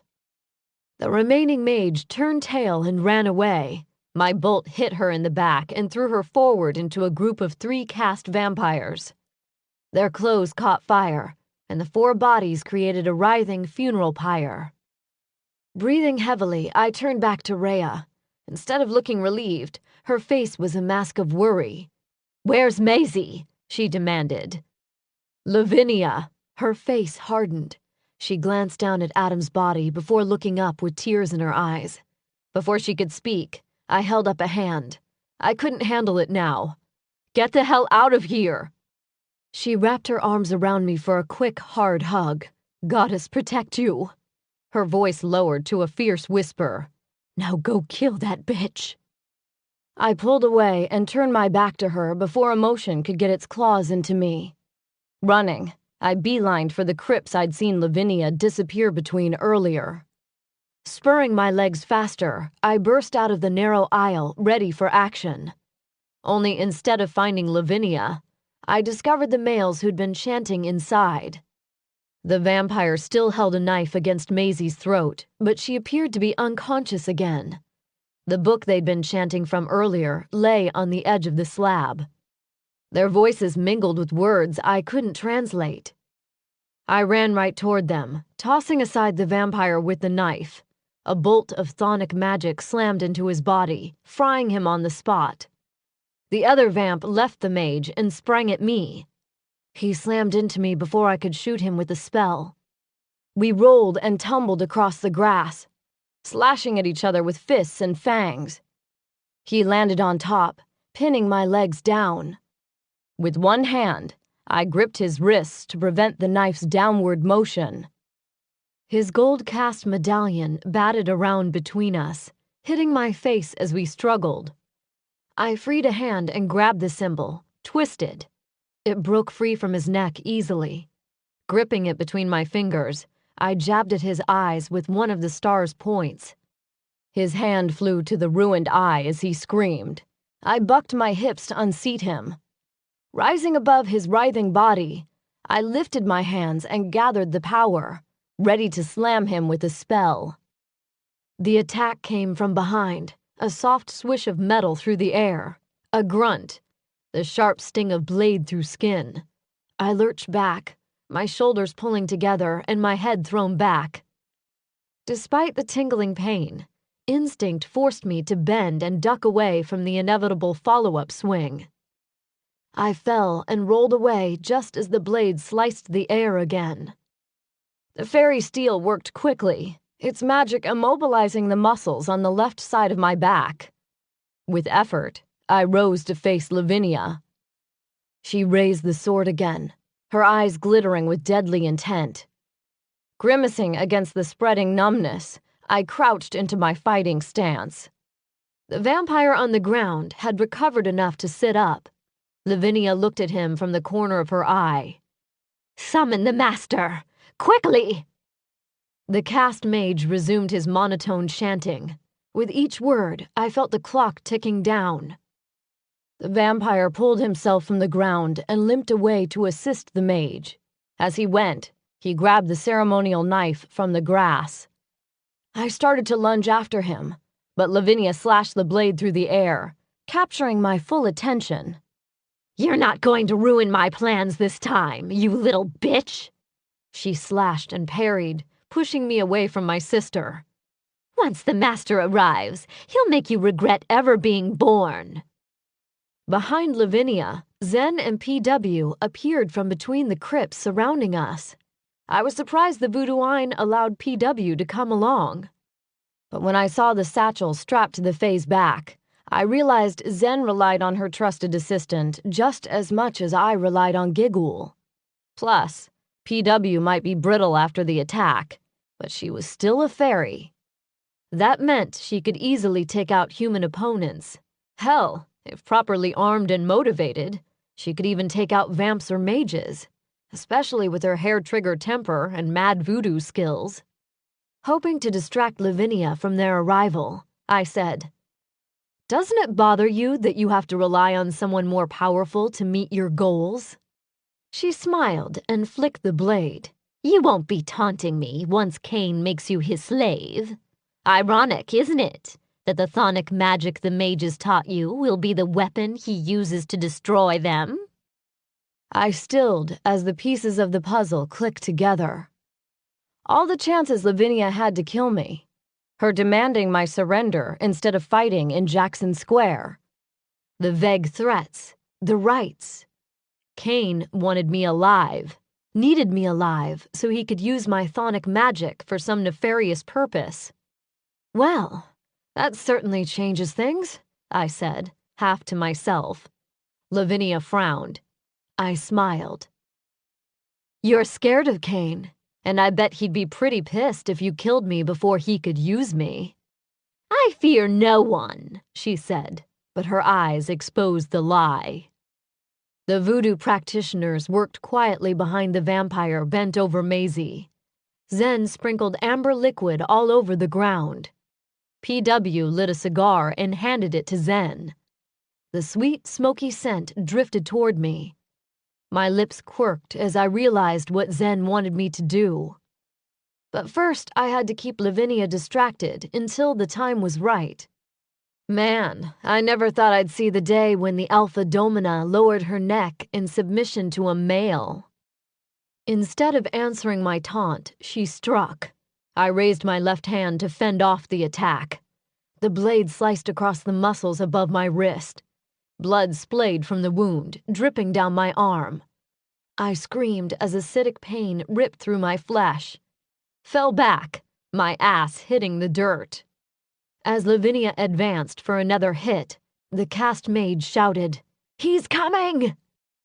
My grandmother paused, jerked her gaze over her shoulder. I looked past her and blinked. The air next to the vampire was shimmering. "Sabina, now!" Zen shouted. The air more solid now, a male human form. I slammed my wrist to the dirt and ground it in. As I did, I yelled, "Spirits of the Loa, Hecate, Great Mother Lilith, I summon and evoke thee to guide these spirits to strike down my enemies. A male, translucent, a shock of red hair. The same hair I'd seen in my dream with the werewolf and the shotgun. Master Mahan. Kane. The combination of Zen's spell and my blood forced the earth to shift and buckle. Horrible groaning and pounding began inside the nearby tombs. The vamp cringed and looked around. The loss of concentration made the transparent form of the master waver and go static. Lavinia had gone still, her eyes alert but worried. "What is that noise?" she yelled. I didn't have to answer, because in the next instant the first revenant broke through. It, the level of decay prevented me from guessing a gender, exploded from a vault near the spot where the vamp and mage had almost succeeded in summoning Kane. Pushing its way through the humans, the zombie went straight for the vampire. Judging from the screams of the vamp, he'd never seen a zombie before. The mage dropped the tome and tried to run. Two revenants broke off to catch the mage, who screamed as their rotted bones dug into his neck. Couldn't blame him for his fear. No one ever expects zombies. When the mage released his death rattle, Kane's shimmering form popped and disappeared as the aborted summoning spell wore off. Skeletal hands clawed at the vamp's head, tearing clumps of red hair, the pale skin left in ribbons. A loud, wet crunch as the skull gave way. I averted my eyes as the zombie fell to the ground to feast on the vampire's twitching body. "No!" Lavinia watched the display in horror. "By the gods, what blasphemy is this?" I rose on shaky legs. I figured since you and Kane were so interested in my chthonic magic, I'd arrange a little demonstration. More revenants burst free from their tombs. 4 broke off from the pack and headed for Lavinia. Instead of running or screaming, she flashed her fangs and fell into a fighting stance. If I hadn't hated her with the white-hot passion of 1,000 suns, I might have admired the way she faced them down. "Wait!" I called. Hollow eye sockets set in gray skulls turned toward me. "She's mine." The revenants backed away, some even bowing on creaking bones. Lavinia regarded me with wary eyes as I approached. In the distance, the sounds of fighting were dying down. A muted cheer rose.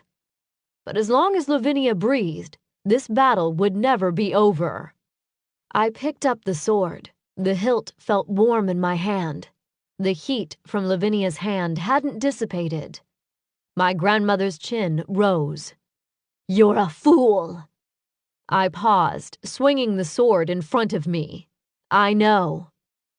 Behind Lavinia, the third member of our fucked-up family stumbled in our direction, a pale, blood-streaked specter.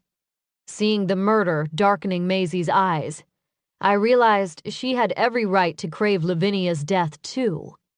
In fact, she had more. Lavinia had used me and manipulated me my whole life. But the tragedies Maisie had endured in just a few days overshadowed anything I'd endured at our grandmother's hands. Lavinia cocked her head, obviously confused by my easy agreement. Slower, she said, "You didn't stop him tonight. He'll find you."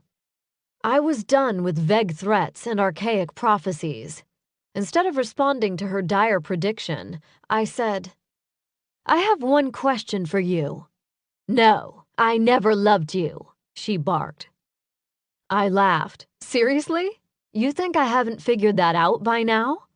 I spread my hands wide and nodded to my blood-spattered body and the carnage surrounding us. Her eyes narrowed into slits. "Then why do you hesitate?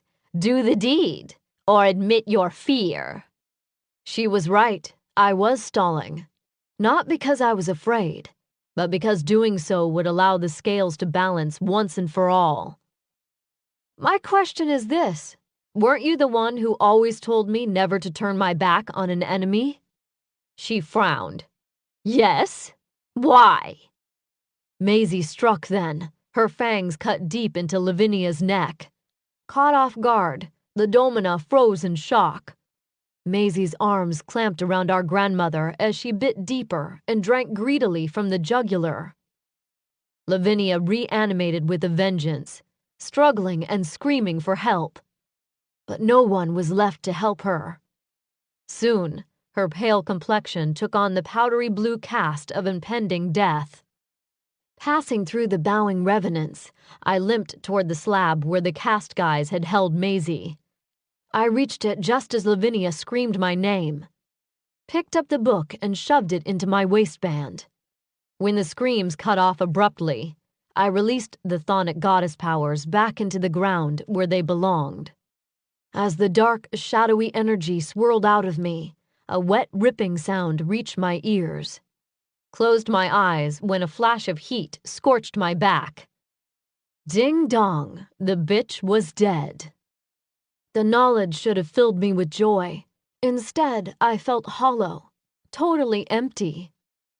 I looked up to see Zen, PW, and Giguhl watching the display with somber expressions.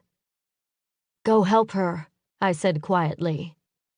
Despite the fact I knew I'd done the right thing letting Maisie kill Lavinia, I couldn't face her right then. Sabina?" Giguhl said. I looked up. "What about them?" He nodded to the revenants. I sighed and turned toward the rotting crowd. I didn't worry I'd have to kill them all like I did Kevin. This time, by instinct, I knew the revenants merely waited for my command.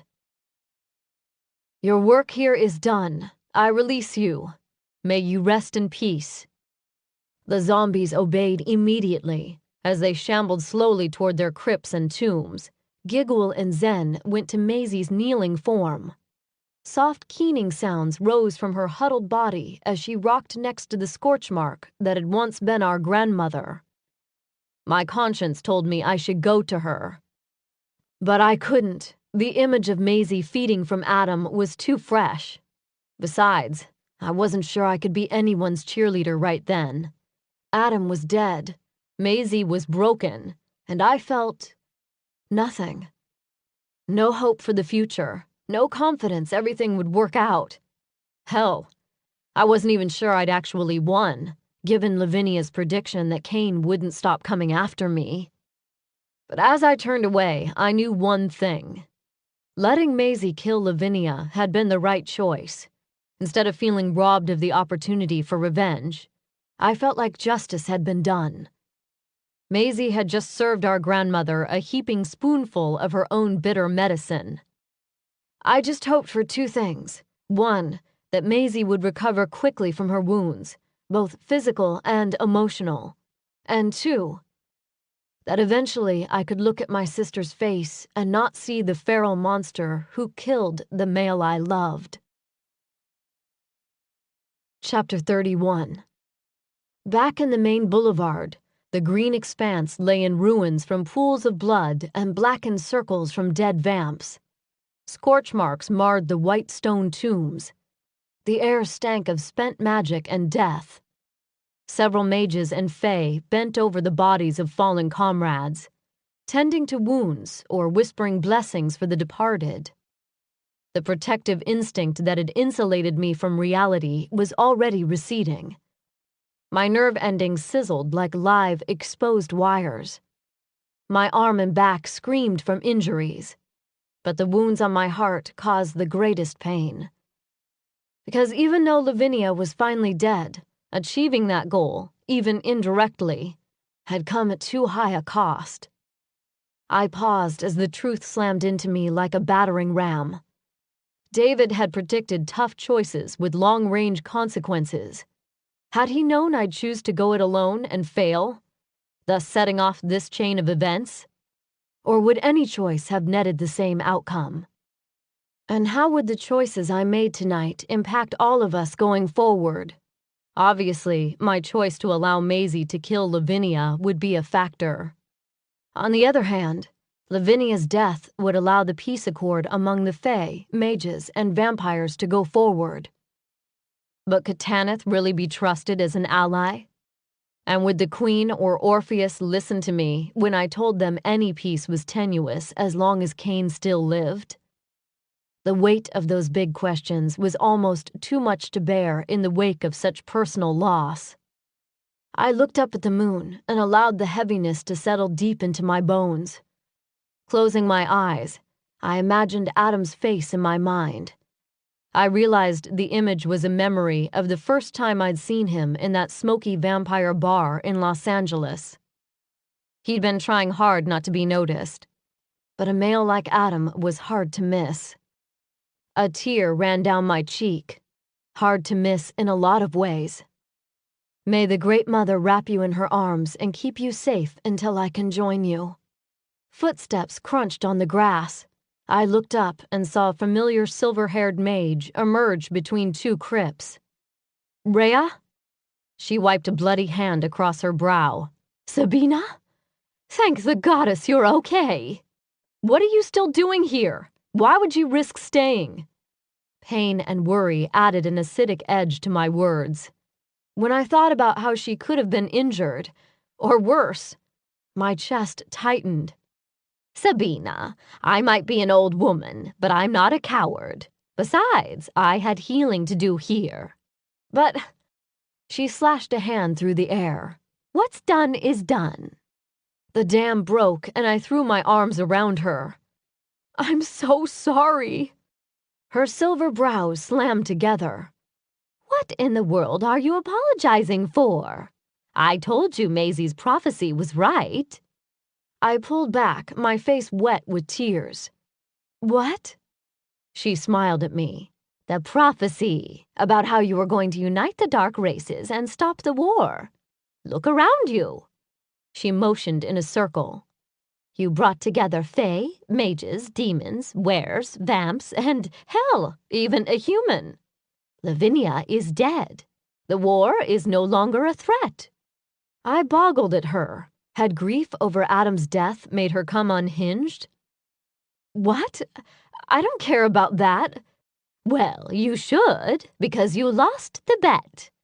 The bet she referred to was one we made back when Maisie told me about the prophecy.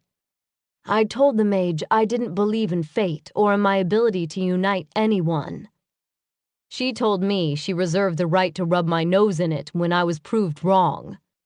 And because you lost, consider yourself officially I told you so'd. Considering the Kane factor, I felt her words were a tad premature. But what bothered me more was the lack of emotion she displayed. Rhea, are you feeling all right? I asked, putting a hand to her forehead. I was trying to tell you I'm sorry about Adam. She frowned. That wasn't your fault. Besides, it all worked out in the end. What? I whispered. How could she say that?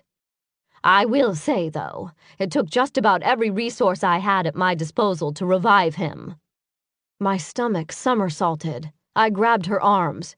What? She shot me a look. Sabina, what? Movement behind Rhea captured my attention. A familiar silhouette emerged from behind the tombs like an apparition. My knees went weak. Reaching blindly toward a vault wall for support, I both cursed and thanked the goddess for the chthonic powers that allowed me to see Adam's ghost one final time. A low keening cry rose from my diaphragm. Oh gods, Adam!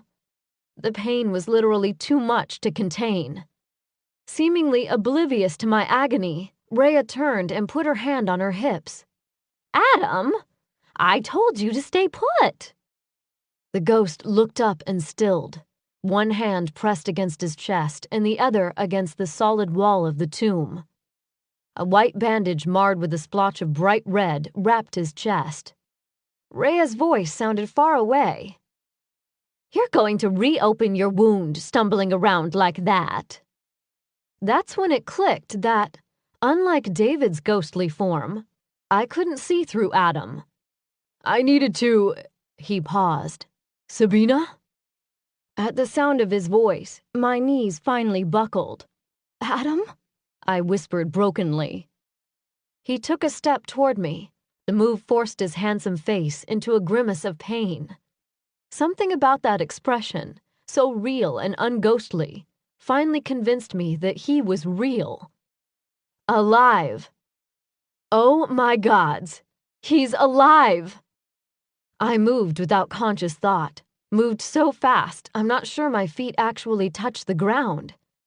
Finally, miraculously, my arms clamped around his solid form until I hung to him like a vine.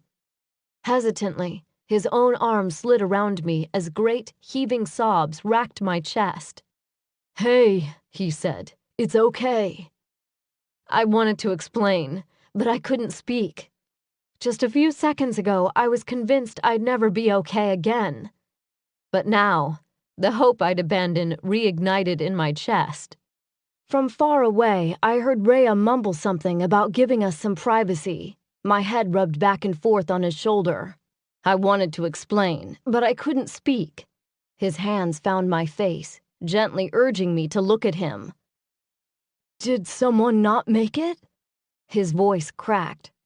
"Maisie?" A whole new round of sobbing began, robbing me of speech. Unable to control myself, I launched at him again, pressing my lips to his. He returned the kiss slowly at first, and then relaxed into it, deepening it with his tongue. I squeezed with my arms, my hands grabbing at his back. He jerked away abruptly, hissing in pain.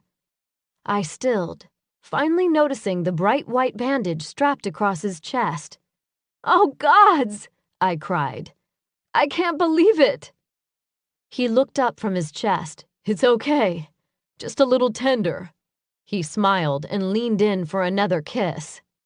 Realizing he misunderstood my meaning, I put a hand to the left of the bandage, stilling his progress. "No." His expression fell, tightened.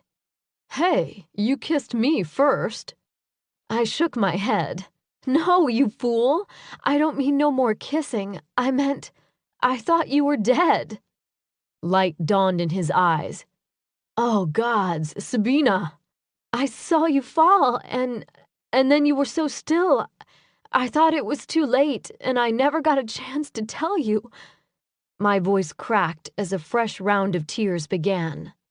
He pulled me into him, his arms wrapping around me again, surrounding me with his sandalwood scent. I breathed in deeply as he rocked me, placing soft kisses on my hair, whispering, "It's okay. I'm here." The storm of emotion passed quickly, leaving me exhausted. I lifted my head from his shoulder, placed my hands on either side of his dear, handsome face, looked him in his eyes, which were red and glistening with his own emotions. "I love you," I said. "I'm sorry I hurt you by sneaking out. I was trying to protect you, all of you, but I only ended up making things worse. Can you forgive me?" His expression was serious, too serious for my comfort. "You love me?" I tilted my head. Was that a trick question? "Of course." "Then I should probably tell you I forgave you for your decision 5 minutes after I realized you'd left." My mouth dropped open. "What? But those things you said—" He rested his forehead against mine. "Were said out of fear." He swallowed hard. When we spoke again, his voice was thick with emotion. "The thought of you facing all that by yourself, the idea of you dying alone, made me more terrified than I'd ever been in my life." I kissed his lips softly. "I was scared too," I whispered against his lips. Memory of watching my sister feed from him reared in my mind. I pulled back. "Oh, gods! Maisie!" He stilled. "Did Lavinia—" His voice cut off, as if he couldn't bear to voice his worry that Maisie might be dead. I shook my head. "No, she's alive. But she still thinks she killed you." He grabbed my hand and pulled. "Let's go." His injuries slowed our progress, but before we made it halfway back across the main avenue of the cemetery, Giguhl entered the area. When the demon saw Adam, he went statue still. Then he was nothing but a blur of green. Adam didn't have time to brace himself before Giguhl was on him. "Mancy, you're alive!" Adam groaned. "Not for long if you don't stop squeezing." Chastened, Giguhl gently lowered Adam back to the ground. The demon's claw came to rest heavily on the Mancy's shoulder. With a huge grin, Giguhl said, "Gods damn, it's good to see you." Adam smiled up to the demon. "You too." He reached for my hand and squeezed it. "Looks like Team Awesome lives to fight another day." "Damn straight," Giguhl said. "Although, if it's all the same to you, I prefer if another day doesn't come, ever." I smiled at my demon and my Mancy. Amen. The demon rounded on me. "And you! No more of this running off by yourself nonsense." My joy dulled. Time to pay the piper, or the mischief demon, as it were. "I'm sorry, G. I thought I was protecting you guys." The demon crossed his arms and pluckered his black lips. "Magepire, please. You don't think I know you by now? I appreciate the sentiment, but next time you decide to go off half-cocked, come talk to Giggy first, okay?" I smiled up at him. "You're the best minion a girl could ask for, Giguhl." "Yeah? Well, when we get back to New York, you and me are gonna have a nice long chat about our roles in this relationship." I opened my mouth to retort, but movement near the tombs grabbed all our attention. The rest of our ragtag army emerged from between two mausoleums. Zen and Rhea stood on either side of Maisie, supporting her weight.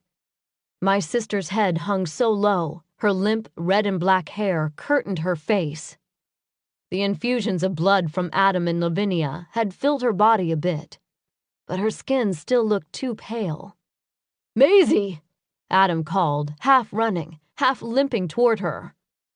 Her face came up slowly, but instead of jerking in surprise or blinking in shock, she regarded him with dead eyes. Seeing her lack of reaction, he stumbled to an awkward halt a couple of feet away. "Maisie?" he whispered. With a shaking hand, he reached for her. My stomach clenched as she shied away. "Don't touch me," she said in a venomous tone. "I'm tainted." I moved forward to intervene, but Rhea shook her head. Feeling helpless and hurting for both of them, I clenched my fists. "You're not, Maze. It's okay." He tried again, and this time she allowed him to place a gentle hand on her arm. "It's not your fault." Her body began to tremble uncontrollably. "I killed her, Adam." He pulled her toward him as sobs racked her body. "Shh, it's going to be okay." Beside me, Giguhl's claw found my hand. I looked up at the demon with tears blurring my vision. For the first time since I let Maisie step in and kill our grandmother, I wondered if I'd made the right decision. Of the two of us, Maisie was less experienced with violence. She'd already been through so much. And even though her actions were just to my way of thinking, I knew Maisie would never have done the deed if she hadn't believed Adam was dead. And even if she'd been able to muster the rage to kill Lavinia, she would never have chosen to feed from the domina as the means. As far as I knew, Maisie had never drunk directly from a living being until tonight. She was the one who got me started on bagged blood as the more humane option. And to return the favor, I just introduced her to the more violent side of vampire life. The blood she'd consumed, both Adam's and Lavinia's, and the killing would likely haunt her for a long time to come. While Adam continued to comfort Maisie, the other mages and fae joined us. Everyone fell into a loose circle, and many of the faces looked to me as if for guidance. If they'd been expecting a speech, they were disappointed. I had no energy or desire to wax poetic about great victory over our foes. Instead, I sighed deeply. "Zen, I think it's best if you and PW come with us to the Fae Court. The heat's going to be on once the mortal authorities discover what's happened here." As if conjured, the sound of sirens carried to my ears. We had to get out of there. Zen looked around at the ruined building, the evidence of battle. Finally, she said, "That's probably best, as long as we can return eventually if we choose." I looked around, performing a quick head count. Where are Mac and Georgia? Aaron, Ziggy? Giguhl spoke up. They all left once the fighting was done. I mentally added not being able to say goodbye to them to my long list of regrets. Mac and I had our conflicts, sure, but she'd come through in the end. As had Aaron. Maybe one day I'd be able to thank all of them in person. But for now, I had to get everyone else to safety and then deal with the questions waiting for me back at Ferry Central. No doubt the 3 leaders of the dark races were eagerly awaiting news of Lavinia's death, so they could claim victory and move on with their plans. One of the fairies stepped forward, a tall, muscular male with the bearing of one used to leading. Elon, I presumed. The Queen instructed us to cover up any signs of battle. It's too risky to leave evidence behind. The sirens grew closer. Giguhl squinted at him. How exactly are you going to cover this up? He gestured around. Look at this place. Red flashing lights reflected off the walls of the building and screeching tires signaled the arrival of the cops. A Pythian guard, a black-haired mage I'd met in New York named Wallace, looked at Adam for a decision. Too late, Adam said. Everyone circle up. But the Queen, Elon protested, would be even more pissed if she had to bail the captain of her guard out of jail, Adam barked. Circle up. Everyone jumped into action, grabbing the hands of those closest. No time to stop and look around. No time to reflect on what happened here. No time to worry about what tomorrow would bring. Adam grabbed my right hand and Giguhl my left. Static crawled across my skin. I looked from my best friend to my lover, to the dark, haunted eyes of my twin. Rising power made my chest tighten, and then, as I looked up at the sky to thank the goddess for sparing everyone I cared about in the world, a voice called out, "Stop and put your hands up!" The air popped and we were gone. This concludes Green-Eyed Demon.